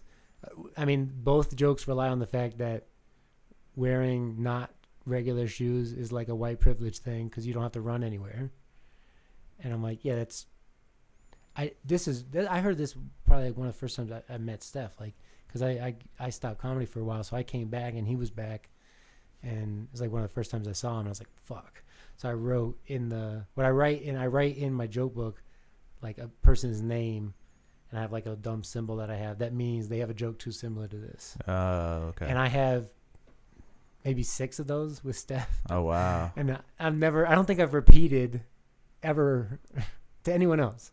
Like I was like, oh, that was one Chuck Parker joke that was like, oh, there's one Trip joke. It was like, oh, Zach has a joke that I've never had a comic where there's more than one. Oh, shit. There's 6 things that like I've heard jokes that Steph does, and really, I mean, his are always better too. So I'm like, so I'm doing a bad version, like my bad take of a joke that he's killing. But that's what's funny is like you found, like you would say, like you found the premise to that joke to make it to help Steph in that sense. To help Steph. Well, I mean, obviously, if Steph has like the idea. No, I don't think it's not him taking anything. It's These just, are I wasn't. If that's what I was suggesting, that sounds real bad. Jesus Christ! I thought he's stealing. No. I don't think he's ever stolen anything. But the premise. No, because this is like this. Dude, I have like 9 joke books all filled out. So these are like spanning back years, and he's been doing comedy for all this time. So it was like in some of the first sets that I saw of him, like in the first like 10 sets maybe. You literally had to mark it right away. All of these 6 were determined. I don't think he's been doing. I think he's been doing those jokes longer than I had most of those jokes. Okay. But I hadn't been exposed to him. And especially when you see it for the first time, you're just like, oh well, I can't do that. Cause and actually, like, except the white privilege shoes, which is the one I keep thinking of, it's so close that I think if people saw both, they'd be like, bro, that's his, or either way. But the rest of them, I'm sure like most people wouldn't find it a problem.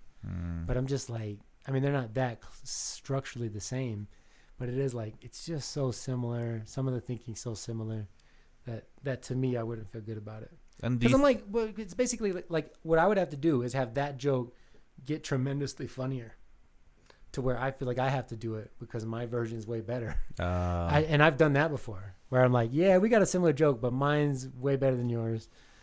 I can always go back right to when I first wrote that joke in a book. I know when I wrote them. Okay. So I've never had any like issue with that or anything, but I'm just saying I'm prepared in case. That was another thing I was nervous about early on, but I don't care about it anymore. If my the joke stealing shit, just the joke stealing shit. I did a bit about back when I was a kid smoking weed, and I'm like, we got to look out. We're trying to not get called by our parents, and then I come to find out that the parents, they're also somewhere smoking weed, and they had to look out, trying to like. Okay. And I did some like bit based on that, and it just died, went nowhere, which might just be it was a bad bit. But then someone got in my head after, and they were like, "Bro, that's on Half Baked, dude. Everybody's seen that." And I was like, I don't even know what you're talking about. What's on Half Baked? And they're like, that weed thing. That's a scene from Half Baked. I was like, oh, are you fucking with me? Like, I didn't know. I've never watched that. But that's an experience thing too. Like, you know, going through time and you like, oh, the whole paranoia thing about weed and stuff. Like when you think about weed and you're talking about jokes like that, it starts turning into a finer line. Like you can vaguely go like, oh, let's do a weed joke, and it's like, oh, I'm doing weed to hide from my parents, smoking weed by myself, and then turns out they smoke weed by themselves too. Like it turns like it's the same. I've felt that too. Like when I was younger, I would always try to hide from my parents smoking weed. Little did I know they're smoking weed too. So it's everybody. Everybody has that same feeling. So it might be one of those things that it's like, okay, it's common enough that 100 different people have had that thought, and then it's like, well, then I don't need to be 101. That makes sense. I want to add something new. Yeah. Like I don't want to just be the best at something. I want to be like contributing my best to it. You know, so like there's like projects that you could get involved with, and you could be like but like the project would be good without you.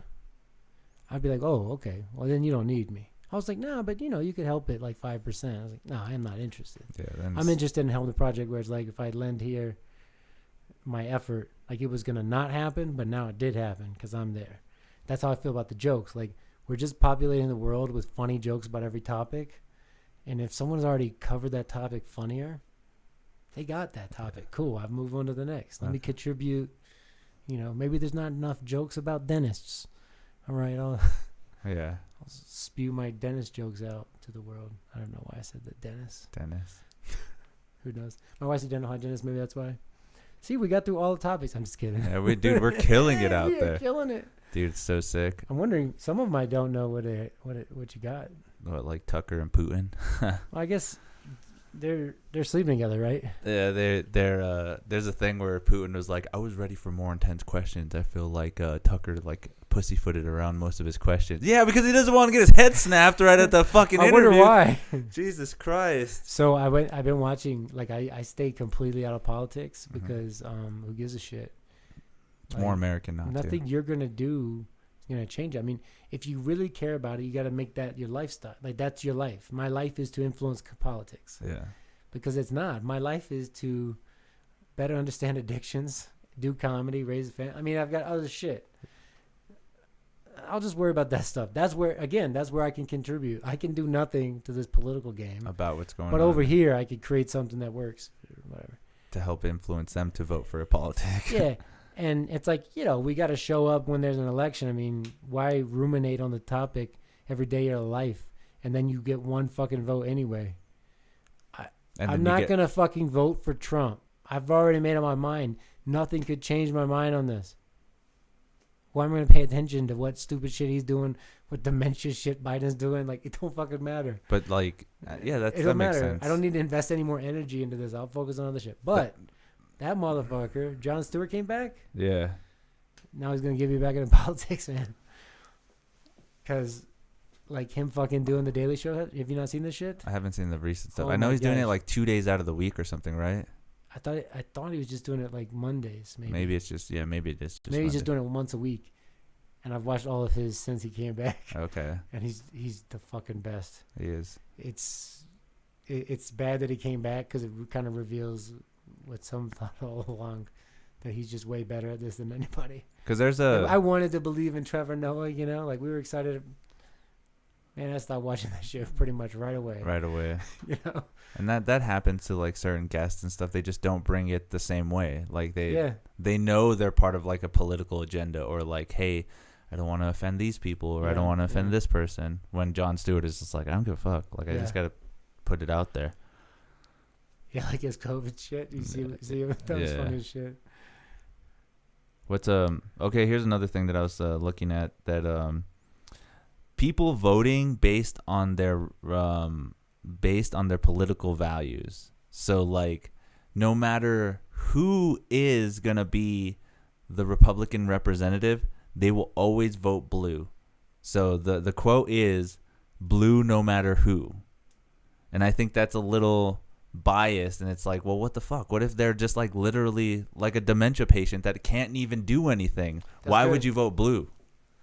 So that's like a status quo candidate. Yeah, like Biden is like a, okay, nothing crazy is gonna happen. Or whoever else replaces Biden. Like Trump is like a dynamite. Yeah, we don't vote for anybody else. This is gonna get explode. Shit might explode, and we don't know where the wreckage will go. So you'll vote blue no matter who. I'm blue no matter who. You are? Yeah, absolutely. Oh wow. Oh wow. You think I'm like a right winger guy or something? No, I'm a right winger guy, and you're fucking with me. No, but you thought I would be? No, I mean MMA and like I know. family and a Puerto Rican wife. So Mexican. Damn. What the fuck? Why'd you just make it Puerto Rican? It seemed more exotic. Man. So that's the thing is like I feel is kind of crazy is that like even if it was a better red candidate, people wouldn't vote for that because they're so inclined to be in their party. Yeah, well, it isn't quite like that for me, but the candidate's already decided. Yeah, now it is. Well, not really. Come on. I mean, it seems to have been decided. I mean, sure, it wasn't decided. No, we're going Illuminati here. No, I mean, no, it's literally data. Ding. No. I'm not nothing conspiratorial in it. What I'm saying is you can just look at data and say like, so here's the rankings of these initial candidates, and it's like Trump is beating everyone by 1 million, and you're like, well, they're not going to be overcome that. There's such a gap. There's no one's going to be able to overcome it unless something crazy happened. Yeah. So it's pretty predictable. Like this is where most pundits and shit thought things would go anyway. Yeah. So at this point, it's the blue no matter who because I don't care. But like I remember when maybe this will be our age difference displayed. When Reagan? Yeah, I knew it, dude. No, not Reagan. That's before my time. Yeah, I'm not that old. What's John McCain? Okay. When John McCain ran, first started like he was just gonna run. That's where like first time I was like, damn, I actually respect this guy a lot, which is kind of funny because he's like the biggest anti-MMA person, but I didn't know that at the time. Oh wow. But I respected him, and I was thinking, man, I had to actually think about this choice, and then he fucking got Palin as his running mate, who's a fucking wackadoodle. Canada. Or no, Alaska. Basically, she may as well be Canadian. Sorry about that, Canadians. I'm sorry. What is that all about? What are we talking about? We're talking about you stupid accent Canadians. Yeah, but don't you know? Anyway, John McCain. When he then in the campaign, I was like, who the fuck is this person? I mean, he was espousing views he never had. You know, so you realize, oh shit, they do kind of have to like mostly go down the party line in their perspectives. And he was a guy who like he wasn't a predictable vote. He would vote, you know, red or blue backed bills. You know, like he wasn't just I'm gonna go down with the Republicans on everything. Yeah. And I was like, okay, so he's got a fucking mind of his own. By all accounts, he's supposed to be like a war hero. Trump fucking shits on him about being a bad soldier. But yeah, but then I was like, oh, you just got to go down the party line on the main issues. And I'm like, yeah, no, I'm blue then. I mean, I'm more of a socialist than I am fucking a Republican. Okay. But I'm not for like real socialism. But we live in a mixed socialist system. Yeah. Some things are socialized, and I think some things should be. Okay. And maybe there's a few things that should be that aren't, and vice versa. But that's not going to put me pretty firmly on the Republican side. Why am I talking about politics? Why did you bring this up? Because we're talking about Tucker and Putin, and then hey, all of a do you sudden, have a blue least no favorite who? joke? Do you have a joke that you hate the most? Of your own or somebody local who you could say their name? Who do I don't like their joke? I just took this microphone back. I'm going to get too comfortable. You chilling, dog. We chilling. Who do I have that I don't like, or jokes that I don't like? Or it could be somebody you like, but they just have a joke you don't like. No, I don't like anybody anymore. Oh, cool. Tell me somebody you don't like. Let's talk about him. Well, obviously we mentioned Alex. All right, Alex. I'm sorry, he's being so rude. He's actually. You're fine. You're producing a bunch of shows. I appreciate that. I'm just gonna say you need to pay me my money. That's fine. Bitch, where's my money? No, I mean, doesn't he have to be a bitch? Just just a regular guy. That's funny. You should have paid me that money, not because I need it, but because you should have. I feel like mentioning Alex. I feel like the comedy scene is turning more into like a woke comedy scene. Oh, it's woke now. Yeah, maybe I don't know the difference. Maybe I don't go out enough to care, but I feel like it's turning into more of like I don't know, like if I have jokes about, like I'm trying to work on a joke where it's just like, hey, they warned us about trans fat in the 90s, now they're entitled. But I never gets anything. Never gets anything. Like, oh, where are you going with this? Yeah, exactly. And that was it. That was all that joke was. You cis-het motherfucking piece of shit. Even though you look like you might be on our side, you're not. I can't tell if you're Mexican or Asian, but Indian. I get a lot sure of. you're not trans. Get a lot of Native American. No, I mean, I think there's these times it's frustrating because it's sort of arbitrary, like where there's a spotlight on a topic that all of a sudden this is the topic of the world, or it's a taboo topic. You're not allowed to talk about it.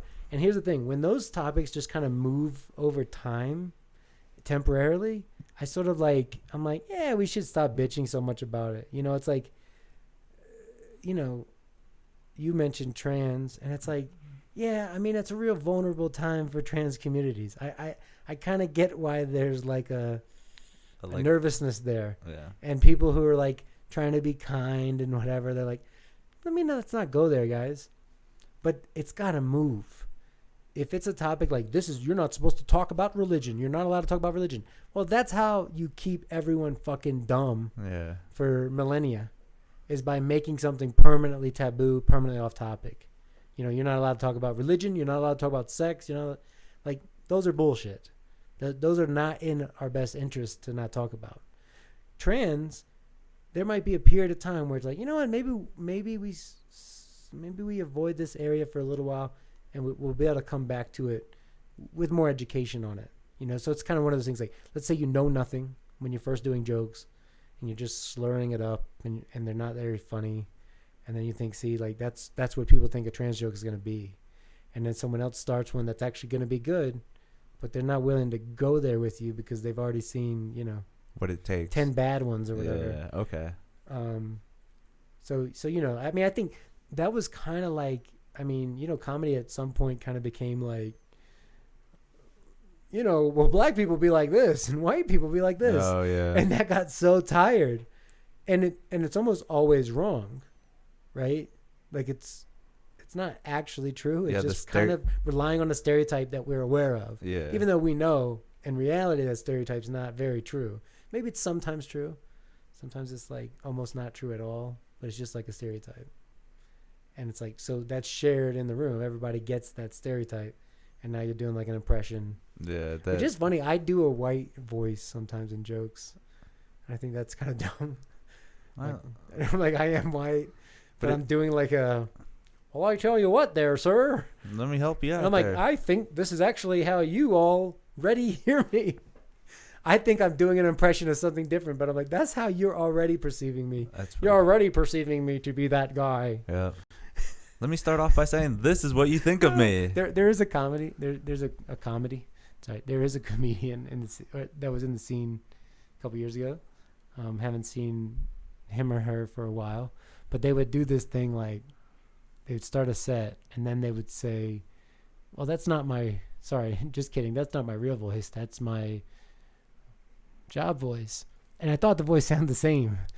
It's like they come out, it's like, what's up, everyone? And then you're like, oh, I'm just kidding. That's not my real voice. Yeah, like, what's up? And you're like, oh, what's up? That's not my real voice. And you're doing the same exact voice. Like, you're not changing your voice. You didn't change your voice. It's still pretty same. And that's how I feel when I do a voice. I'm thinking, yeah, to other people, I'm doing the same fucking voice. But yeah, anyway, I think comedy got better than that. Do you think it gets better every generation? Yeah, I think there's people out there that are making it better. Yeah. Like I love some of the new comics that are out now. I mean, they're not new because they've been doing it for a while, but that are getting more notoriety. Like Ralph Barbosa. Okay. Like he's. You gonna see him shortly? I want to. I know I'm gonna see Mark Norman though. Okay. That's for sure. I saw Norman's show in Norfolk, Virginia. Oh really? Yeah. He's coming to the Cuba, and I'm just like, I have to. I want to see him. This is so fucked up because I'm on the fence, and I am a big fucking fan. Yeah. I've watched all his podcasts. I know all this shit. I'm a big fan. I went to that Norfolk show. Yeah. And it was a good show. And he's talking on the podcast about how he's going out and he's doing new. And I'm like, dog, you did not do new. Oh, really? He could not have done more than 15% new. Oh, wow. And that's being kind of generous. I don't even remember new. I remember maybe in a little bit in that like shout out topic time, I might have heard a couple things that are new, but it's like because it literally had to be. Oh shit. But I heard even old shit when they threw out the topics. Okay. Like he's got some repeated topics that he's got the punch already in there. Putin, and then he's like, you know, he says something I've heard him say 4 fucking times, and I'm like, oh shit, dude. So the person I was with, you know, has like watched all of his material, and he just really loved it. Like thought it was awesome. But so the comedy didn't suffer. Like in the room, it was working, but just me internally, I was just like, dang, this is not a lot of new. You said you were coming out with all the new. Yeah, like you literally talking about going out doing new. You're like, I have to do another new hour. And who knows? He maybe he's doing more new most nights, and that night he just kind of had to phone it in for one reason or another. Maybe got H. pylori again.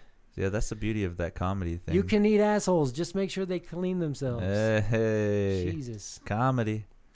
I'm Kevin Hart. Yeah, I love that. So beautiful. Comedy.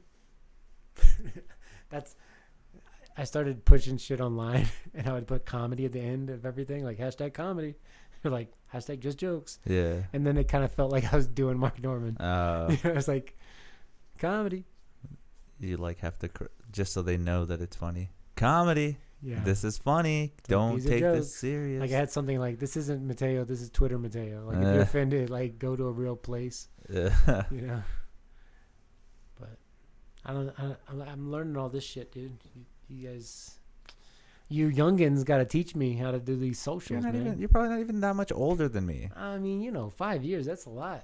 That's a whole presidency. Yeah, that's exactly. I was in middle school when Bill Clinton got his dick sucked. Yeah.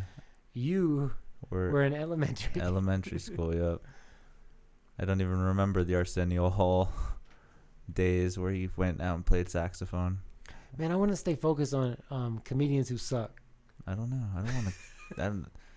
Why'd you say you hate everybody? You're joking, or? Yeah, I don't hate everybody. I just been trying to keep to myself lately. Yeah. Yeah. You had a breakup. Yeah, and that's and horrible. You're being all like in your feelings. Yeah, just like And then like rando comics who don't know you that well just start berating you, being like a little bitch. You're like, don't be a little bitch. Stop being a little bitch. Get that fucking.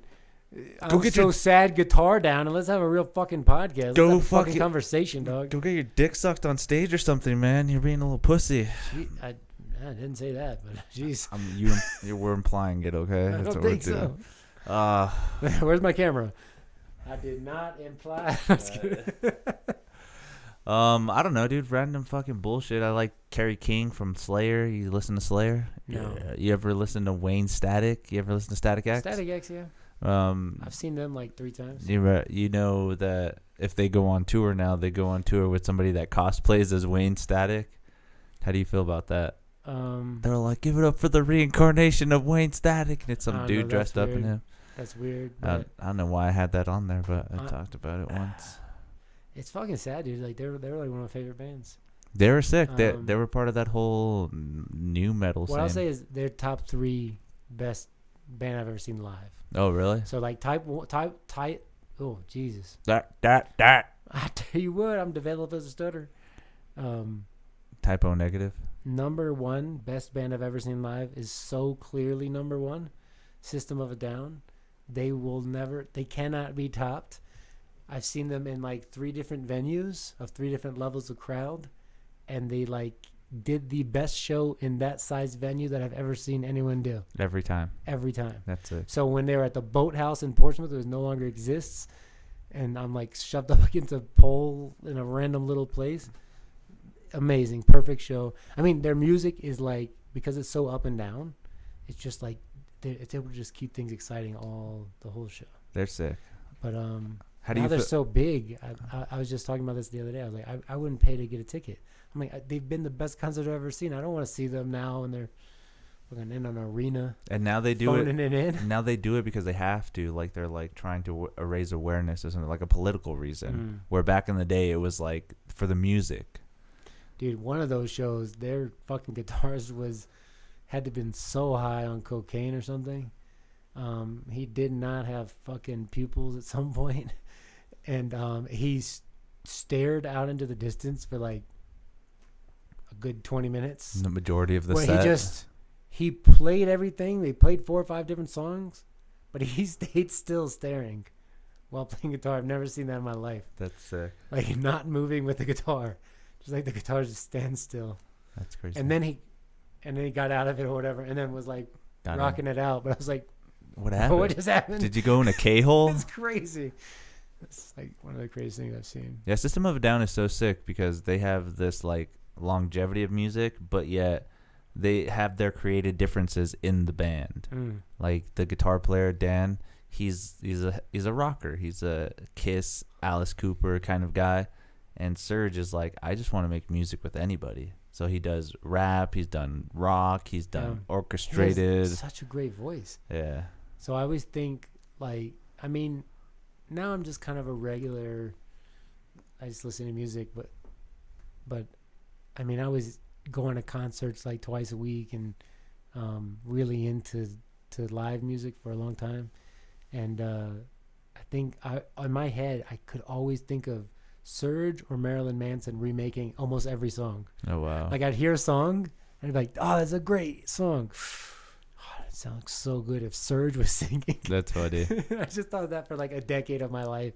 I just like, they should just remake every song with one of them singing. But that's funny. That's one of the first people that got me into guitar was Marilyn Manson's music. Oh, really? Yeah. I had a friend who was into Marilyn Manson, and he's like, let's listen to Marilyn Manson. And then he had a guitar, and he's like, hey, I'll let you borrow my guitar. And so I borrowed it, and I was just fucking bleep, bleep, bleep, just plucking, doing random bullshit. But that's what got me into it. I was just like, holy shit, Marilyn Manson, the beautiful people, yeah, the fight song, so into it. And then just grew out of, well, I still love Marilyn Manson music, but then you're just like, then you start to discover all music. Like, all music is crazy. Like, have you ever heard of a guy named Billy Strings? He was recently on Theo Vaughn's podcast. Oh, I mean, he seems like country, so I didn't watch it. Yeah, he was like sick. I said, I watch podcasts if the guest is a comedian. Yeah. So it's like I've seen like only 10 Club Shay Shays because there's only been 10 comedians. Okay. I've seen 100 Rogans. No, probably more than that. Yeah, because I a like few hundred Rogans. Because I love when Rogan does a scientist too. That blows me away. Well, if it's a science I care about, sometimes you're like, I don't care about social awareness of the environment. Yeah, no, like I mean, he had like a chronic pain researcher on it. And I do work in chronic pain. He had like an addictions person. I do that work in that. So I want to listen. But you won't listen to an astrophysicist. What it is, I like DeGrasse Tyson. If that's what you imply. Like I was thinking of Brett Weinstein. Well, here's the thing. I actually there was a period of time where I was watching listening to all the Joe Rogans. Every episode. Yeah, I was watching every episode for probably like, let's say like 80 episodes or something. But then I get sick of him getting on the same fucking subject over and over. Okay. So like the 30th time he's mentioning aliens, he's starting talking about veganism, whatever. I mean, he's got like 10 topics that he'll go back. Elk hunting. And to him, he's just like, well, this is the first time you and I are talking about elk hunting. Yeah. But I'm like, yeah, but it's the 30th time you've inserted it awkwardly in a topic that wasn't that related to it, but you just want to get your high horse. You just want to talk about it, yeah. And it really probably isn't anything that specific to him, but it's probably like, how can you listen to the same people over and over? At some point, their perspective gets kind of stale. Okay. So then I moved away from it because I just got sick of it. Him talking about the same shit, like COVID stuff. I was like, okay, yeah, I get the point. You made this point like a million times already. I'm getting tired of like hearing the same shit, so I pull away. But yeah, now I'm just like, with time's sake, on any of these, I only listen if there's a comedian. Okay. Like I want to know about the guest. And I haven't been able to make it through the cat one because it's like Joe's going off on dumb topics I don't give a fuck about. It's old school. It's not his fault. He likes cars. I don't give a fuck. Yeah. So he's just talking, a car. Ooh, it's like getting hard about a car. Illuminati, and yeah. I'm like, I don't fucking get why you're getting hard about a car. Like, when they go wrong. I'm like, bro, I don't give a fuck. Yeah, we get it. You could have done this. Like, if you were in kindergarten, they'd be like, things you like. One of the 5 things would be cars. Yeah. And we'd move the fuck on. But you're going to spend 35 minutes of this podcast talking about the same car. And the Rolls Royce. I'll tell you what, I got an electric one over here, and That's funny too because they tried to talk about Rolls Royces, and Cat's just like, yeah, I've owned 5 of them, and Joe's like, I shouldn't. He's like, I don't. I know. It just doesn't appeal to me. But the Shelby Mustang. I'm just like, oh, I get it. Tell you what, when you hear that roar, it makes my pussy wet. I mean my penis. Oh man, it's crazy. Are you into cars at all? I like cars. Not as. I don't know. I wish I was like more into them. Don't wish you were. I want a truck so bad. Why? I don't know. I want. Recently. Oh, a 135-pound man who wants a big truck. What a surprise! Oh, you're the first one. I need it. You don't happen to be Hispanic, do you? I need it, dude. Huge wheels, fucking sticking out. I need it. Oh man. No, I want a Silverado. Nice 1500 Silverado, long bed. Look at all this equipment. What do you think I'm going to put it? You're a Texan. You know what am I going to do? Put it in my fucking Subaru? Jesus Christ, that's a lesbian car. I can't. The only way I'm getting around with that is if I'm trying to go cross country. I've been driving a minivan every year since I've been driving. So at some point in there, I had two different cars. I had like a Mustang and I had a Honda. A Civic? But or Accord. Accord. Yeah, it's famous. Oh, best fucking car ever. I loved it. It got totaled, just parked. Some dude all fucked up just drilled into it on the side of the road in front of my house. Damn. But actually a guy who used to play football with. Son of a bitch. I thought you were a little bitch back then. Now look at you now. And you still are a little bitch, Ricky. Where's my money, Ricky? You owe me money, Ricky. He don't have no fucking money. Stupid ass. Oh, that's funny. He was an older lighter, which meant he was older. That's hilarious. He was like 16 when I was like maybe 14, 13. Dude, I remember in high school, that's when I started playing music and stuff and working. We're decent, like we'd play covers and stuff, but the football players wanted us to play a show at their house party. So we did. We played a show there. We played 2 songs and everyone was like not into it. So we're just like, oh, we'll just hang out and sing it at the party. Turns out at the party, the 2 football players, one of the 2 main football players that were there, ended up raping a chick at this party that I was at. And then it turned into this big old thing in the news, like questioning everybody. Like, well, did you know what happened? Were you in the vicinity when it happened? I'm just like, dude, I came to play a concert for a bunch of jocks. Like, I didn't even know what was going on. And now that's a staple of my childhood where I'm just like, wow, I was there and they wanted to try to make me part of a rape and I didn't know anything about it. That's fucked up. Some childhood stuff is always traumatic as stuff. Yeah. You ever have any childhood trauma? The main was just my dad died when I was 5 on my birthday. Wow, on your birthday. Thanks, Dad. Real appreciative. Damn. Yeah. They were like, well, I don't give a fuck about your Teenage Mutant Ninja Turtle birthday. Yeah, I'll just fuck up the whole day for you. Damn. Was it like a... Couldn't die one day earlier, one day after? I mean... Accidental or something? No, he took the coward's way out. Cancer. Damn. Just kidding. Yeah, you were gonna... I was so sped. I'm going into bits now. That's a good one. I like that. No, he had testicular cancer. He was dying for a while. That was just... It was that time. It was just the day. Yeah, it was...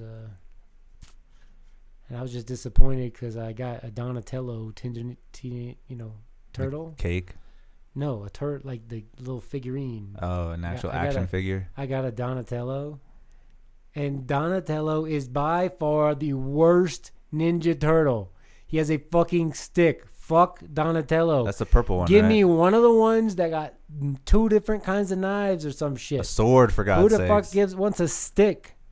Anyway. He was the knowledge one. I just made that up. He's still in philosophy. I don't remember anything. I think it was him. No, that's true. He was no, my dad's still But alive. I was trying to hide that I was smart. I was a kid, so I wouldn't have liked a smart turtle. I never got it. I'm a badass one, you know. Yeah, the badass one. The one that eats pizza all day. Yeah. Fuck yeah. Dude, that's funny. Michelangelo, bro. I work at the retirement home, and I have to put a quote up every day on the bulletin board that's like the events that we're having the day. I always put the randomest bullshit where I'm just like, I'm going to put a quote from Dilbert. I'm going to put a quote from Michelangelo from the Ninja Turtles. I'm going to put a Captain America quote. Nobody reads those quotes, man. I put some pretty ridiculous stuff up there. What if you put something up there and it was like, here's a quote from like Rosa Parks? I put a lot of philosophy. And then somebody in the home were like, oh, I knew that lady. Wouldn't it be fucking crazy? That would be pretty crazy. You put a quote of somebody that they knew. Okay, you need to up your game. Let me fucking Dilbert quotes. All right, let me counteract that. I have heard so many stories of people meeting famous people, and I'm just like, you're fucking lying, dude. There is no way you just randomly came into a bar and all of a sudden Steven Tyler hands you a beer. Is like, let's drink. What the fuck? That does not happen. No. Oh man. You ever seen the movie Big Fish or Real Fish or something? I think it's called Big Fish. Big Fish? Yeah. You ever see it? No.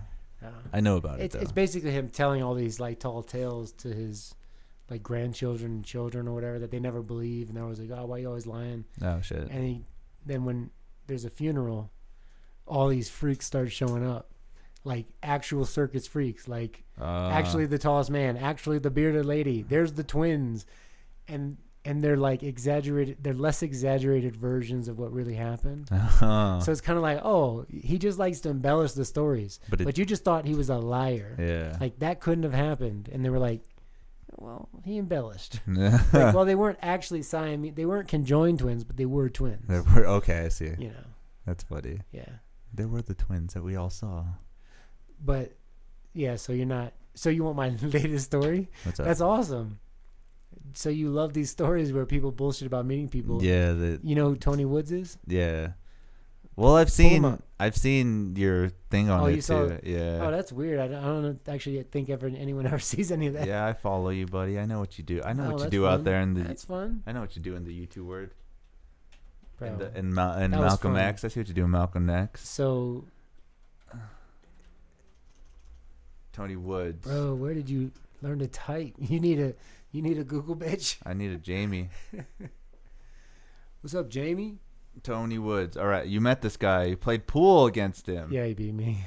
Fucking son of a bitch. Like, because you're actually pretty good at pool. I've seen you play. Well, decently. I didn't play well. You didn't? No, I had like 3 pieces across 3 games where I was like playing decent, and I did play poorly. So what happened? How did you meet? Like, what was the conversation like? Well, what was weird is like, so I show up. I've been messaging these people on Instagram who put off this show. So I'm in town for a work thing, but that's wrapping up, and I'm like, I'm trying to see if I can get some time. So I message the mic, see if I can get some time. I talk to the host, and they say I don't do the list. And tell this person, I was like, yeah, I already reached out to them. They didn't respond, but okay, fine. And I'm like, well, I'm just gonna go to see comedy, even if I can't get up. What else am I gonna do?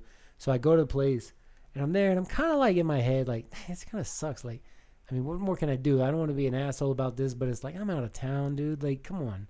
You ain't heard any of this. You're probably going to have to listen to 20 of these fucking comics tonight say the same fucking jokes you've been listening to for the last several fucking months. So here I am, an out-of-towner. Even if it's not as good as your people, it's at least fresh. So that's how I always feel that way. That's what we should do for out-of-towners. You know, like, if they're coming, or anyone, if you just say you're coming up with like fresh jokes, you should get more time. Yeah. Like, I'm tired of hearing the same fucking jokes. And anyway, yeah, I'm kind of like bummed out. Like, I'm probably not gonna get to do comedy tonight. Keep seeming like the show's about to be over. God damn, it went an hour and a half longer than I thought it would. Oh wow. They kept making it sound like it was leaving, but I guess they switch who's hosting.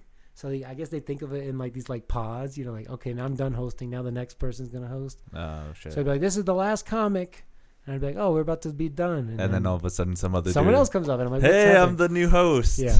But anyway, so I'm just sitting there, and then I look over, and actually, like, I just saw like 2 real bad people. They were real bad. And then I look over, and I'm like, that's fucking Tony Woods. What the fuck, dude? And I'm like, damn, that's crazy. So then he goes outside. I thought he left. And I was just like, I just have a little picture of Tony Woods that no one's going to recognize him from. Yeah. But I didn't want to like be in his business. And then I go outside, he's there, and he's like talking, and he looks at me, and I'm like, hey, you going up? And he's like, yeah. And I was like, oh fuck, what am I doing? I ain't leaving. So we just start bullshitting, just having like regular like chit chat. There's like maybe 4 of us or whatever. So I go in, his friend goes up, he goes up, you know, everybody goes up except me or whatever. And then I think they leave again. And so then I'm like, all right, cool, I'm done. And then while I'm leaving, And the direction I'm walking to get to the metro, like a couple of storefronts down, Tony Woods comes up and he starts like a conversation with me. And now here's the thing. The second that I realize that I am not going to perform, like I'm like, oh, they're not going to let me up. Now there's no reason for me not to be the highest I could possibly attain. You know, like I'm not responsible for anyone in this city. My kids aren't here. No one could be like, oh my God, I have a bloody nose. Go get Tissue. nose tampons. Yeah. I don't know. I have no responsibility. I just had to protect my physical. That's it. So I'm just like, oh, fuck it. I'll take some more, you know, and I got to an elevated level. Very elevated. And we're having this conversation, and I damn for sure am thinking that he's like dropping conspiracy theory shit on me. Like he's saying all this crazy shit. See, look at him, man. That he ain't from this neighborhood. Look at him. He's in all black. Look at him. He's in all black. He's walking around nondescript in all black. You think third time he circled that car? You think he's from Cleveland Park? Watch. He's just gonna walk down there, do some bullshit, turn around, and walk right back. And I'm sitting there thinking, like, what is he talking about? I'm too high for this. And I'm literally having the moments where I'm like, am I actually talking to Tony Woods? Have I just broke? Did I just have my psychotic break? Oh my God. Like I'm just on the sidewalk, like think I'm talking to like a famous, or I'm dreaming, or I'm like feeling like weird, like depersonalization. Like this is not happening. Imagine if it was like fucking the most, like fucking Dave Chappelle or fucking Louis C.K. there. I would have been lost my shit for sure. No hating on Tony Woods or anything, but no, it's no hate, man. But I mean, I'm a fan of the dude. Like I'm just saying, man, if it was I just told you two of my favorites of all time, like Dave and Louis. They're up there. They're my guys. But no, we're just bullshitting. He starts talking about this stuff, like, and then I come to realize, like, after, like, a little bit later, like, after all this had happened, when I sobered up a little bit, I was like, oh shit. He was just pointing out that this is like a dude who's like looking for someone to rob. Like, he's out of place. He walked by all the bars, didn't peek into any of the bars, gets down to the metro and then just walks back, and then walks back, and he's just walking back and forth, like he's looking. Yeah. And I was like, oh, he probably was. And then the guy comes out and he's running, and the dude's running, and he's telling me, he's like, that guy's a cop. Look at him, you know, he's running like he's got a gun on him. And I look at him like, he is running. I would never even know what that looks like. But then he's running, and I'm like, oh, it really does look like there's a gun sticking out of his back while he's running. That's. So I'm like, maybe he's not crazy. Maybe these things are really happening. I'm too high to like fucking realize it. But yeah, then we go to a bar, and he's the major takeaway. I don't know why I told those parts because it had nothing to do with anything. But wait, did he invite you? Yeah, he said y'all play pool. It was me and one other comic. Oh, okay. Just there, and he's like, y'all play pool, and I was like, sure. There's like a pool hall right next door. So he just went down there. He knows the owner, and they're all, hey, what's up, man? And he's just like running into random people that knows him. Like, hey, what's up? I know your father. Like, we used to box together. Like, person going into the store. Yeah. And I go into the store, and I was like, dude, did he really know you? Like, I was like, is he crazy? I don't know. I said, he really knows you? He's like, yeah, man. We known him for a long time. We're into boxing. He boxed with my dad and da-da-da-da. And he's like, oh, yeah, he's a fucking comedian, man. He's funny as fuck. Oh yeah, I know. That's my only connection to him. But you're also connected to him in just life. You live here. But what's crazy is the takeaway really is just how fucking silly he stayed the whole time. He was just being goofy for no fucking reason. And to think like a 60-plus-year-old person who's just goofy, that's fun to be around. He was cool. So it was a cool hang. He's just being funny, just always being funny, always goofy. And he's like more of an intellectual kind of comic. Like his comedy styling is a little more like, I feel like, again, I would think of it like he does smart comedy, but like hanging out, he was just silly. Comics would be out there bombing. They try to reference to him or whatever, which I think he was kind of like, hey, don't announce it. Keep me on the DL. Okay. And then they start like talking to him and they're like, oh, sorry, Tony. And they like make some reference. And then he'd be like, hey, man, you're killing it up there, man. You're killing it. They're bombing awfully. No, that's funny. And he's like, hey, you killed it, man. Keep doing it. Yeah, come out again. Come out one more time. I was going to die. And then they mentioned something about Rogan. So then he goes up and he kind of interrupts the whole show by conversing with the guy on the mic. And, you know, he's explaining like the whole, I don't know what the fuck he even said because I was too high and in the back and not paying that much attention perhaps. But, yeah, he was just being silly all fucking night. The premise is you lost, right? Yeah, I mean, we beat him the first game. Right before I got the winning shot, I looked at the comic who I just met that night from DC and was like, hey, man, hey, bro, you remember that night we fucking beat Tony Woods at pool? Do you guys remember? Do you remember that day? Yeah. It's like, that's what's going to happen. And so then I synced the shot, and it's like, oh, yeah, this is great. Yeah, and then those next two games, I was not on point. I was not. My partner did some damage. He was doing pretty good. Yeah. I'm sorry. I scratched the 8-ball in one of them games. Oh, shit. Like, and apparently Tony, he talked shit the whole time. I mean, he did not stop talking shit. Not any 5 seconds went by without him talking shit. Like, do you remember something? Like, well, just basic shit. So he's just over there talking to the guy saying, I'm going to scratch. And, you know, then I scratch. And then he's saying, I'm going to hit the 8-ball in. And you ain't got this. And which part, you know, he's just talking shit. You ain't going to hit it right anyways. Yeah, he's like, you don't got it. You don't got this. No, all right, we're good. And, yeah, like he was just endless energy, man. I was like, God damn, dude. It's fucking 1:30? Like, what the fuck is happening? Oh, shit. This So you were there for a while? Yeah. Like, I think the show went pretty late. I'm telling you, it gets foggier as the night goes on. You're like 3. But I remember being at the show and like around like 11:30. Like, there's still people doing comedy. And then, yeah. I remember, I mean, I was walking back. I have receipts. I could look for my times, but because I know I FaceTimed my family afterward because I had to walk like an hour back to where I was staying. I was like, I don't want to fuck with a Subway right now. It's like Subway was like 28 minutes, and then it's like walking 55 minutes, and I'm like, bro, it might be easier for me to just follow walking directions than try to navigate to a Subway. Oh man, I'm like, I am so high right now. Yeah, it was fun though. Where was it at again? DC. DC. Yeah. That's sick. Too bad you didn't get any stage time though. Yeah, it's all right. I did the last time I was in DC. How did that go? So yeah, I like DC.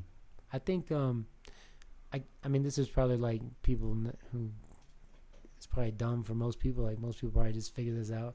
But it's like, if you have like a big comedy scene, you got clubs and everything, the people on the mics really suck. You know? And it's like, if you have less venues than people who are doing like open mics, you have better comedians who are doing the, you know, working the open mics. Oh, okay. I mean, you think like, oh, I'm going to get on open mics in New York. And it's like, yeah, but New York has so many venues for comedy. The better comics are doing spots. Yeah, they're not open micing. Yeah. So DC's kind of like an in-betweener. So there's like legit people who I'm like, man, that's a legit fucking comic hitting up their mics. I mean, who's the most famous person you think's hit an Albuquerque open mic? That's a good question. I don't even remember any. Yeah. I mean, have you ever seen any? Not like... I mean, the closest I've come to is I saw someone who I saw in Kill Tony. Yeah, who? The professor dude. No, that I said so little information like you would know, but probably only if you saw him that night. I don't think so. It's there was a dude who. How far did you go back on Kill Tony? I've actually seen quite a bit of Kill Tony. Like, I know what he was on Kill Tony too. Did you see it? Yeah, I saw his, but because he told me about it, okay. and I was like, I gotta find it. Let me find it. And he's like, no, find it on your own time. So I ended up finding it on my own time. But I was like, that's sick though. That's yeah, dude. He was kind of cagey about it when I first asked. Yeah. But eventually did. I wouldn't have fucking found it, but Jesus Christ. Yeah. But no, it was an interesting episode because I'm picturing the guy who was on it. The professor. I can't think of his name, but I'm just saying on Justin's episode, that guy actually gave people decent advice during the show. And I like when they actually give them advice. I get it. Make the most of the fun. Like, make fun of them. It's funny as shit. There's a reason I'm watching. Like, it's good. Yeah. But, like, it doesn't... When you go say goodbye to them, you're allowed to give them some advice.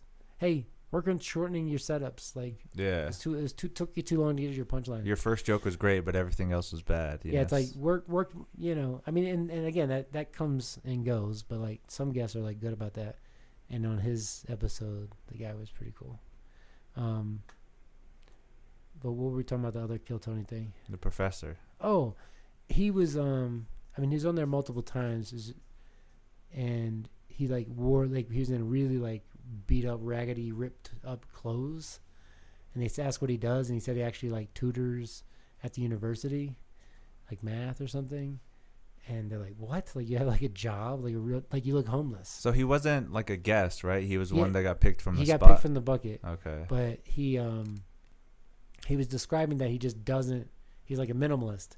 So he just wears like the same clothes for like months. And so he looked like that.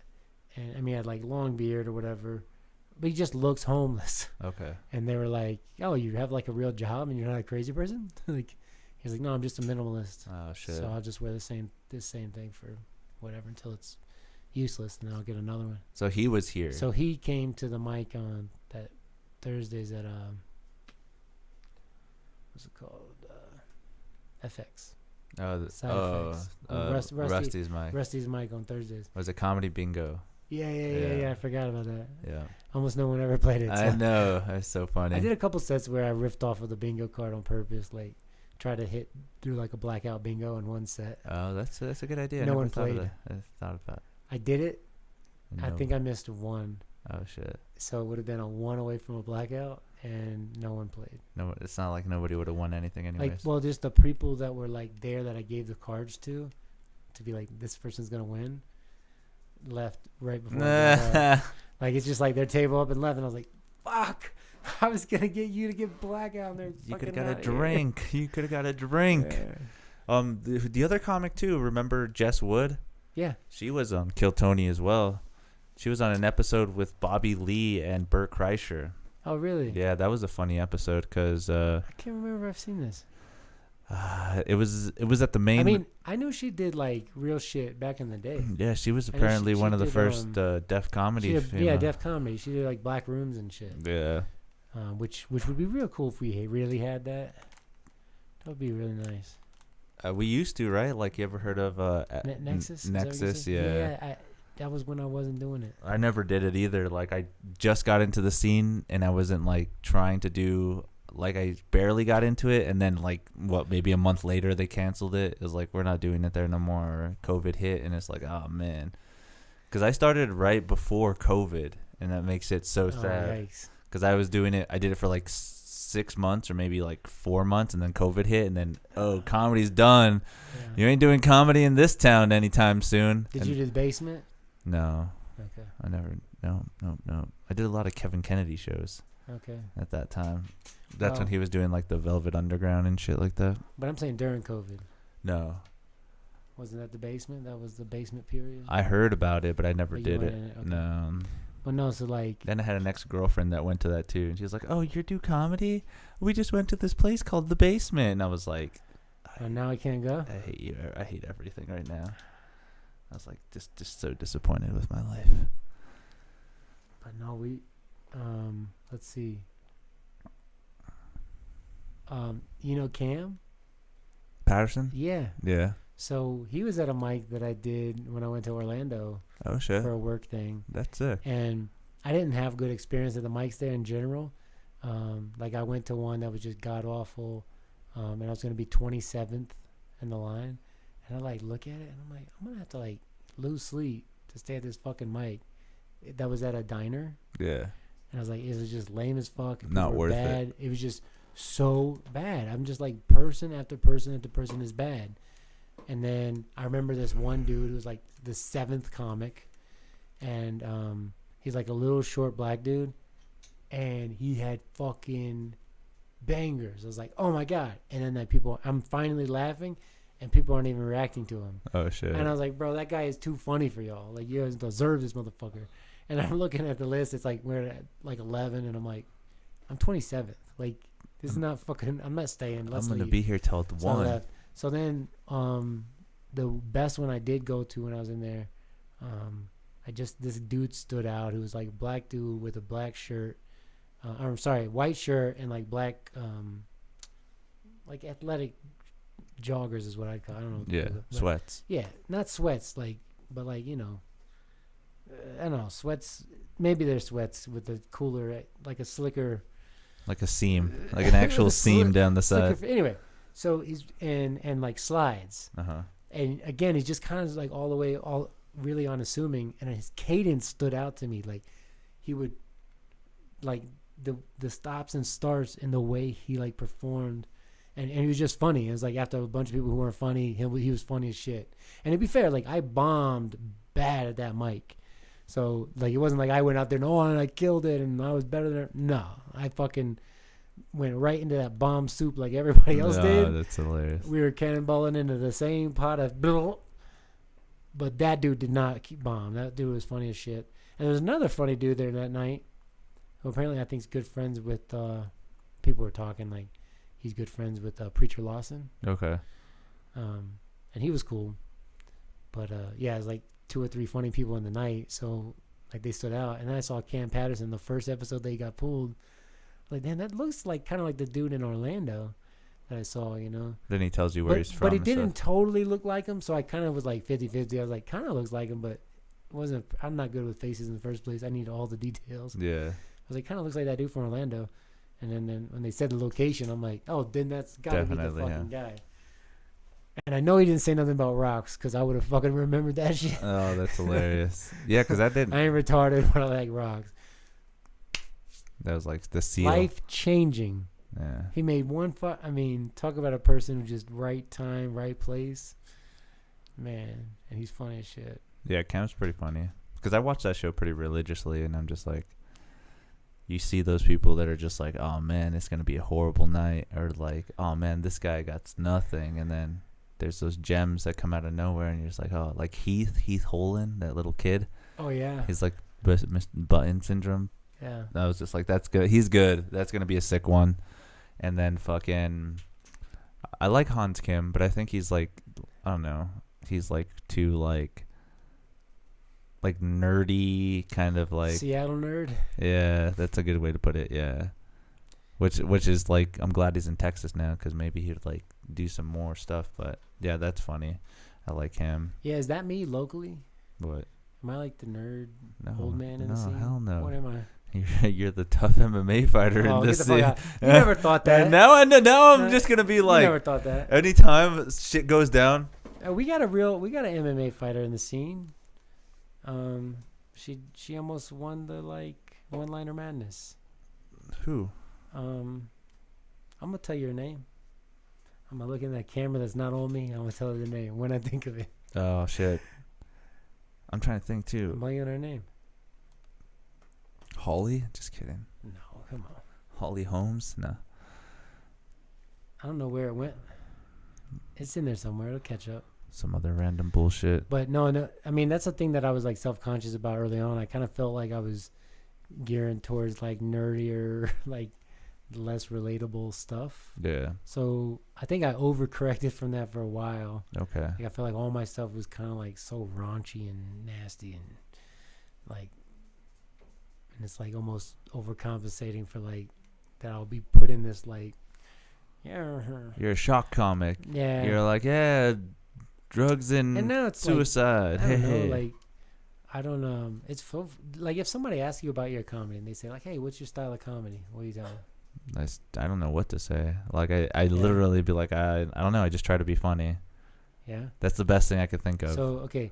How many categories would you use to describe comedy?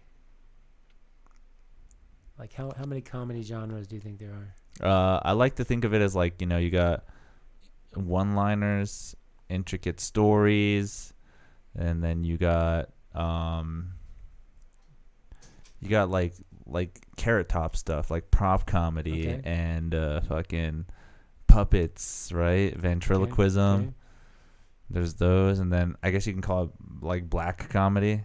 Like you can tell that it's really relatable to. It's fucked up. That's racist. No, it's not. I'm looking at a picture of Tony fucking Woods, and I'm just saying, Tony, if you were here in this room, I'd say that's kind of fucked up, because black comics use all the same.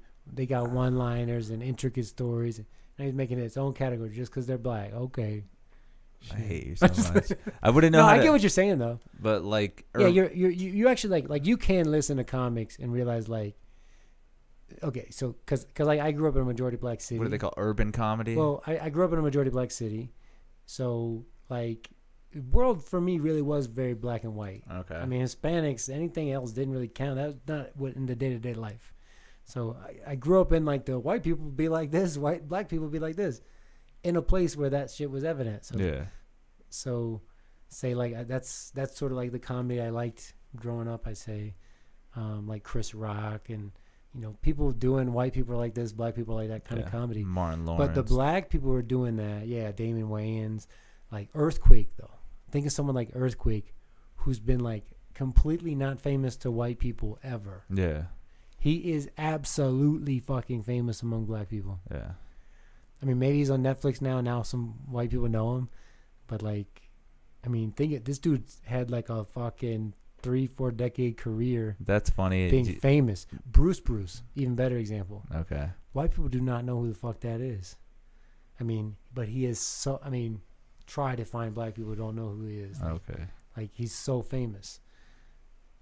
I might be too gone. That's hilarious. Talking about. I saw the Cat Williams episode where they make fun of Earthquake because he was never able to get famous because he can't even read cue cards. He's so illiterate. Oh shit! I forgot that they talked about him. Yeah. That was fucked up. But he's a good comic. I remember seeing him on Joe Rogan, and he's one of those comics that doesn't go up with prepared material. Yeah. He goes up there off the cuff. And once he starts riffing and finding what he's going with, he just goes. And it's always been great. Like, he's never been like, you're like, what's your writing style? What do you do? Is like, I just go up there and be funny. That's all I need. That's crazy. And then I mean, the problem is, like, for every one of them, who's like one of them, what do you mean, Mateo, one of them? Tony, don't look at me like that. You know I don't mean it like that, Tony. You just need to keep showing the Tony on your thing so that people don't know think I'm crazy. I'm looking at a picture of Tony, whether you can see it or not. That's hilarious. He don't look like that though. That's just two. Scroll down a little bit. Tony, update your look, cause come on, you know you're older than that. Why is that your look, Tony? These are all famous I ain't never photos. Seen. Yeah, this is before now. Did he even have a suit on when you saw him? No. Plain tees. Actually, have you ever seen the Tiffany Haddish They Ready? The special? It's like 6 comics per season. I don't think so. Tony Woods is on it. Okay. And he was wearing the same pants. That he what? That he? Yeah, when I you mean, saw the same. Maybe might not be the same pants. I'm bad with color. But like literally, I'm like colorblind. Yeah. So it might not be the same pants, but it's like the same style, kind of like a plaid style pants. Oh, okay. Like, I mean, you normally see plaid pants. Pants are normally one color. They stand out. But I couldn't tell you what the fuck else it was. I was mesmerized by his eyes. I wasn't paying. No, I'm scared. It's got such beautiful eyes. What were we talking about before I had to defend? So for every person like Earthquake, every person like Jay-Z, Lil Wayne, like who does this, like they're like, no, I just go off the top. I don't write anything down. For every one of those type of people, there are 1,000 people who got to write their shit down. Yeah. And like, is like, oh, Eminem's not a good rapper because he's writing it down. He's got a thesaurus in hand. But is that... That's just a different style. Yeah. It's... I mean, definitely the best person who's written, like, rapped out something written, and the best, person who's, like, freestyled the best. Like, it's not going to be the same person. Yeah, they're two different... they're two different genres. Yeah. I don't know how we got to freestyling, but Black Thought, that's the best. What's it called? If you ever want to watch a 13-minute rap that looks like it's been written down and it's 100% freestyle, it's fucking amazing. I'll have to check it out. But yeah, so what's your process? What do you do? Do you write it out? Yeah, I try to write a lot of stuff. I'll write out a bunch of it, and then if I feel in the moment that I could change it, then I'll do it. But it's always usually just what I wrote down. And if it's not funny, then I try to go back and rewrite it a little bit. My biggest problem is not listening to myself a lot. Like you don't record? I do, but I won't listen to it. Yeah, I have so much that I've already compiled that I'm just like, oh, well, I'll listen to it next week. And then all of a sudden I had 5 already added to that one that I was supposed to listen to next week. You know what's dumb about that? So I ain't really mess with like social media stuff, but what's getting me to do this now, is that I'm doing a set and then I'm like, I'm going to get at least one clip from it. So I have to like listen through it to see like what's good. And so this past week I had one that I thought went pretty well because it went crazy. It was a fun ass night. Like we created chaos at the mic, but I go back to listen to it and I'm like, there's nothing funny here. I can't clip I cannot post any of this. But then too, don't you try to like save your jokes? Because if they're good, then they're supposed to be banked so that you're building up to like the 15, 30 minutes, whatever the case may be. Or you're just like, if it was funny, I'll post it. It's not like everyone's going to see that video anyways. Yeah. I mean, right now, I'm being followed by 3 people, and I think one of them is me. And me. So, I saw your Tony Woods thing, and I was like, this is amazing. It's me, you, and Tony Woods following me, dog. Which that was crazy. I'm like, damn, that's crazy. I've heard people talk about this, and I've never cared. But then when it was like, Tony Woods is following you, I was like, oh, shit. That's sick. Like, I fucking care. But you know, if he unfollows me, I'm not gonna cry. Yeah. But no, I just am getting in the habit. Just like, let me just try to learn the ins and outs of like posting this stuff, knowing it's not gonna really be seen by anybody, or you know, it's just like family and friends probably. But it's making me like watch. It's making me watch it, and that's the thing. I was always good about listening, but Steph gave me some advice that made me think like I should be videoing this. Because he pointed out to me, he was like, stop wearing that sweatshirt on stage. You keep putting your hands in it. And while you're fiddling in there with your hands, it just makes you look nervous. Don't do it. And I thought, that's like, it's not like, oh my gosh, how did you have such comedic genius to notice that I look nervous when I fiddle with my hands? Probably everyone in the fucking room could see that and thought that. And I'm the only one who don't see it because I'm fucking not on stage. I'm on stage. I'm not watching, so I would record myself, which never feels good because you never, even if you thought you did well, you like, damn, I don't hear them laugh. Yeah, I swear they were laughing. Or you're just like, oh, I killed, and all of a sudden you're just like, oh, one person laughed at all my jokes. That was it. But you know what, Justin? So the last set he did, as far as I'm aware, it was an audition for Funny Fiesta at Revel, the piano bar one. So he did a set, and I'm like, dude, like, you killed it. Like, that was top 3 sets. I think it was like him. I think Caleb Mulkey did really well. And I can't remember who the third person was. I remember Black Mike was there. It must have been him because I've never seen him do a bad set in my life. So yeah, he kills. If he went up, he killed. But anyway, like 3 people. I was like, dude, you're top 3, legit. I don't know if you were the top person tonight, but you're in the top 3, like, legitimately. I had a recording of it, and when he passed, I asked Sam, who had recorded, like, to send me the recording. I was trying to like pass it on to the family because apparently they were really supportive of his comedy, of him doing it, but they never really saw his stuff. Oh wow! And I was like, oh my god, that's so fucked up. And where was his family from? Here? Yeah. Oh wow. They're like in Rio Rancho. Interesting. But So you got it and you heard it. So I got that recording. Like, you can hear, he's fucking killing. My recording kind of sounds like he's not doing so well. Oh wow. So I sent him that recording, and he said something about like something like reality check or something kind of negative. And I was like, no, you did good. Like, it might just be like, what's it able to pick up sitting at that table? Because I think you could hear like a little bit of a background conversation. You're like, oh my god, they're talking to us. It's like, you know, a whole room could be entertained, and you could have, you know, 2 people in a corner talking, and that's coming through on the recording. You're distracted. What do you need to do? My boss just messaged me. Look at your baby. Got a baby mama calling you or boss, something. I don't know. So we work in the retirement home, right? Yeah. And then like sometimes people joke and they have like, they're joking, but sometimes they're serious jokes, like this place sucks. Kind of want to end it. I don't want to be here no more.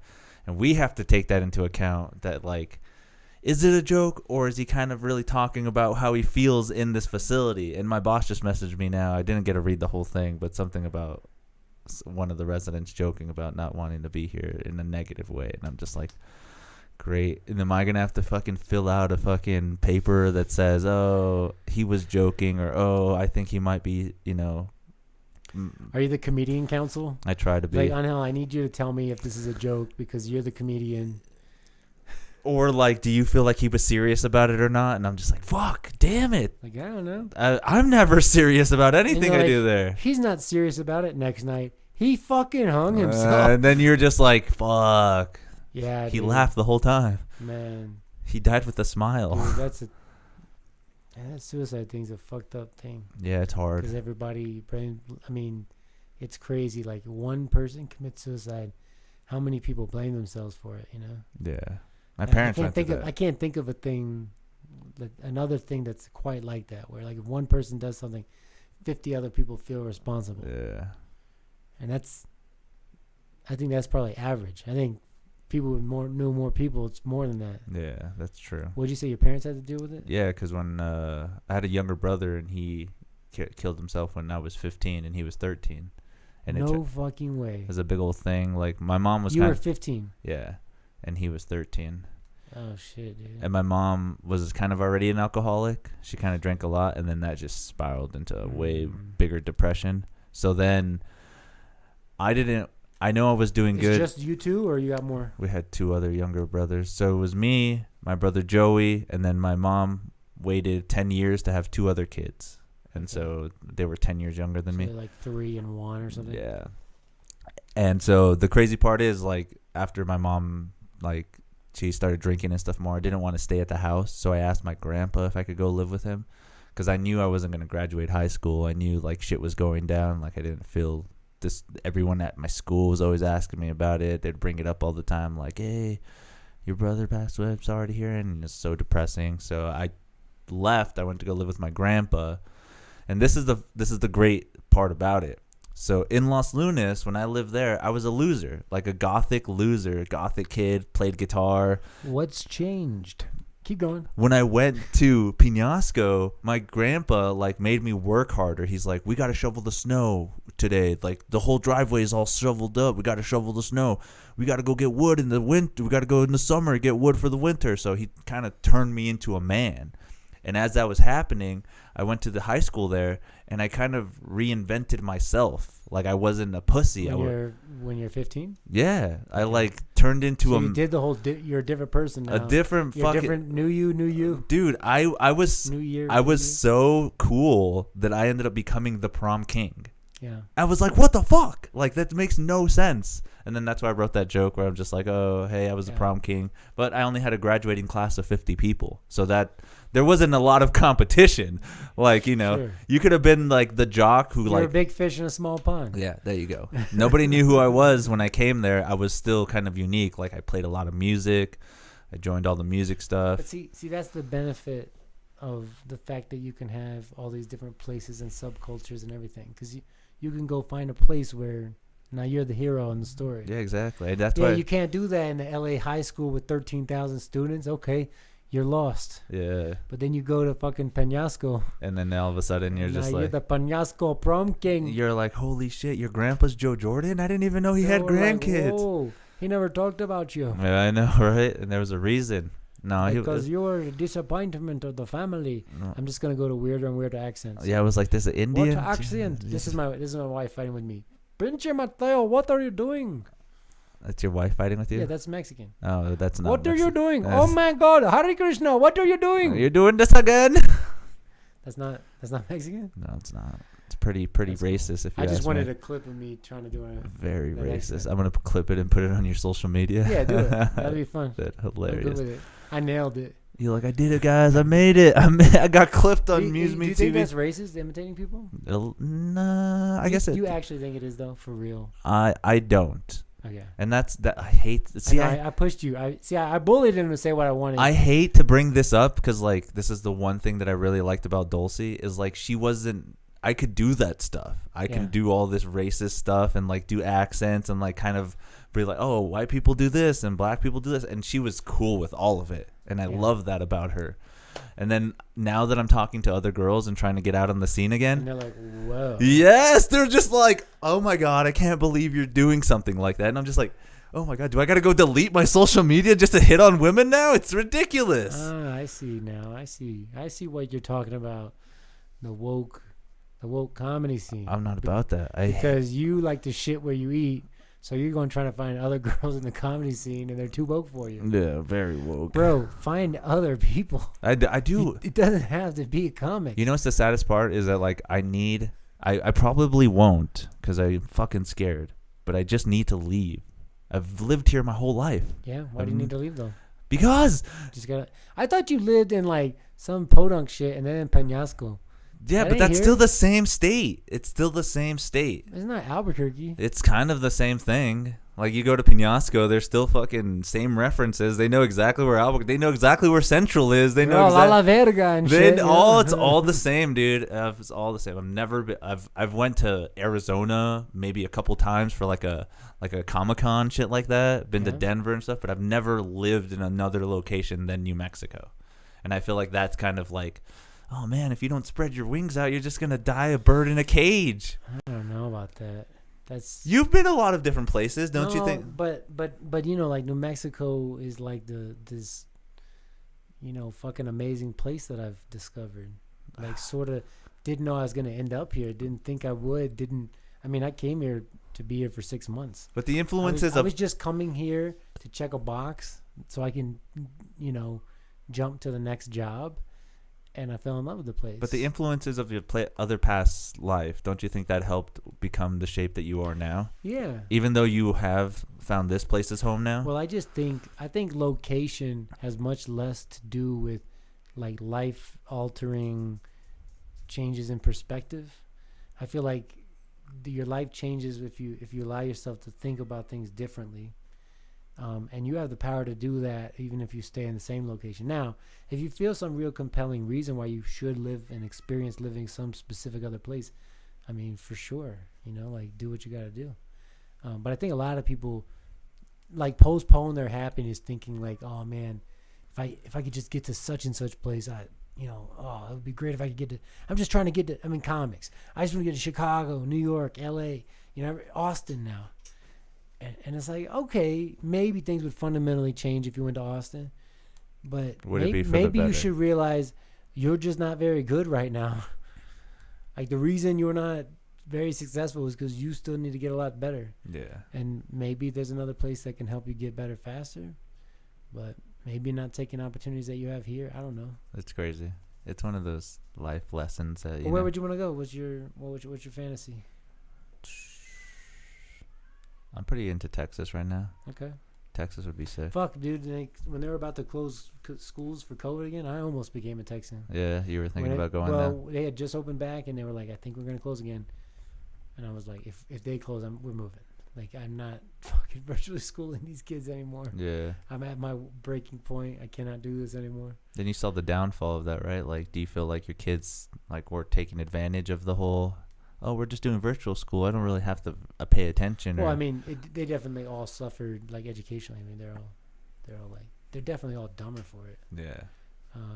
And my kids came out mixed on the other end of that, but like, yeah, I mean, it was bad. It was a bad choice. It actually didn't make sense from a policy perspective. Yeah. Like, they weren't really the vulnerable ones to begin with. So. Yeah. What they should have focused on is like, okay, we only have 30 teachers.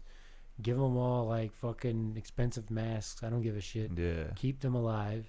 Kids will be fine. They don't even need a mask. And then it gets a little worse when you start to realize like the credentials of what to become a teacher now is like it's very small. Like you're like, oh, you finished high school. Have you molested children before? No.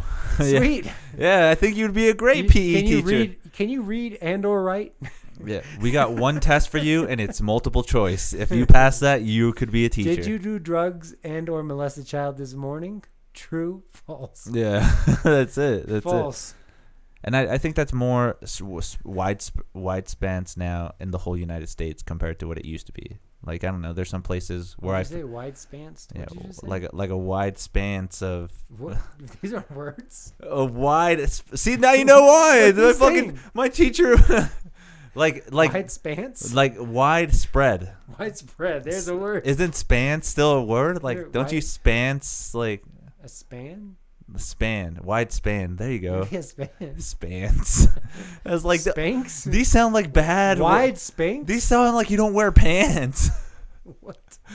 So widespread? So that's what's crazy. When I was here, in Los Lunas, when I went to school there. In Los Lunas. Yeah, I lived in This is Albuquerque. Yeah, when I lived in Los Lunas. You lived in Los Lunas. Yes, I felt like those teachers were like, "Oh, I don't want to teach these kids. I have too many students. Blah blah blah. Let's just pass them on. Who gives a fuck if they answer 5 out of the 28,000 questions right?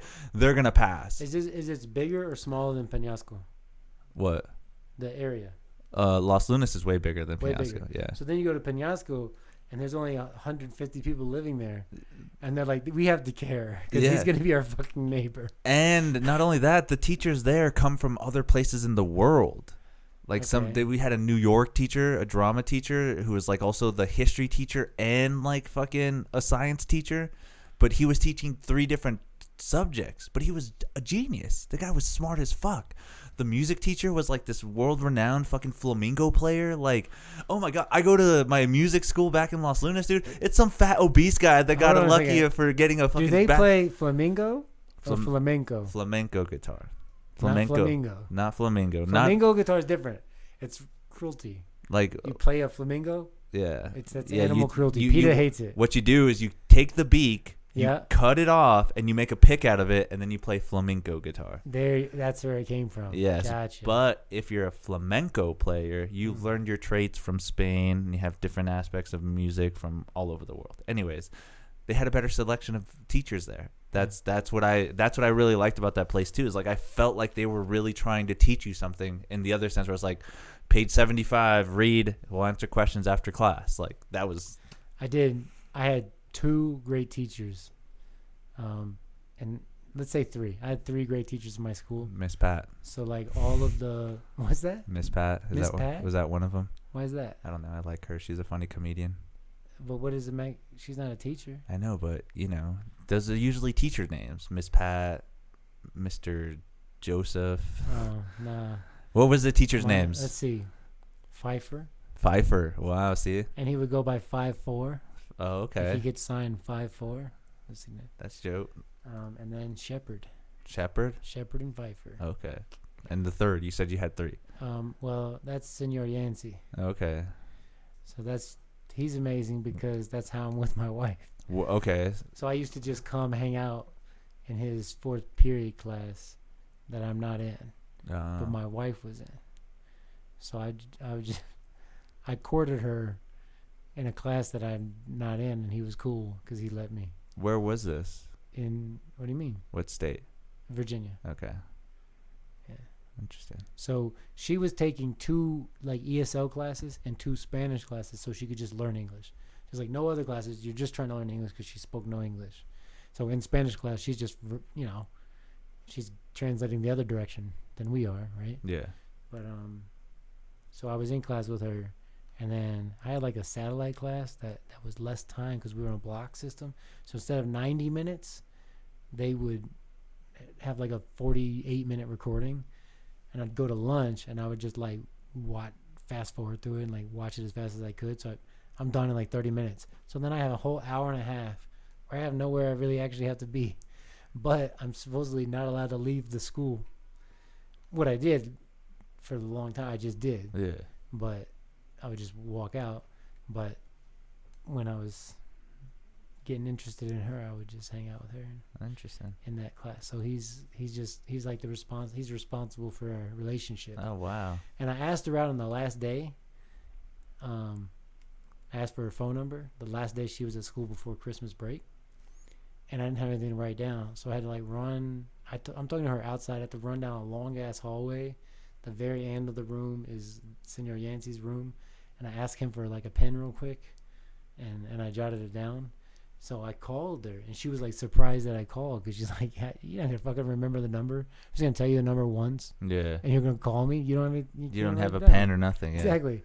So she was like, Mateo, like that's crazy. I didn't expect you to call me, but I thought she was like Mateo, like interested. So I just misread her reaction and was like, "Oh, she digs me. We're going. We're doing this." So I slow played her. Nice. So it's like a. But no, so I had like 2 those Pfeiffer and Shepherd. Pfeiffer's like legitimately. I describe him as like the first mentor in my life, because like I'm in a bullshit school. Like no one gives a fuck. it's like here's a worksheet, leave it alone. Don't even assign homework. No one's gonna do it. Kind of a school, but they had like 3 AP classes of like teachers who like cared, and Pfeiffer was one of those. Oh wow! And like at one point, everybody was like so light on the assignments. There's so many late assignments. He like hushed at the beginning, and he was like, no, he just didn't say anything. So everyone's still talking, but the bell rang, and everyone's still talking. And eventually, after like just a few minutes, everyone shuts up, right, completely. And then he like whisper levels to us about how painful it is that he worked so hard on this class. And I'm not gonna say his wording, but he had something about like pinpricks to the heart or some shit. Oh wow! About like he's like basically he's beating him. I mean, he's really putting all his effort into doing being a teaching teacher. us the best, and y'all are not doing your part. You're not. No one's turning in shit. And the person who would become my roommate in college, he had like 20 late assignments. He did them all overnight. Like people felt so bad that this teacher felt bad. Everyone did all their work.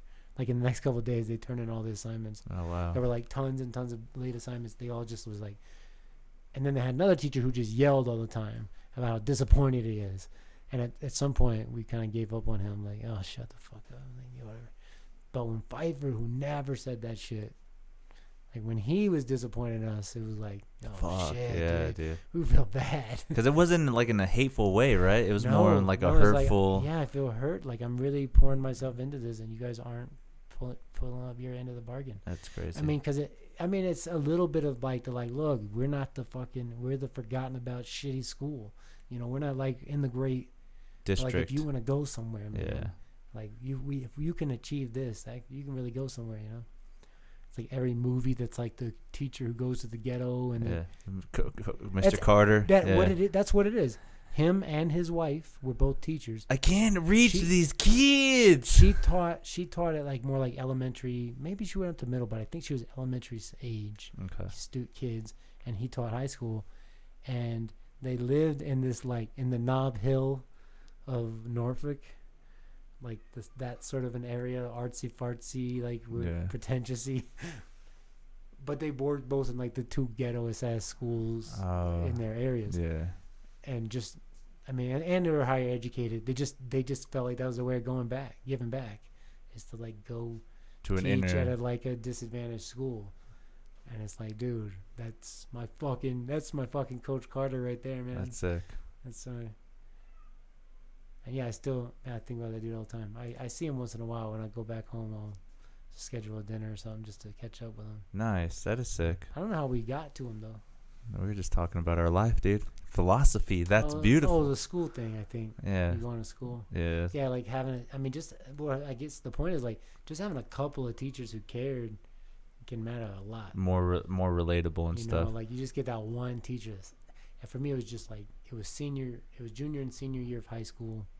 Like just at the right point to be like, oh, dude, you should like try. Not be lazy. You should do more. Just try. Yeah. The thing is, like, it was easier to pass classes. Like, I've always been like smart, so like, I didn't have like a lot of troubles in school. You shut the fuck up, you meowing bitch. Pissed. He's like, I've been in here for fucking 3 hours. This podcast is too long. I don't give a fuck. Are you doing the podcast? I don't think so. You're lucky I don't have Snarly McGee over there. Something. It's ridiculous. I couldn't think of an actual cat. What fucking? I was coming up with some cat reference. I came up with Snarly Magoo. Magoo. That's not a cat. That sounds like a fucking drug. What's a cat? Like Salem or something. Oh, Salem. That's from the witch one. Yeah, that's all I can think of. What's Salem doing over there? And he looks like Sam because he's a black cat too. Oh, he's a black cat? Yeah. I don't see color like that. No, yeah, I forgot. You get it. You're like, you can complain all he wants. I don't care. That right there, that's a hacky thing to say, right? Yeah. Like, that's hacky as shit. But it's funny because, you know, who doesn't know of a black cat? But what do you think? What's the hackiest thing you think comics do? What's the thing that you see that you're like, oh, fucking hacky? See, to me, it's hey, give it up for. Oh, yeah. That's. Any Hispanics in the house? Yeah, it's like, let me just show to the world how narcissistic we all are. Where I'm just going to make references to things you like. Hey guys, you guys remember Kool-Aid back in the day? Oh, I remember Kool-Aid. Well, see, but like, I've learned that from bigger comics. Like like Zach and stuff, where they're like, if they're not paying attention to you, make them pay attention to you. Ask them the question so that they can respond to it. And I get it, because there's some times where you do the first 2-3 jokes and it bombs. Your next joke probably will be funny if they pay attention. So you got to be like, who's here from the hood? Yeah, make some noise if you're from the hood. And then obviously you'll hear the people that are from the hood and aren't from the hood. And then they're like, oh, I wonder what he's going to say. And that kind of takes away a little bit of the tension of not making the jokes that you previously did hit. I don't know. I once at a mic that was real loud. I just started. I just screamed at the top of my lungs, "White power." It was like, white power are the 2 words you should never use to start a comedy set. But I yelled just to get people to shut the fuck up. And it worked for like a minute and a half. And then it just went right back to That's funny. No one's paying attention. Yeah, no. So you're saying it's like it's interesting. There's 2 things that you've given me a more hospitable perspective on. Yeah. You said like when you ask the question, because it can kind of direct where you go next. Or if no one is paying attention, now you're asking a question to make people have to engage to what they have to engage, and now you got them for a little bit. Yeah. Because if the next thing you say funny, they'll stay engaged. Exactly. If the next one bombs, then they're probably gone again. Yeah, you just got. Now you're asking another question. Yeah, that's how come sometimes people get to their 13th question. Yeah, and it doesn't. It's never gonna work. It's never gonna work. So you have to funny. You have to kind of have a good medium ground when you're doing it. Here, let me do the reverse cat. Zach Abeda, when I first came into the scene. I got the group that I got involved with. They were producing shows and shit, and I didn't know that they like pissed everybody off. And I don't know anything about grudges and shit on the scene, but I feel like a lot of people I was around were just talking mad shit about Zach Abeda, and I was like, okay. I mean, as a younger comic, he's talking about like Harry Potter jokes that I don't get, because like I've never watched or read any of the Harry Potter still. So I was like, I don't get it, but I'm in the room. People are laughing. Like, he's killing. And then I would watch him, like, work his jokes, like, throughout a week. So when I was really going every night, from, like, Monday to Friday, I would see, like, oh, he started like this, then he twisted it, and by the end, Friday, it was a better joke than on Monday. I was like, this fucker's grinding, improving his jokes. And they're just, like, talking mad shit about him and all that. And I fucking never got that. I was like, what are y'all so upset about? Like, what do you not like about this? I mean, he's putting in the time and effort in doing it. Yeah. So when I'm curious, when you came on the scene, was like Zach somebody you like people looked up to? Like, yeah, he was already he was more established. Yeah. Like he's the guy we want to be. Yeah, because he was stop! You're ridiculous right now. Sorry, I don't mean to be animal abusing right now. I already tuned that out. Anyways, it's fucking ridiculous. So Zach already had a pretty legit spot. Did you remember at the Santa Ana when they had the stage? Okay. They had a comedy show, kind of like Casada's Comedy Cantina, but it was called The Stage. Uh-huh. And I think it was Rusty and Zach Abeda that did a lot of the hosting there. Oh, okay. So he already had an established, like, I'm hosting at a big comedy club. Yeah, a big show. And then you would see his stuff and he would get a lot of laughs and stuff. So I was like, that's a guy I should pay attention to. Yeah. So he was already, in my opinion, established enough that I looked up to him. Yeah. Compared to someone, I hate to say it, like Tito. Like, I hate how Tito. Damn, bro. Hey, give me that camera. Hey, Tito. Remember that day you told me that I look like a bowling pin who drinks Coors Light? When you first said it, I was kind of like, I don't even get what that fucking means. Whatever. And then I watched the recording of my set that night, and god damn it, I looked like a bowling pin who drinks Coors Light. And you were spot on. And I don't know why he's talking mad shit, but it's undeserved. This guy's, he's nasty. He's a meanie. All right, listen here, Tito. Okay. All right, Tito. No, you don't get the camera. You don't get. There's some times where I feel. No, I'm just kidding. I mean, Tito has his moments, but there's so many times where he puts himself in like he's the ambassador of the host spot when he's doing like stuff. Like he lets you know, like one of the things I didn't like that he did one time is like I was bombing, right? I was doing pretty bad, and it was a small room. There was very little, mostly comics, very little audience members, and I, in my head, was kind of turning on the audience already, and I was just like, hey, yeah, give it up for the audience, everyone. You guys are really feeling it tonight. And, like, those got some laughs. They had little laughs, but it wasn't killings, but it's trying to recover my situation. After I was done, Tito was the host and goes up and be like, all right, hey, give it up. Hey, everyone. First of all, just to let you know, these are our people, and they are here for, he, like, singled me out and told me what I was doing was bad, and you need to stop doing that.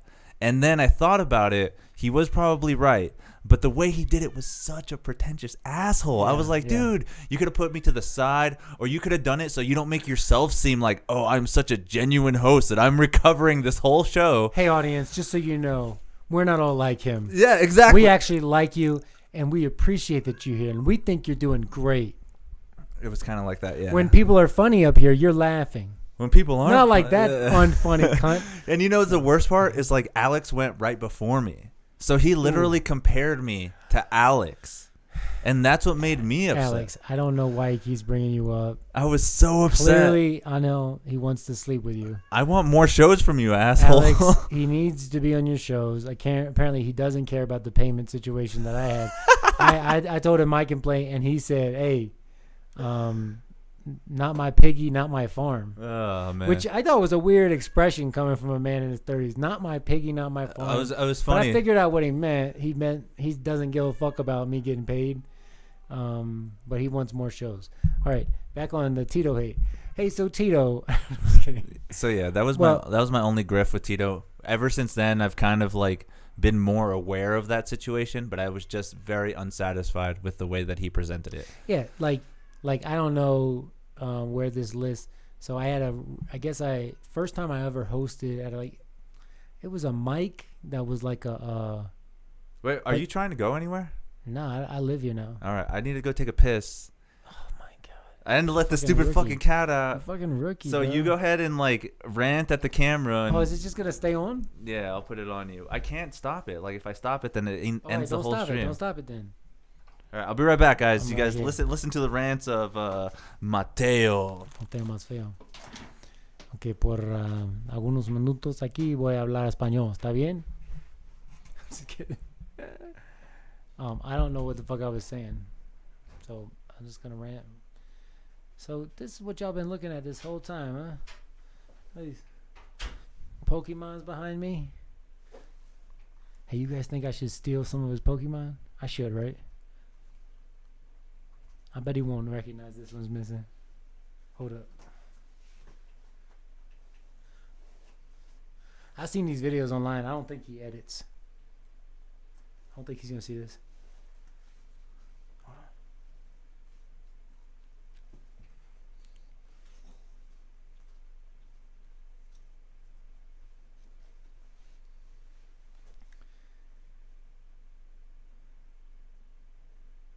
We're good, right? All right. This is what they call dead air in the business. In the business of dorkasses doing podcasts for 11T people.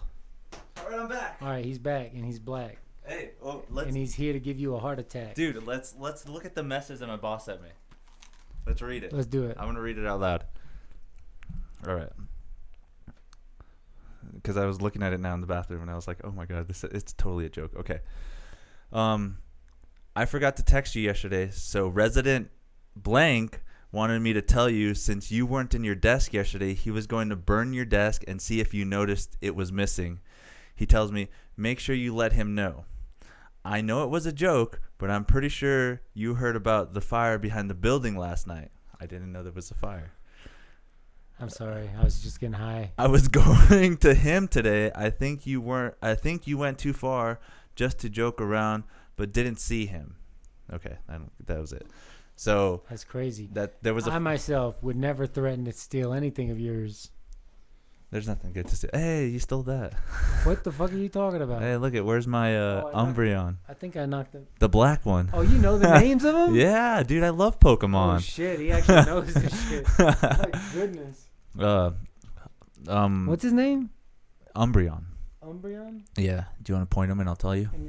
No, I definitely Point don't. to one. Point to any of them. I'll tell you exactly. No, what the it is. reason I bully you to get on this is because I wanted to take you out of that category of Albuquerque comics who are full of shit. I'm not. Who will say anything in front of my face, but then not ever follow through. So I bullied you to get me here so that you follow through. Yeah, well, that's true. So I have that problem. So I want to like you. Like I started off liking you. I want to like you now. And if you show me that you know all their names, it's gonna be hard to like you. How do you not know? That's like dorky. That's like me being like, oh, like, hey, buddy, do you remember all the champions in the weight class of the UFC? Of course. All right, let's go. No, exactly, you fucking nerd. Yeah, I don't know. See, no, but you're wrong. See, I don't know, but you do know all. That's different, though. That's different. That's an educational. What can we compete against each other in? I mean, you ever play guitar? You know, and do a guitar battle. You could do your slap and bass. I'm not gonna do that. I'm not gonna win. Wait, how long have you been playing bass for? I have never consistently played. I just do it off and on since high school. But you have a bass? Yeah, I have a couple. Oh, couple. Oh, yeah. And you're not consistent with it, eh? No, I just literally. There's probably not been a time. I don't know. All pandemic, I thought I'd start playing. Like I got so many instruments. Like maybe I'll start playing more. I basically did not play all pandemic, and then funny, like a year after pandemic, I just got into it. Like I've played more frequently. Oh, no, I'm not gonna win that. That's like the Kill Tony, drum battle shit. That I want to do that so bad. I bad. know they're gonna win every time. Well, the only reason why they win is because nobody does. If I were ever to do the drum battle, you're gonna go all out. I'm gonna go all out like Joelberg. I'm gonna take off my shirt. I'm gonna fucking wear a singlet. I'm gonna put my pants down, dude. I'm gonna start a chant where I'm just like, and then say something like, "Michael sucks. Michael sucks." Wow, like he hasn't thought about it. By the way, this is all on me. I think that's all I've been thinking about, dude. I fucking every time I see the drum battle happen, I was like, "You guys suck. You guys aren't." There's been a couple decent drummers who've done the battle. Do you remember that guy that went on? Mostly, I mean, you got a professional drummer versus a guy who's doing He's an not open even mic a professional drummer. He's not going to be a professional drummer. Their current drummer is not a professional drummer. No, he's like the best local drummer in Austin. That's not professional. Oh my! It's not professional at all. Oh my! That's like me getting the guy that I used to play with. You drum well? I have a drum set right behind you. Okay, I've just only seen the depressing guitar solos. Yeah, I have a drum set. They broke my heart, and I never even sing. They broke. Yeah, I'm telling you the energy. I'm playing the song by the. Heart is broken. I'm playing the song by the Scorpions. I'm still loving you. Over and over again. Okay, that got bad. Maybe tomorrow you'll remember me and take me back. I don't know. I don't feel like I would take her back. You don't sing? I don't. I do. I swear I hear that. These are actual lyrics I remembered. I like singing, but I don't sing like that. I swear I heard those lyrics. I'll bust out my lyrics right now, and they're not like that. It's more about mutilation and death. Like death. Yes. Fuck the funeral home. Blood come blood. Coffin. There you go, right? Death. Oh, pension check. You're a Hatebreed fan? I like Hatebreed. Yeah, that's where my my like high school band buddies. That's kind of the music they got into. That I was like, nah, I'm not for this. I don't like this shit. So what did you play, or what do you try to play? But like we I mean, at the time that we formed in high school, we were like into like Slipknot, Mudvayne, the new metal, that stuff. Korn. Yeah, Korn. Oh my god, that fucking Blind is top 5 favorite song of all time.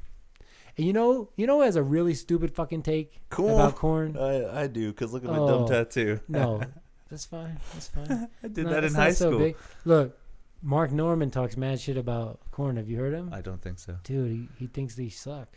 I wouldn't. And I'm like, dude, you're not. First of all, like Blind, that is a near perfect song. It's a sick song. That song, like, it gets all of like the teenage angst of like, I mean, literally millions and millions of people feel that way. Whatever the fuck he's talking about. Yeah. Are you ready? Dude, we would watch that sometimes 4 times in a row. Yeah.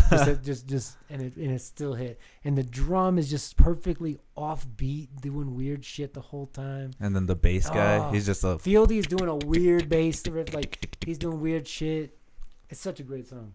So And it was made by fucking teenagers, dude. I love that who don't know shit. They're not good at anything yet. They're just basic. Yeah. But it's just the fucking feelings of it. They were so good. But then I sort of like Slipknot to me is the example. Like a lot of people would draw the line at that, being like, oh, they're just screaming. And I'm like, he has an amazing voice. Yeah. And I was saying that from back then. Now he's proved it with all these different groups that he's been in. But he's still singing. You can still hear him. And I would say when you start with like Hatebreed and that, anything more yelly than that, I'm like, I don't even know what the fuck you're saying. I don't hear anything. Yeah. I don't hear words. I love lyrics. I want to know what the song's about. I don't know what the fuck he's saying. I just like the vibe. I don't know what they're doing. And that's like stuff. That's not even as heavy as it's been. Like even before then, there was bands like Death and Cannibal Corpse and stuff like that. Yeah, Cannibal Corpse. Nah, like death metal really is where I kind of stop. Oh man. And here's the thing. Hey, I think our funniest comic in the scene is big into death metal. What's his name? Josh Fournier. What are you talking about? Right? He's into like everything though. He goes straight from like Suicide Silence to John Mayer. So. Okay, I knew you were gonna say fucking John Mayer just because he's got a crush on one softie. No, I don't know. I know he does the hardcore shit though. Yeah. So I don't judge people who like different types of shit. You know, it just doesn't. I'm not into it. Just don't vibe it. It doesn't speak to me. Yeah, like melodic death metal, Norwegian black metal. Yeah. Then I'll listen to fucking ABBA or like Hank Williams if I'm into it. I like all music though. I've been really into music. But see, like Mudvayne's. I probably like Mudvayne more than shit. In that genre, they might be my favorite. Mudvayne is sick though. They're probably like badass. Maybe between like Mudvayne. Man, I don't know Static X. I was a big fan of Static X. They're sick too. I remember my cousin. He had those CDs, and I was just like, "This is sick." Oh, because with my parents, my dad's a Mexican, like straight first generation. So he came, crossed the border, and then all of a sudden got amnesty from Ronald Reagan. So he loves Ronald Reagan. He's like, there's only two people in our wall, Jesus and Ronald Reagan. Oh my God. So he loves that shit. That's crazy. Okay. And my mom is like a Hispanic Chicana. Like she grew up with like Mexican music, but loves 80s stuff like Cyndi Lauper. She likes girls want to have fun, but she also draws in her eyebrows. Yeah, like really bad. It's hilarious. She has an Eminem tattoo right here, but not of Eminem, of the green Eminem. Yeah, it's hilarious.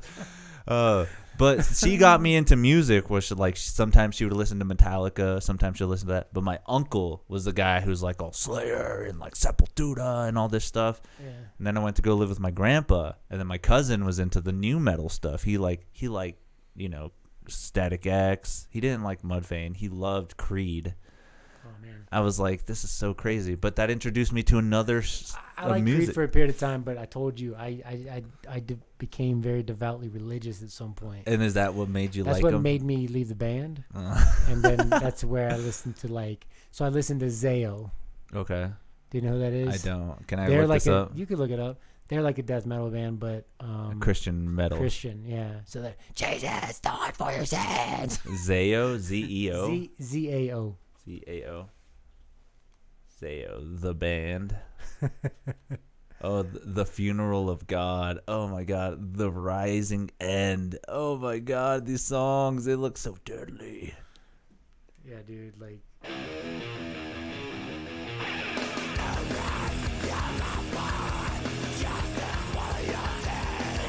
Dude, but I would love this if I was Christian. Like, I would be like, I'm so angry. Dude, P.O.D. P.O.D. I remember them. Youth of the Nation. Youth of the Nation. That's the shit, yep. But, okay, here's the thing, though. Creed wasn't a religious band. If you know a little bit about the history. We believed. No, but dumb Christians believed it at the time. And the guy was... I think same thing for P.O.D. I don't know how religious that whole band is. I mean, this is surface level shit. It's like the vegan diet. You could say how great the vegan diet is, but if you want to say like the best foods in the world, if you restrict yourself to 1% of the foods, you're probably not eating the best foods in the world. Yeah. If you're just like, I want to listen to the best music, and you're like, no, we need music that's talking about Jesus. There you go. In a good way. In a good way. And you're like, that's 1% of music. That's not going to be the best music in the world. You're getting rid of 99% of it. Because I think ICP was more religious than Creed was. What? Do you know anything about ICP? I mean, the Juggalos and all that shit. So all of their music is related to like worship, like, you know, trying to be a better person and stuff. And you wouldn't know it from the. So the thing is that I remember is that one of the singers had like a dream about a jester coming to him, and he had 6 cards, and these 6 cards were supposedly the premise of what their albums were, but they were all about being a good person and trying to get to heaven, and that's what their music relates to. So all of their music. Are you a Juggalo? I like some of their stuff back in the day. It kind of sounds like you're trying to get me to join a cult. No, the best thing about a Juggalo. No. Trust me, Insane, Clown, and Posse, those are 3 good things. Those you should put those 3 things together, because individually, being insane, that's good. That's most. Posses are great. They're well known to do lots of good things. You know, the good posses who come to your doorstep and give you a loaf of bread. Preach the word. The bread posse. you know posses. And then clowns. Yeah, they're not pedophiles. Who doesn't like jesters? Who else would want to put 2 inches of makeup and work with children? So that's the funny. They couldn't possibly be creepy pedophiles. That's what's so funny about it, dude. That's what makes it so hilarious. Is like a lot of their songs are about worship and being a good person, even though it's like not, but they are. Yeah. Anyways, the Juggalos have a culmination now of good people. Like, so most of the people that are Juggalos were in a bad spot. They're like, oh, I was trying to kill myself, or I was trying to hurt other people. Then they heard the Insane Clown Posse, and then they're like, I have meaning in now. So the Juggalos. I'm just gonna drink Faygo. Yeah, that's all they needed, dude. And their life has been so much better because of it. Like I was on 4 different medications for my depression and anxiety. My OCD had gotten so bad, dude. But then I had grape Faygo. You have people at the carnival, or what is it called?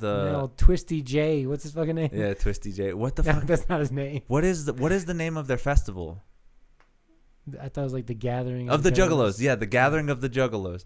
Most of the people, well, not most of them, I would say 10% of the people are uptight, really well-dressed citizens, and they get one day to go fucking crazy, and that's what they do. They go to those shows. Could be. I'm just like, that's so funny. I recently just saw this guy who like explains music and like where they come from and stuff, and that's how I learned about the Insane Clown Posse. I was like, what? The whole time I thought they were murdering people and all about like stabbings and like stuff. They're just like, no, most of their message is all good. And I was like, that video where they're stabbing, they were teaching you how to unstab someone. They were teaching you weren't there for the stabbing. You got to help the person that was getting stabbed. Oh my gosh. So yeah, this is how you help a stab victim. Insane Clown Posse. People EMT stuff. Very, very, very religious band. Everything that you've said so far, I've been believing, but I feel like I'm going to have to look up this ICP shit. You look it up, dude. I swear to God, you'll freak out. I freaked out. I was so blown away. I was like, Jesus Christ. Same thing with Limp Bizkit. They're not religious, but the only reason why they blew up so well is because how innovative the guitar player was in being an artistic guy. He was so artistic. Like as in, he comes up in different dress shoes. Yeah. All of the other bands are like, or all the other members are like, new wave guys, wife beaters and sickle jinkos on. But he turned it into something else that people love so much. It was crazy. Wesley? Yeah, Wesley Boren. Borland. Borland. Yeah, he was sick though. I love that. Yeah, a friend of mine who passed away, but he, that was like one of his key. Our guitarist, like that was one of his favorite guys. Yeah, he's sick. He's cool. Yeah. I like that guy. I love how we went into this rant about music. I forgot where we even started before I went to go pee. I know we were talking shit about Tito. No, we weren't going to talk about Tito. I was trying to not talk about. I was saying who inspired you or whatever. No, that wasn't it either. So when I first started comedy here, I saw. Oh, I was asking about Zach because people were talking shit about him because one of the things was like. They would do that Rusty's mic. I know he has like a lot of family that would show up and then like vote for him. Oh. And I'd be like, yeah, but you know what? I watched the set. Like he did the best set of the night. So it's like you get annoyed that he's like, but that's how that show's always been. I mean, if you bring 30 people to come for you, you can place. You can do good, yeah. But he also didn't do badly. Like it's one thing if you went, and I understand why people feel bad when they go and they're like, what the fuck, that person just bombed. Yeah. And they got second place. You're like, that's fucked up. It feels like unfair. But it's like, yeah, but they brought the 20 people who bought 25 drinks. Yeah. They paid $300 and my math probably didn't just add up. But that's the point, that you're bringing customers, and that's what's keeping the show alive. Yeah. So it's like, it's fine. Don't get butthurt about it. And like you said, he did good. Yeah, and he did well. It's not like he didn't do good. Yeah, he did well. We don't have problems like Alex. So my thing was always like with Zach and Josh, and I was just like, dude, Josh is like my favorite from the beginning in the scene. I think his comedy is more universal than most people's. Yeah. You know. I love couple of his jokes. He does a joke about the Scooby Gang going to the Scooby Gang, but also we should talk about our favorite comics. That way it's not negative. See? No, I like them. They're good. Who's your favorite in the scene? Who's your favorite in the scene right now? My favorite in the scene would probably have to be. I really like Jake Otero's stuff. He's really innovative. He's still very new, but I like him. Angel, wants you physically, emotionally, spiritually. I feel like he's uplifted himself to a point where I'm proud. Yeah. Because I'm not. Cool. There's some people that are doing better than me, and I'm like, how the fuck are they doing better than me? Oh, cool. You want to talk about one of them? But him. Yeah, but you're like, oh, he should be doing better. Yeah, because he is doing better. He is. That's great. Killing it out there. Yeah. But then you have people like Tito. What else? You can't keep saying Tito, though. No. You got to give another name that you hate. Who else do I hate? Nah, see. I'm not a really big June Opal fan. Oh, damn. That's really fucked up. I'm not touching this one. Yeah. I am not touching this one. You're crazy. Yeah. You're on an island, man. No, let me tell you this. So here's my beef with Alex as a comedian. I would see him do the same. Okay. I would see him do the same non-working bit. And I'm like, are you trying? Like, change it up. Like, try something. And I had a conversation with Christian R once. Remember that guy? Yeah. Oh man. And look, here's the thing, man. I've been at mics and stuff with Christian R, where I bomb. Say I see him bomb, and I bomb at least as hard as he bombed. You know what I mean? So it isn't like, you piece of shit, you suck, and I'm great, blah blah blah. It's just, I've seen him bombing over and over and over, doing the same bad shit, same bad habits, same bad. So I talked to him, and I was like, dude, what do you really want to do this? Like, what's your thing? So I'm like, here's some advice. My advice would basically be like, dude, you need to be like 1,000% less nervous. Do whatever you got to do to be less nervous. I don't know what you got to do because it's so evident. Take a Xanax or something. You need to you have to pause at the end of your jokes. You have to pause in between. Like, you cannot go blah, blah, blah, blah, blah, blah, blah. Like, for 5 minutes. An auctioneer. Yeah. There's no space for laughter. We don't know what you're saying. You're not even, like, you have no confidence in anything. So you just fill all the space. And basically, I started having a conversation with him about it. And, and I'm like prefacing it. Like, look, I don't think I'm that good or anything. I'm obviously, I'm here. I suck. Like, I can't give you great advice. Like, oh, be like me. I'm amazing. Yeah. I'm like, I'm just struggling the same way. Just as you, yeah. But I'm looking, I'm a little bit better than this thing you're doing. And here's what you got to do. And he basically said he just would wish for people to like he just would want jokes, like someone to write jokes for him, so he just performs them. And I'm sitting there thinking, like, your performance is probably one of the worst things about your jokes. Like, you're not performing them well either, is in my head. But also, I'm like, if you're not actually interested in writing jokes, I don't respect you as a comedian. In the community. So I don't feel any need to try to, like, boost you up or help you. So I was like, I'm not wasting my time talking through how you can improve, because you just told me you don't even want to write your own jokes. And that's funny, too, that you brought that up, because, like, Alex was in that same boat, too, where he's like, I just want people to write jokes for me. He told me, too. And then he actually did get somebody to write jokes for him. You remember Troy? Troy Wilson? Yeah. So he had Troy write him a couple jokes. And you already know the mindset of what Troy's bringing to the table, right? It's like, very like shock comic, like like oh pussy lips. That's how his jokes are, and you can't give that to somebody who has no confidence in saying that. So he would do. So it's already a mismatch. He would do some of these jokes, and it was horrible. Like, and then he's like, "I can't believe I paid Troy for that." No, I believe that you paid Troy for that, and we know why you did. Like, you're not trying to be Troy, but you want somebody to write you these jokes, so that's what's happening. So in this talking shit about comics moment we're having here, Troy was the first comic who gave me a note on a bit. Yeah. So, and then like. I guess he's got all these like beefs with different people for whatever the fuck. Which is crazy. It ain't got nothing to do with me. Like, I don't know what any of this shit is. I haven't spent any of the time to like try to figure out what happened. All it is, this is what my take is from it, is that Troy offends the audience, and the host doesn't want the audience to keep getting offended, so they get kicked out of the venue. So he tells Troy about it, and Troy gets upset about it. So he calls out, is like, I'm just doing comedy. What the fuck you think this is? You think it's just to make you look good? And then that turns into a beef where like, you're banned, So okay. that's what happens to him a lot.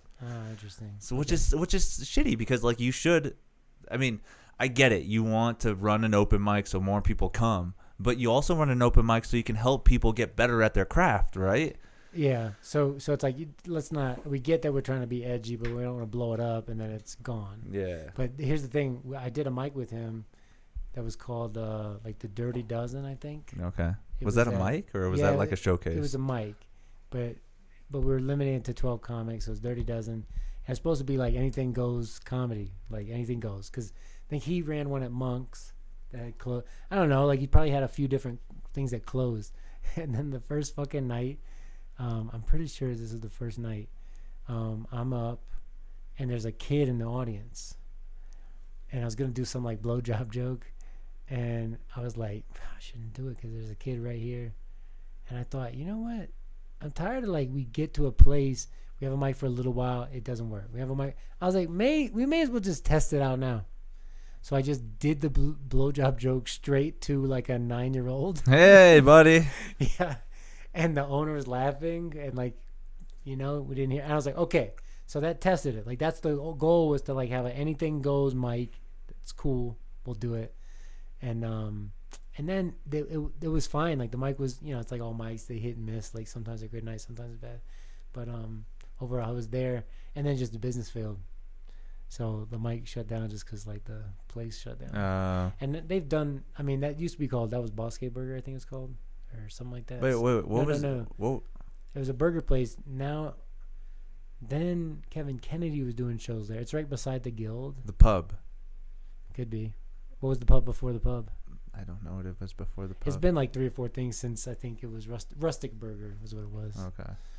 But wait, what was the advice Troy gave you? Oh, the note? Yeah. Oh, it was a bit. I was doing a bit about my name Mateo, like why I go by Mateo. I'm step Mexican, and I'm telling them like the steps to becoming Mexican. You got to you got to legalize a Mexican. Done.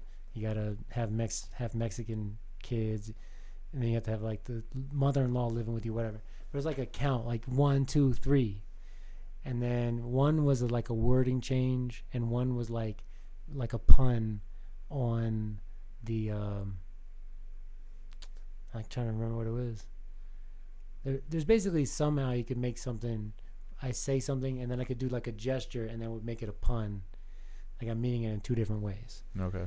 And essentially, of the advice, I thought like one of the things was like really good, and I thought one was like, dude, this is just not the style of this joke. This is not a punny joke. Like that's not what this joke's about. That's just gonna be random corny. But I thought the other advice was good, and then worked. And like whatever the fuck it was, I can't remember. But I just thought like, oh, so I took that as like, oh, here's somebody like wanting to get better and wanting to help other people get better. And then he had like formed some like groups of like, we're trying to do like some writing and stuff together. So it was like the first people I was involved with, like trying to actually work at comedy together. Like a writing circle? Yeah, something like that. Because he used to throw those a lot. Yeah. I remember I was invited to one, and it was just like, this is cool, but it kind of seems like everyone's kind of like tooting their own horn when it comes to like doing jokes themselves and how they can fix your joke. And I'm just like, yeah, it's like this ego thing. So like I went to some of those, and it's sort of like people get like, if you feel like you're so much a better comic than I am, and I go up to you and I say, here's a piece of advice, you know, you just go straight to this like, who the fuck do you think you are? Like, psh, I got to take advice from you. yeah. I feel like that's the most common knee-jerk reaction that people have, and I think it's dumb. Like, it doesn't serve us. It doesn't do us any good. I mean, don't you think we'd all get better if everyone was always giving advice to each other to try to get better? Yeah. Like, how would people not get better? Like of course that would be better, but you don't do that because you don't want to hurt people's feelings. You don't want to feel like you're like, oh, I'm the big dog with the great advice.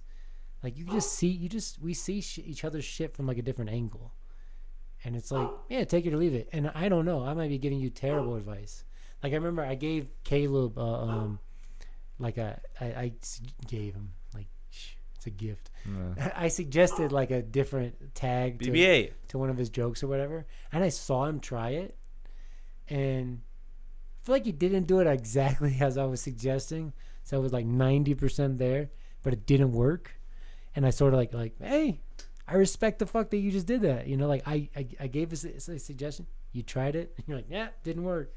And I'm like, all right, fair enough. Like, I don't know if I'm right. This is just something to try out. Yeah. Like, what's your process? Your process is you're going to do that same joke the same 20 times. Before, yeah. You're going to do it 20 more times the exact same way because you can't think of a different way. Hey, talk to somebody who can say like, hey, you know, maybe you start that joke not being a racist asshole. What do you think? Yeah. like, maybe you don't start with the N-word bit. You know, that might not be the right way to go about this. Because I know, like I used to have a joke about saying the N-word, but I had to say it in binary. Oh yeah, I remember that. But I got that idea from, well, I had 101. And I had the whole joke pretty much written out, but the last part was like, hey, it's the only way I can say the N-word without getting in trouble. I got that from Royal. Oh, funny. So when I got it from Royal, I thought it was more acceptable because I got the idea from a black guy. Okay. I was like, he gave me the idea to say the N-word a certain way. What was the joke originally? It's just, I want to be the first binary code rapper. And then I just did the rap. And then I did the rap, and then I relate three things where it's like, yeah, that song's about, you know, the struggle, living in the streets, called 3 Mil. And then it's like, I never said anything else, and then that's when Royal's like, hey, why don't you add that? Yeah, why don't you add that? Hey, I think that's a good note. Why do you think it didn't work? Because I'm not black. Like, no, didn't you? I've seen that joke work. I know, but that's what's crazy is 100%. Like, it's worked sometimes, but so if I were to do a joke 10 times and it works 3 times, but the 7 times it doesn't work, should I keep doing that joke? And that's where I got the... Well, that's the way I think about it is, if it worked 3 out of 10, there's probably something missing from it, but it could get there. Yeah. Like, the only time I think a joke's going nowhere is it just does not work. I mean, if it works 1 out of 10 times, maybe you've got tons of jokes that work 9 out of 10, so you go with those, cool. But if you want to figure it out, like the process, that 1 out of 10 joke could become a 10 out of 10. Okay. Like, you could work at it, and again, that's where new angles are helpful. So anyway, basically, the shout out, Troy was the first person who gave me any kind of note, and he gave me different notes and stuff like that. I didn't always agree with it. Sometimes it was helpful, but like, never hurt my feelings. You know, like, he's giving me a suggestion. I'm like, I still can choose to take it or not. Yeah. No one's forcing me to do anything. And then Steph has given me a couple like really good notes that like he's given me some of the best advice. I did a joke at Royal's mic actually. Tried it the first time, and it was about letting my kids name the family pet, and they were big into the Peppa Pig. Okay. So they wanted to name it, you know, like the pants. You know, the pants in Britain. What do they call pants? Pantaloons? No. I don't know. Knickers. So I did the bit where it's all about, like, I'm saying it real carefully. I get it. It's that word. It's the British word for pants. It's from the stupid Peppa pig cartoon. Yeah. But then imagine the pet gets out. Now I got to get now I'm calling the pet's name in my majority black neighborhood, you know, at the time. It's like, this is not like, this isn't going to work. So it's all that. So I'm saying that word over and over and over. And Royal comes out to me and he's like, of all nights, are you serious? Basically because there were more black people there than normal. And it's like, really? He's pulling a Tito. You're going to do that? No, I mean, he did it privately. He was like, really? Oh, God, they're lucky. It's like, you know, like, really? Of all nights? I mean, really? And I'm thinking, like, I'm not saying anything racist. And it's based on all fucking true shit, you know, with, like, an exaggeration.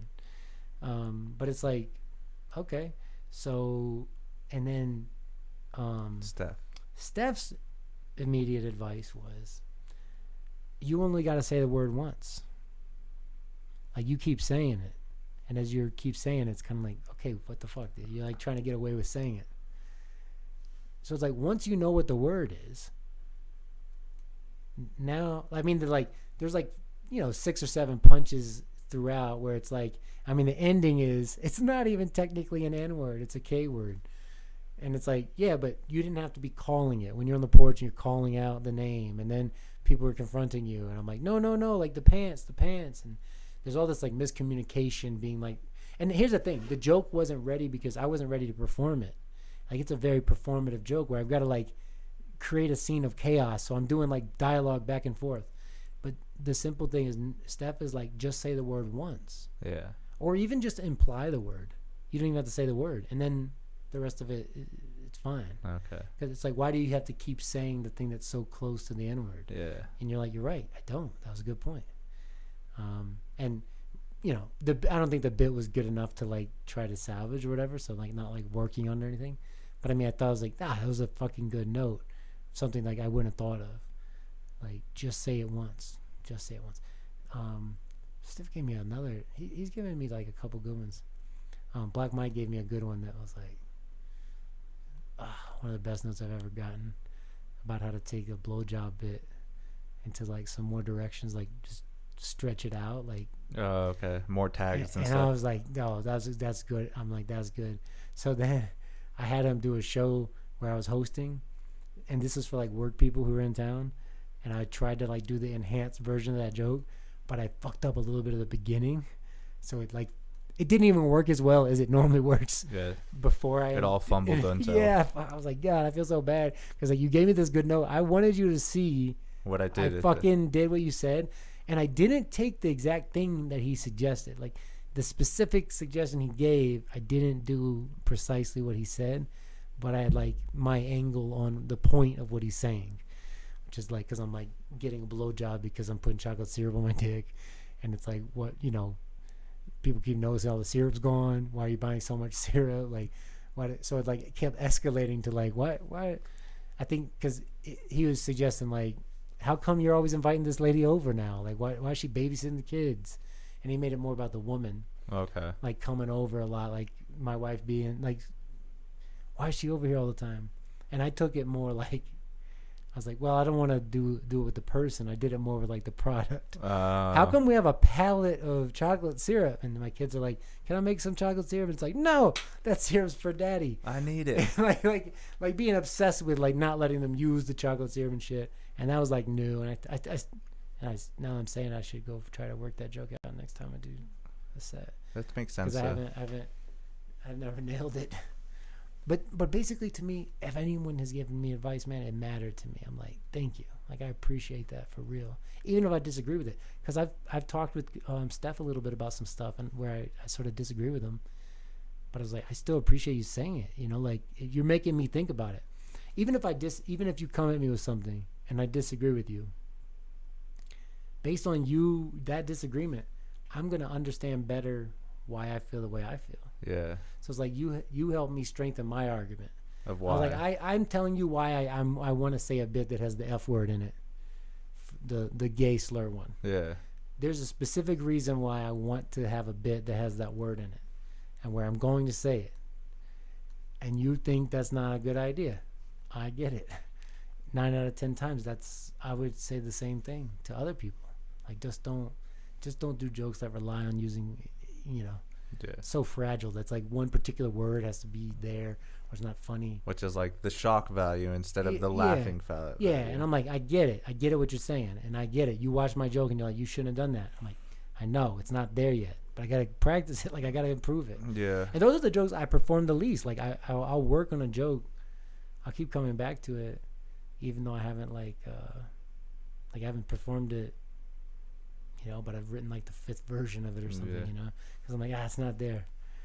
I had one that was like, I've got legit, I have so many N-word bits that I'll just never perform. Yeah. Because it's like, that's just a cross. That's a line I don't want to cross. And that's right now, that's pretty much the only line I don't want to cross. Like all the other ones, like retarded. Yeah, the R joke. I got 4 retarded jokes. Yeah, and then I got like a 20-minute retarded chunk, and I can't give it up. Can't get rid of the R word in those. And then I just think kind of too, depending on like where you don't know where it's gonna hit. Like, by the way, a retarded chunk kind of sounds like a side chick. A retarded chunk. I got a retarded chunk on the side, right? Yeah. Sorry, I got distracted. What were you saying? That's funny. The joke, when it works, you don't know where and how it's gonna work. Like that's the one thing that I don't like is like if certain mics are better than others. Like I like doing the lizard tail mic because I feel like it's a little more open. But if I'm going to like echoes and stuff like that, I feel like I can't just be like, can't use the R word because my girlfriend thinks I'm not reliable. Like something like that doesn't work as well because they're expecting the R word. They're really expecting retarded when it's not even anywhere near that. Or I know Troy had a joke that I really wanted to work on too, where it's like being a musician, if you want to slow down music, you say retardado. Mm-hmm. Which is hilarious, but yet still offends so many people because it's just a reference on retards, and that sucks. And it's just like, it's not though. The joke doesn't even have anything to mention with slow people. It's talking about my musical instrument, and that always turns into a fishy thing where you're just like, God damn it, I guess I'm never gonna be able to use that joke again. Or like I feel that way now with the binary code joke. Like I can't really use it because every time even though it's done good 3 times, other time. But are you starting with it? No, I'm not trying to start with that. That used to be a closer. Okay. That used to be a closer. So I would try to at least, make sure I have the audience on my side of how innocent and. So let's fix the joke. Think about ways that you could take it. So right now with the N-word piece that's the only way I get to say the N-word? That's the only way I can get away with saying the N-word. Okay.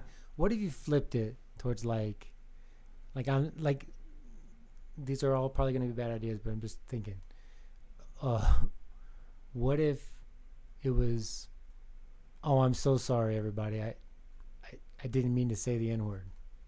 Like, what if you imply that you accidentally, I'm sorry, I fumbled that last piece. I didn't mean to say the N-word or something. Like, you flip it that way to where you've said the N-word, but you're apologetic. I guess that makes sense. Maybe not. Maybe it's not funny.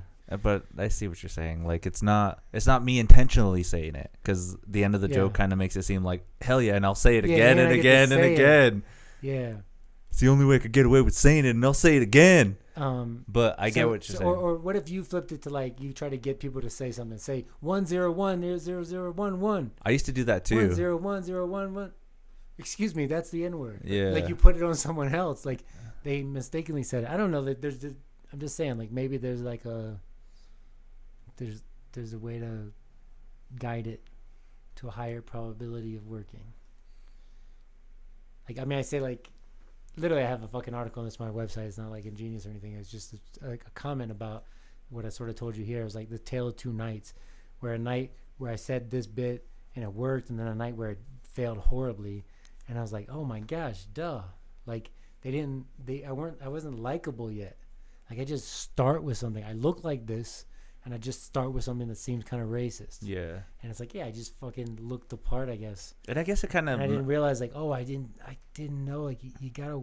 They won't just give you the benefit of the doubt. You gotta like earn the benefit of the doubt first, and now they'll let you go a little sideways. And I feel like you kind of have to have a good joke before that as well. Like if your last joke bomb and then you're trying to close with that joke, then it's not going to be as good. It's going to bomb double. Yeah, that makes sense. Yeah, like you need like a change in direction or whatever.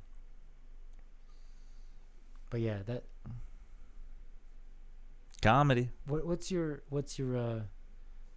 I wish we could do like a show where I think we should get together and be able to kill each other's jokes.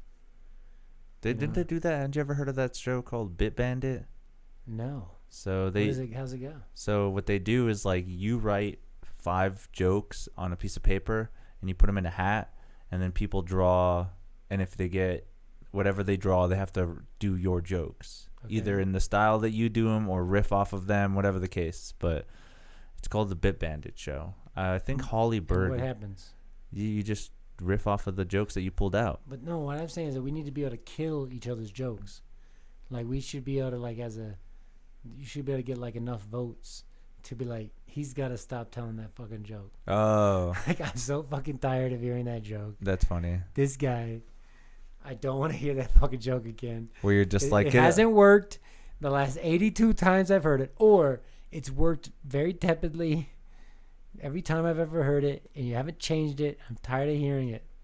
I want to jump off of a bridge because I'm hearing the same fucking jokes over and over. Hearing the same retard joke over and over again. Oh my God. It's like, change that retarded bit up. That's funny. And that I don't know if you know this, but Buck D is going to put on a new show at the Boots and Bourbon called Barrel Bourbon. So it's it's stand up on the spot? No, it's actually what is the other one called? You know, the one that they do at the Comedy Mothership with Brian? Not Brian. Brian Simpson. Bottom of the Barrel. Yeah, they're gonna do that idea. It's the same thing. Yeah. So.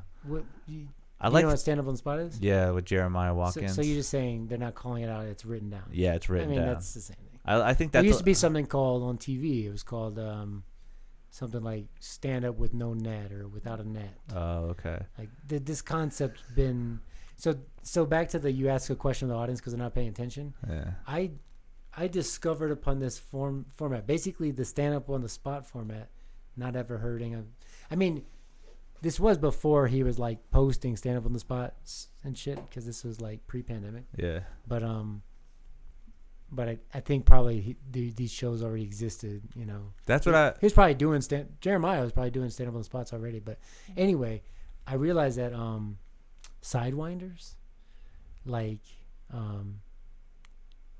people were just like not. It was like karaoke / comedy. Oh, I've done that a few times. And you're like, they're just not here to listen to comedy. Like, yeah. So their bias kind of like, we're supposed to just passively listen and clap at the end. And now you're like, no. You have to listen to every word, or you're not going to get the punchlines. Yeah. You actually have to pay attention, stop talking, and pay attention. That's a good idea, though. They weren't paying attention. That's so what good. I was like, hey, what I started doing just as Sidewinders, I was asked for them to give me topics. Yeah. And then I riff off of the topics. And it's like, well, they're giving the topic. So they're least invested in like, if they said Turtle Island and now I'm going to do a turtle joke. Yeah. Like, if it isn't the whole crowd, at least it's the person that gave you that idea. And I turn it around like, I mean, it didn't work every single time, but for several weeks in a row, I'd watch everyone bomb and I would do that and it would work. And then I realized I've written a fucking joke on almost any topic. Like, it's not often me riffing in some random ass way. It's just your broad ass, not specific enough topic. I already got bits on those topics. Yeah. So when people are throwing me suggestions, like, I don't know, 8-9 times out of 10, I already have a bit that I can think of that relates to that topic. And that's what's funny too, is like I saw you do that once at the hall, but you had them write it on a piece of paper. Oh yeah, I did that. Yeah, and that was a good idea because they were invested on seeing if theirs was going to get picked. And the reason I did that is to not be dicks to everyone else on the lineup. Because if you go out there and you have people start yelling out suggestions as a comic, and I'm not headlining, so now you have to follow that. Oh, okay. And now I've just conditioned them all to start yelling out shit. You made hecklers. Yeah, exactly. I just made them into hecklers, and now you're gonna have to perform after I've just heckled them up. Yeah. And that's shitty because if your style, I mean, in the specific that night, like you weren't gonna go do like crowd worky. What do you guys think? What topics do you want? Yeah. You had your plan set. So I started doing the written down to not create that weird heckledness. I love that you think about that too, because like it pretty much is like the stand up on the spot or the bottom of the barrel, but you're like put it to a way where it doesn't ruin the other comics' experience because they're not doing that. Exactly. Like they're just that was the bucket one.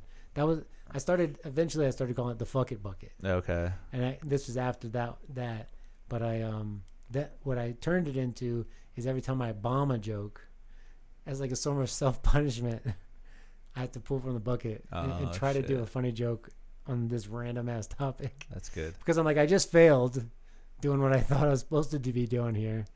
So literally, I mean, it's goofy, but it's like a form of self-punishment. Like I just bombed. Damn it. Let me do something even harder.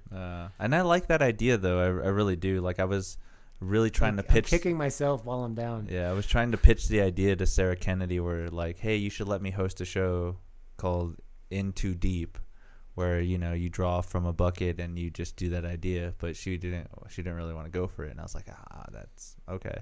And then out of nowhere, Buck D is like, oh, I'm doing that show too, but I'm not doing it at Dry Heat, I'm doing it at Boots and Bourbons. Nice. I was like, I should have just pitched the idea somewhere else. Why did I just stick to trying to? Outlet didn't said no. Yeah.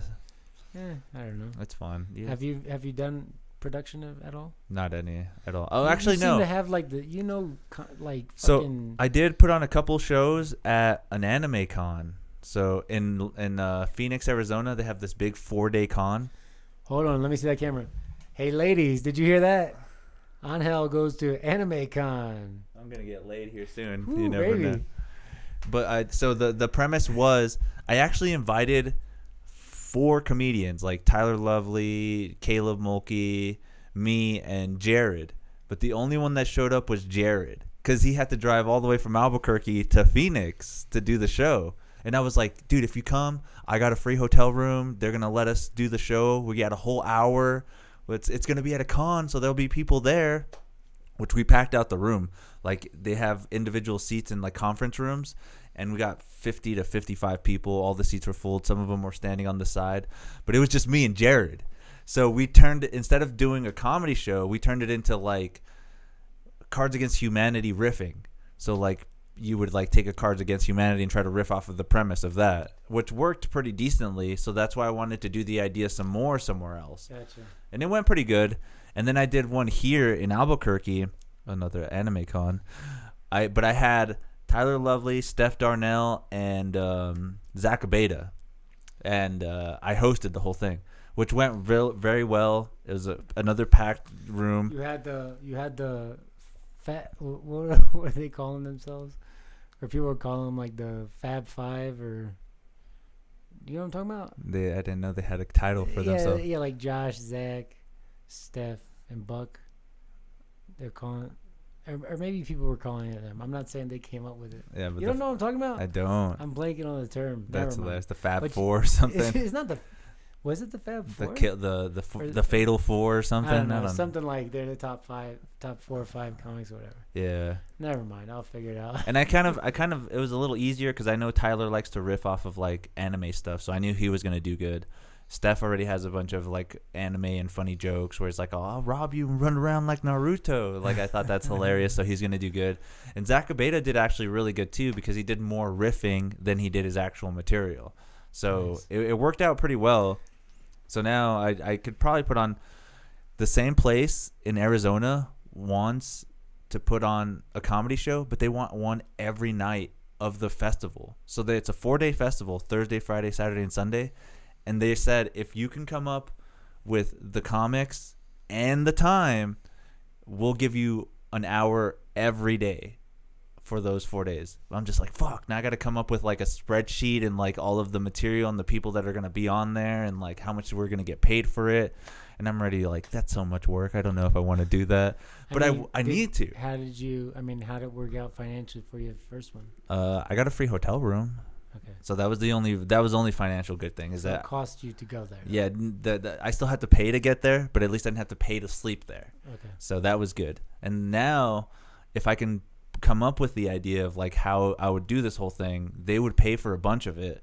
But I'm just getting lazy now. I'm just like, oh man, so that means I have to pull up a Word document. I gotta write down everyone's name, the idea, blah blah. So I'm See, that's why. And look, in that the universe I'm from, where this is my podcast. Yeah.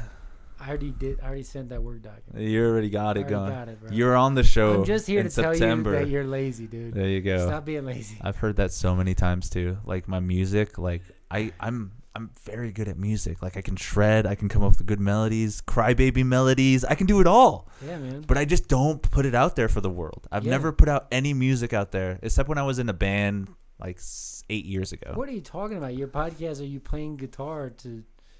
You've been playing suicide music for weeks. But that's not like out in the world. There's already been suicides because of your music. It's not in the same sense of like, hey, go to my Spotify and listen to my suicide song, or just hey, copy it onto Spotify. I'm not. But you should produce it a little better. The lives that are lost. Remember what significance you're doing, or it could be like the Juggalos. I'm saving you because I'm saving you here because I don't know how much you think I'm joking.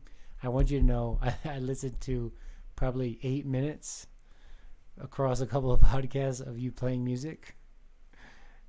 Well, you don't get to the end. That's why. That's all that I'm saying. That I'm basing this information off of.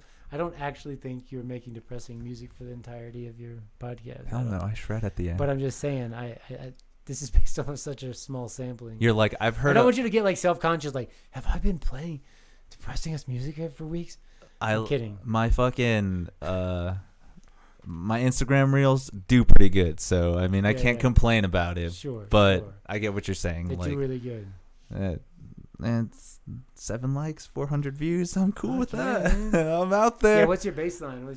What's your like? You put it out and you get this number. You're like, fuck. You know what's crazy? When I used to do shorts, comedy shorts on YouTube, they at least got 1,000 views. Okay. So they were doing good, and then I'd do my music, and that would be like a little less, maybe like 600 views comparatively.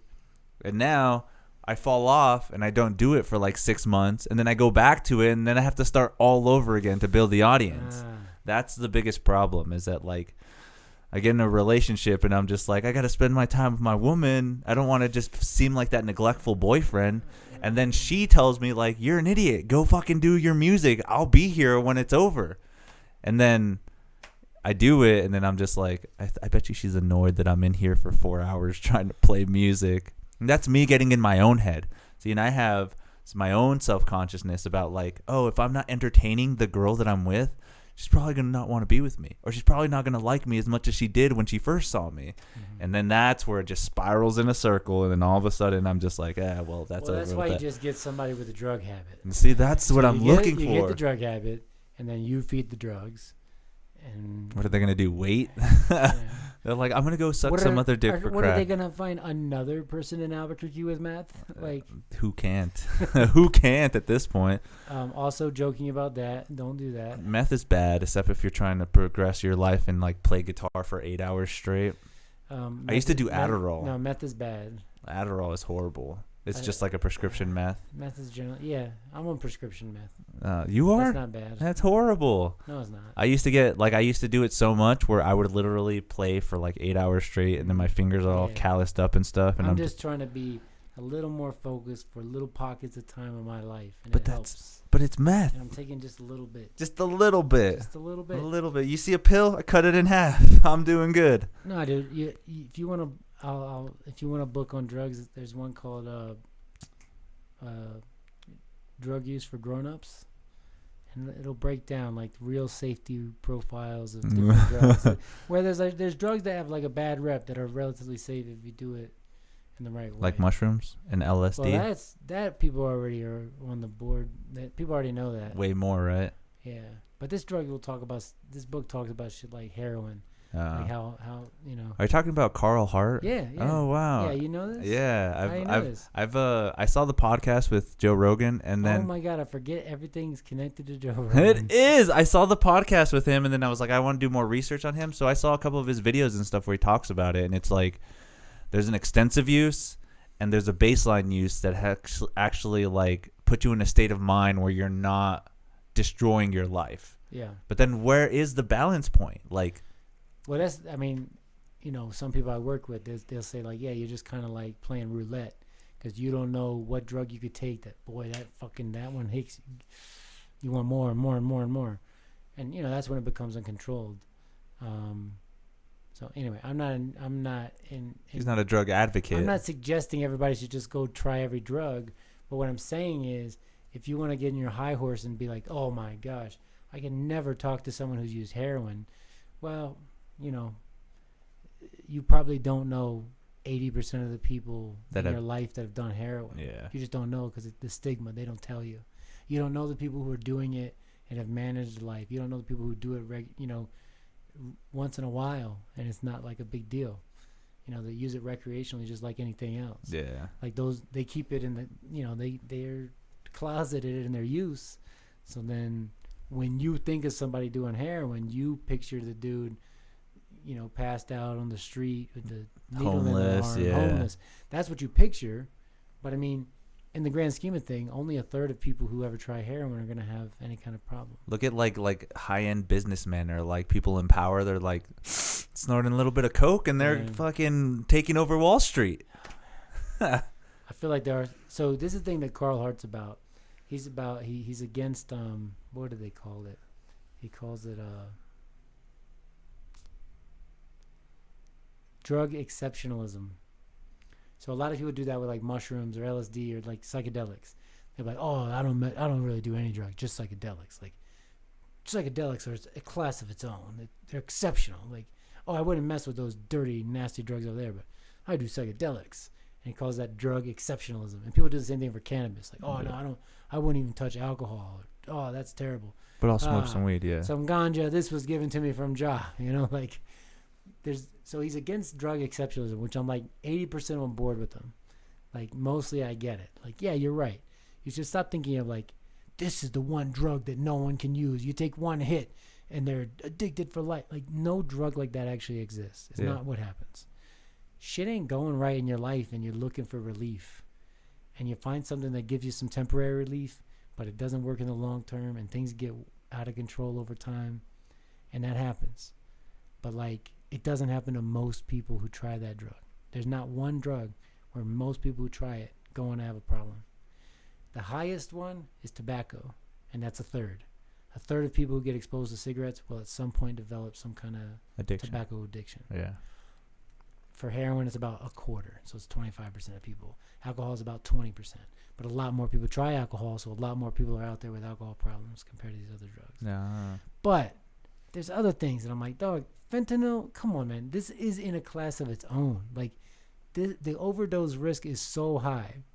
I do generally think it's okay to be suggesting people should probably not be doing fentanyl. Yeah. Like, that's, like, I'm not going to get on board of like, no, let's just find out how to most safely use it. It's like, okay. I mean, if you're using it, obviously we want you to use it as safe as possible. Yeah, but safe as possible isn't safe. Yeah. I'm a harm reductionist. If you can reduce the harm, that's a good thing. But clearly, like, to act like fentanyl and like mushrooms are in the same category of risk, it's kind of crazy to me. Yeah, because that's the same. That's like the same concept with the opiate drugs, right? Like, you kind of take it because of the pain that you get from the injury or whatever the case may be, but you should be strong enough to know that, like, over time you should gradually stop or not do it as much because it doesn't make you the same way you feel when, you broke your back or something. Yeah. Over a couple of years, your back is going to heal. Did you heal mentally? Because if not, that's where that drug addiction comes in because you're just like, like you see it all the time. Like, dude breaks his back, starts taking opiates, and then he goes back to work, loses his job. Because they're like, oh, that's all you do is take your pills for your back. And then they're like, oh, whatever, I'm out of here. And then they're like, oh, I'm on the streets now. Now, how am I supposed to get more pills? Oh, I know. I'll find it in a heroin base or something else. And it turns into this whole other. I mean, it happens. There's a lot more paths to it than that. And that's certainly one of them. But, like, now we're talking about my day job shit. So, but yeah, like, it's a fucked up thing. I mean, the heroin withdrawal or, like, opiate withdrawal is just bad. Yeah. It's bad. I mean, it's like acutely very bad. Now, it's usually it's pretty quick. It's a few days. I mean, I've seen people withdrawing from alcohol can take weeks. Yeah. Where you're still at risk of going into DTs and hallucinating and having seizures and dying. And like you can have that withdrawal for weeks. But this is shitty. But when I worked at a psychiatric hospital, I used to I would come up to like a nurse and I'd be like, "Hey, remember that nice guy? He was like withdrawing from heroin. Nice dude. What was his name?" And they'd be like, they can't think of one nice patient who's ever been nice who are in heroin withdrawal, which is true. I've never, like, when people come in fucking withdrawing from heroin, they're always nasty, and it must be that bad. Oh, wow. You know, like, I don't think they're all like bad people, but at that moment, they're such dicks, and they almost always go against medical advice. They leave the hospital before they finish, you know, and it's like they're always like the peak assholes. And you're like, damn, that's what that fucking drug does when you're withdrawing from it. Versus, like, you know, there's plenty of people withdrawing from all kinds of other shit that were perfectly pleasant, and, you know, even though they're like suffering through their withdrawal, they're taking medication, they're holding their composure. I think it's more. I've never seen someone take heroin with withdrawal and just be like, I'm okay. I'm okay. I'm okay. Don't worry about it. I'll get better. I'll get over this. Yeah. See, and that's intense too. Like, I've never really seen that aspect of that. Like, I see it at my work a little bit when they're like, one of the old residents, they'll be like, "Oh, the doctor says you don't need to take as much, you know, oxycodone anymore." And they're, "What do you mean I don't need to take oxycodone anymore? I need it right now." And then you're just like, oh shit, man, that's crazy. Like, they have that addictiveness that's stuck in their head that they need it, and they're probably going through the withdrawal, which is probably uncomfortable, but it will be okay after a while. Yeah. But it's just like, you just got to sit in the suffering of it. And that's what in the day job, that's what we're working on, like psychological treatments that you can give people who have like chronic pain and opioid use disorder that can like help manage life better. Because just ramping up, taking more and more opioids ain't it. Like, that's not the, you know, that's not the way. Yeah. So it's not never the way. There's definitely people who need to, you know, need opioids, and that still needs to be an option. Jesus Christ, we need to end on a high note, man. Oh, we can't be talking about like this depressing shit. Not end on this. All right, who do you think's an overrated comic? Tell me. That's not a high note. Who's that's overrated, negative. buddy? Tell me who you think sucks. Where you at, Tito? Locally or Yeah, locally. I mean, if we went, okay. I suggested we go positive. Like, who did you like? Who are your favorite comics? Who did you say? I love your favorite was Jake Otero. Jake Otero. I'm really into Jake's stuff. Yeah, He's dude. funny, man. And he just opened up he featured for Chris Estrada. Yeah. That my wife and I were watching that show. This Fool. Yeah. That's such a good show. I love that show too. I don't even like it that much. I thought it's so funny. It's all right. It just reminds me of like my childhood, big old gangsters and stuff. That's cool, because I mean, maybe like I told you, I grew up white and black. Yeah. Like, white people are dumb and racist, black people are cool. Yeah. That's just the way I like grew up thinking. And then like later on, I was like, dude, why do I like the black people more than white people? I was like, oh, because I know white people. I see white people being the shittiest versions of themselves. Yeah, pretentious. Behind closed doors, they're being like racist and shit. Yeah. And it's like, oh, I don't see that from other groups. You know, now like I'm married into a Mexican family. Like, okay, now I see like Mexicans being shitty. And I'm like, oh, okay. So I meant, black people could be shitty too. So I just didn't know. That's like funny. all my interactions with black people in school and in life were always positive. So I just went through life. It's like, white people kind of suck. Black people are cool. And then I married a Mexican. I'm like, oh shit, there's like other people out there. There's so much more racism than I thought. Races. I didn't think it was this bad. But yeah, that's one of the things I like about out here. I mean, it's like, and that's what I like about traveling, man. It's just like multicultural shit, dude. Very diverse. It's just cool, man. Like, it really is like, it's fucking crazy. Like, how many comics have you heard say, oh, I was raised by Indian parents. And, oh, you know how Indian parents are. When you didn't do the dishes, they'd do this. Oh, yeah, right. And then you'd be like, that's what my parents did. Yeah. I'm not Indian. But they still, yeah. But it's the same shit, and it's just funnier making it more specific because it feels more relatable. But then you're like, that's me. Like, that's my childhood. Like the whole... They also beat me the same way you just described. That ain't a black family thing. I see. That's what my mom did. Joe Coy does that a lot, too, where he's always talking about Filipinos and oh, they're all nurses and doctors and stuff like that. And I'm just like, no, they're not. They're not. Like, look at where I work at. I see mostly everybody. It's not that. You're like, in your life, they're nurses and doctors. Yeah, that's just a stereotype that's not true. But yeah, like most of them. They're never always true. Yeah. Overrated. Why didn't you go positive? No, I was just trying to get away from the drug thing. Oh, I'm sorry. We started talking about drugs. It's alright. I think I need to go do some heroin now. No, don't do that. Oh man. Not a good idea. No, just pop. You ever have any drug problems? No, I've been pretty good. If I like now, I've been taking a break from weed. I'm not Good fiending. dreams, huh? Fiending. I'm not like fuck. I need to get some weed right now. Blah blah blah. Drinking's the same way. My parents were alcoholics, so I can stop anytime because I'm just like I'm not gonna be like my parents. Like that's a good example. Well, I think that's kind of my story. Is like everybody's got problems with drugs and alcohol. Yeah. So I just never like. Fucked with it. Yeah. Like I did stuff early when I was a kid. Like I was going down a dumb path, and then friends of mine went worse, and I was like, bro, this don't look like. This path doesn't seem good, you know. Like, yeah, it's hard. I did get kicked out of school because of weed, so but that's like that had effect. But I had already decided I needed to let it go because my best friend had like started really going in a bad way with it, and I was like, man, you don't want to do anything other than this now? Like we can't do other shit. Yeah. And I was like, I don't want to do that, so I quit. I didn't use drugs, alcohol for like 10, 12 years or something, from like when I was a teenager till adulthood. Wow. And then I started by drinking once in a while at conferences, and then I started started like, you know, intermittent weed. But now I'm like, there's so many drugs to try.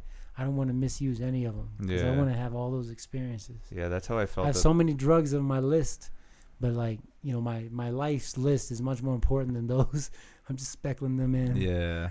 To experience them when I can. I remember I'm a fan of the psychedelics. Every time I've had a psychedelic experience, I feel like positive. I'm enriched in a way. Yeah. And it feels like it just slowly fades over time. And that's what's funny, and then it feels like I need to come back. Like you, when I first tried psychedelics, it was like mushrooms, and they're like, you shouldn't try acid though. Acid will kill you, or you'll be stuck in your mind forever. And then I tried it one time. I was like, it's just like mushrooms. And longer. Yeah. I had LSD, and it was longer than the mushrooms, and just as fun, and just as the difference was like. I just did LSD for the first time, so that was just fun given the experience, like where I was and everything. But like mushrooms, like talk to me. Yeah. I mean, I sometimes get harsh lessons. First time I did it, I remember I called my mom. I was describing it to her, and because they were always open about their use in the past and stuff, and I was saying how like, dude, I felt like I cried for like 2 hours. And I looked, and it was 12 minutes, or like 7 minutes, or something like way short. Yeah. And I was like, what's crazy is, and then she was like, well, it sounds like you had a bad trip. And then I was like, you know what? I guess I can't talk right now. I thought I could talk, but I can't. My thoughts aren't coming out. Never mind.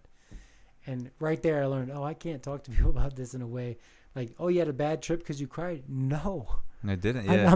I cried. I needed to fucking cry, dude. That's so sick. That was a super necessary cry. Like I came out on the other end better for it. Did you do them in private or publicly? Private. So LSD I did publicly. Okay, same. Mushrooms, more privately. private. One time I did mushrooms thinking I could go like do chores with my wife and go shopping and stuff. But that was the first time I tried where I was around somebody, and I realized I just couldn't articulate. So like, I felt like I'm thinking clearly. Yeah, shit's moving weird or whatever, but I know that's a hallucination. You know, I'm not confused or anything. I know what I took. Yeah. But like, we just tried to go like to Lowe's, and I was just trying to talk to someone at Lowe's, and I couldn't get the thought out. It's like, we need a, you know, and that's how I looked. And I'm like, everything's in my like everything is clear of what I want to say. I just couldn't fucking say it. That's hilarious. And then I went and I bought a cell phone at the Verizon store that's right by there, and that was like, I was kind of giggly and goofy, and my wife's getting mad at me. And I was like, oh, okay, I can't really communicate well on this, and if I'm surrounded by people who are sober, they're gonna find it annoying. Yeah. But I'm having a great fucking time. It's so fun. But now I do it like a meditation. Okay. So like, where I go in with like an intention, a thing that I'm like been ruminating on. To seek something. Like, okay, here's what I'm thinking about. Like, okay, how do I connect better? You know, I'm trying not to say the real thing, but okay, how can I do better X with Y? And I'm thinking about that, and then and then I'll do it. And you know, there's enjoyable parts where you're just enjoying the experience of tripping balls. But then the stuff you just can come. It's like you coming at something from a different angle. Yeah. Like you have like that insight's been available to you. You've never connected it, and then you're like, But it's like literally changed relationships. You know, a ton of different relationships. Like I had a relationship with someone who, and you know, a family member, who I realized like, oh, shit. Like I'm not overtly doing shitty things to you. Like I'm just being neutral to you.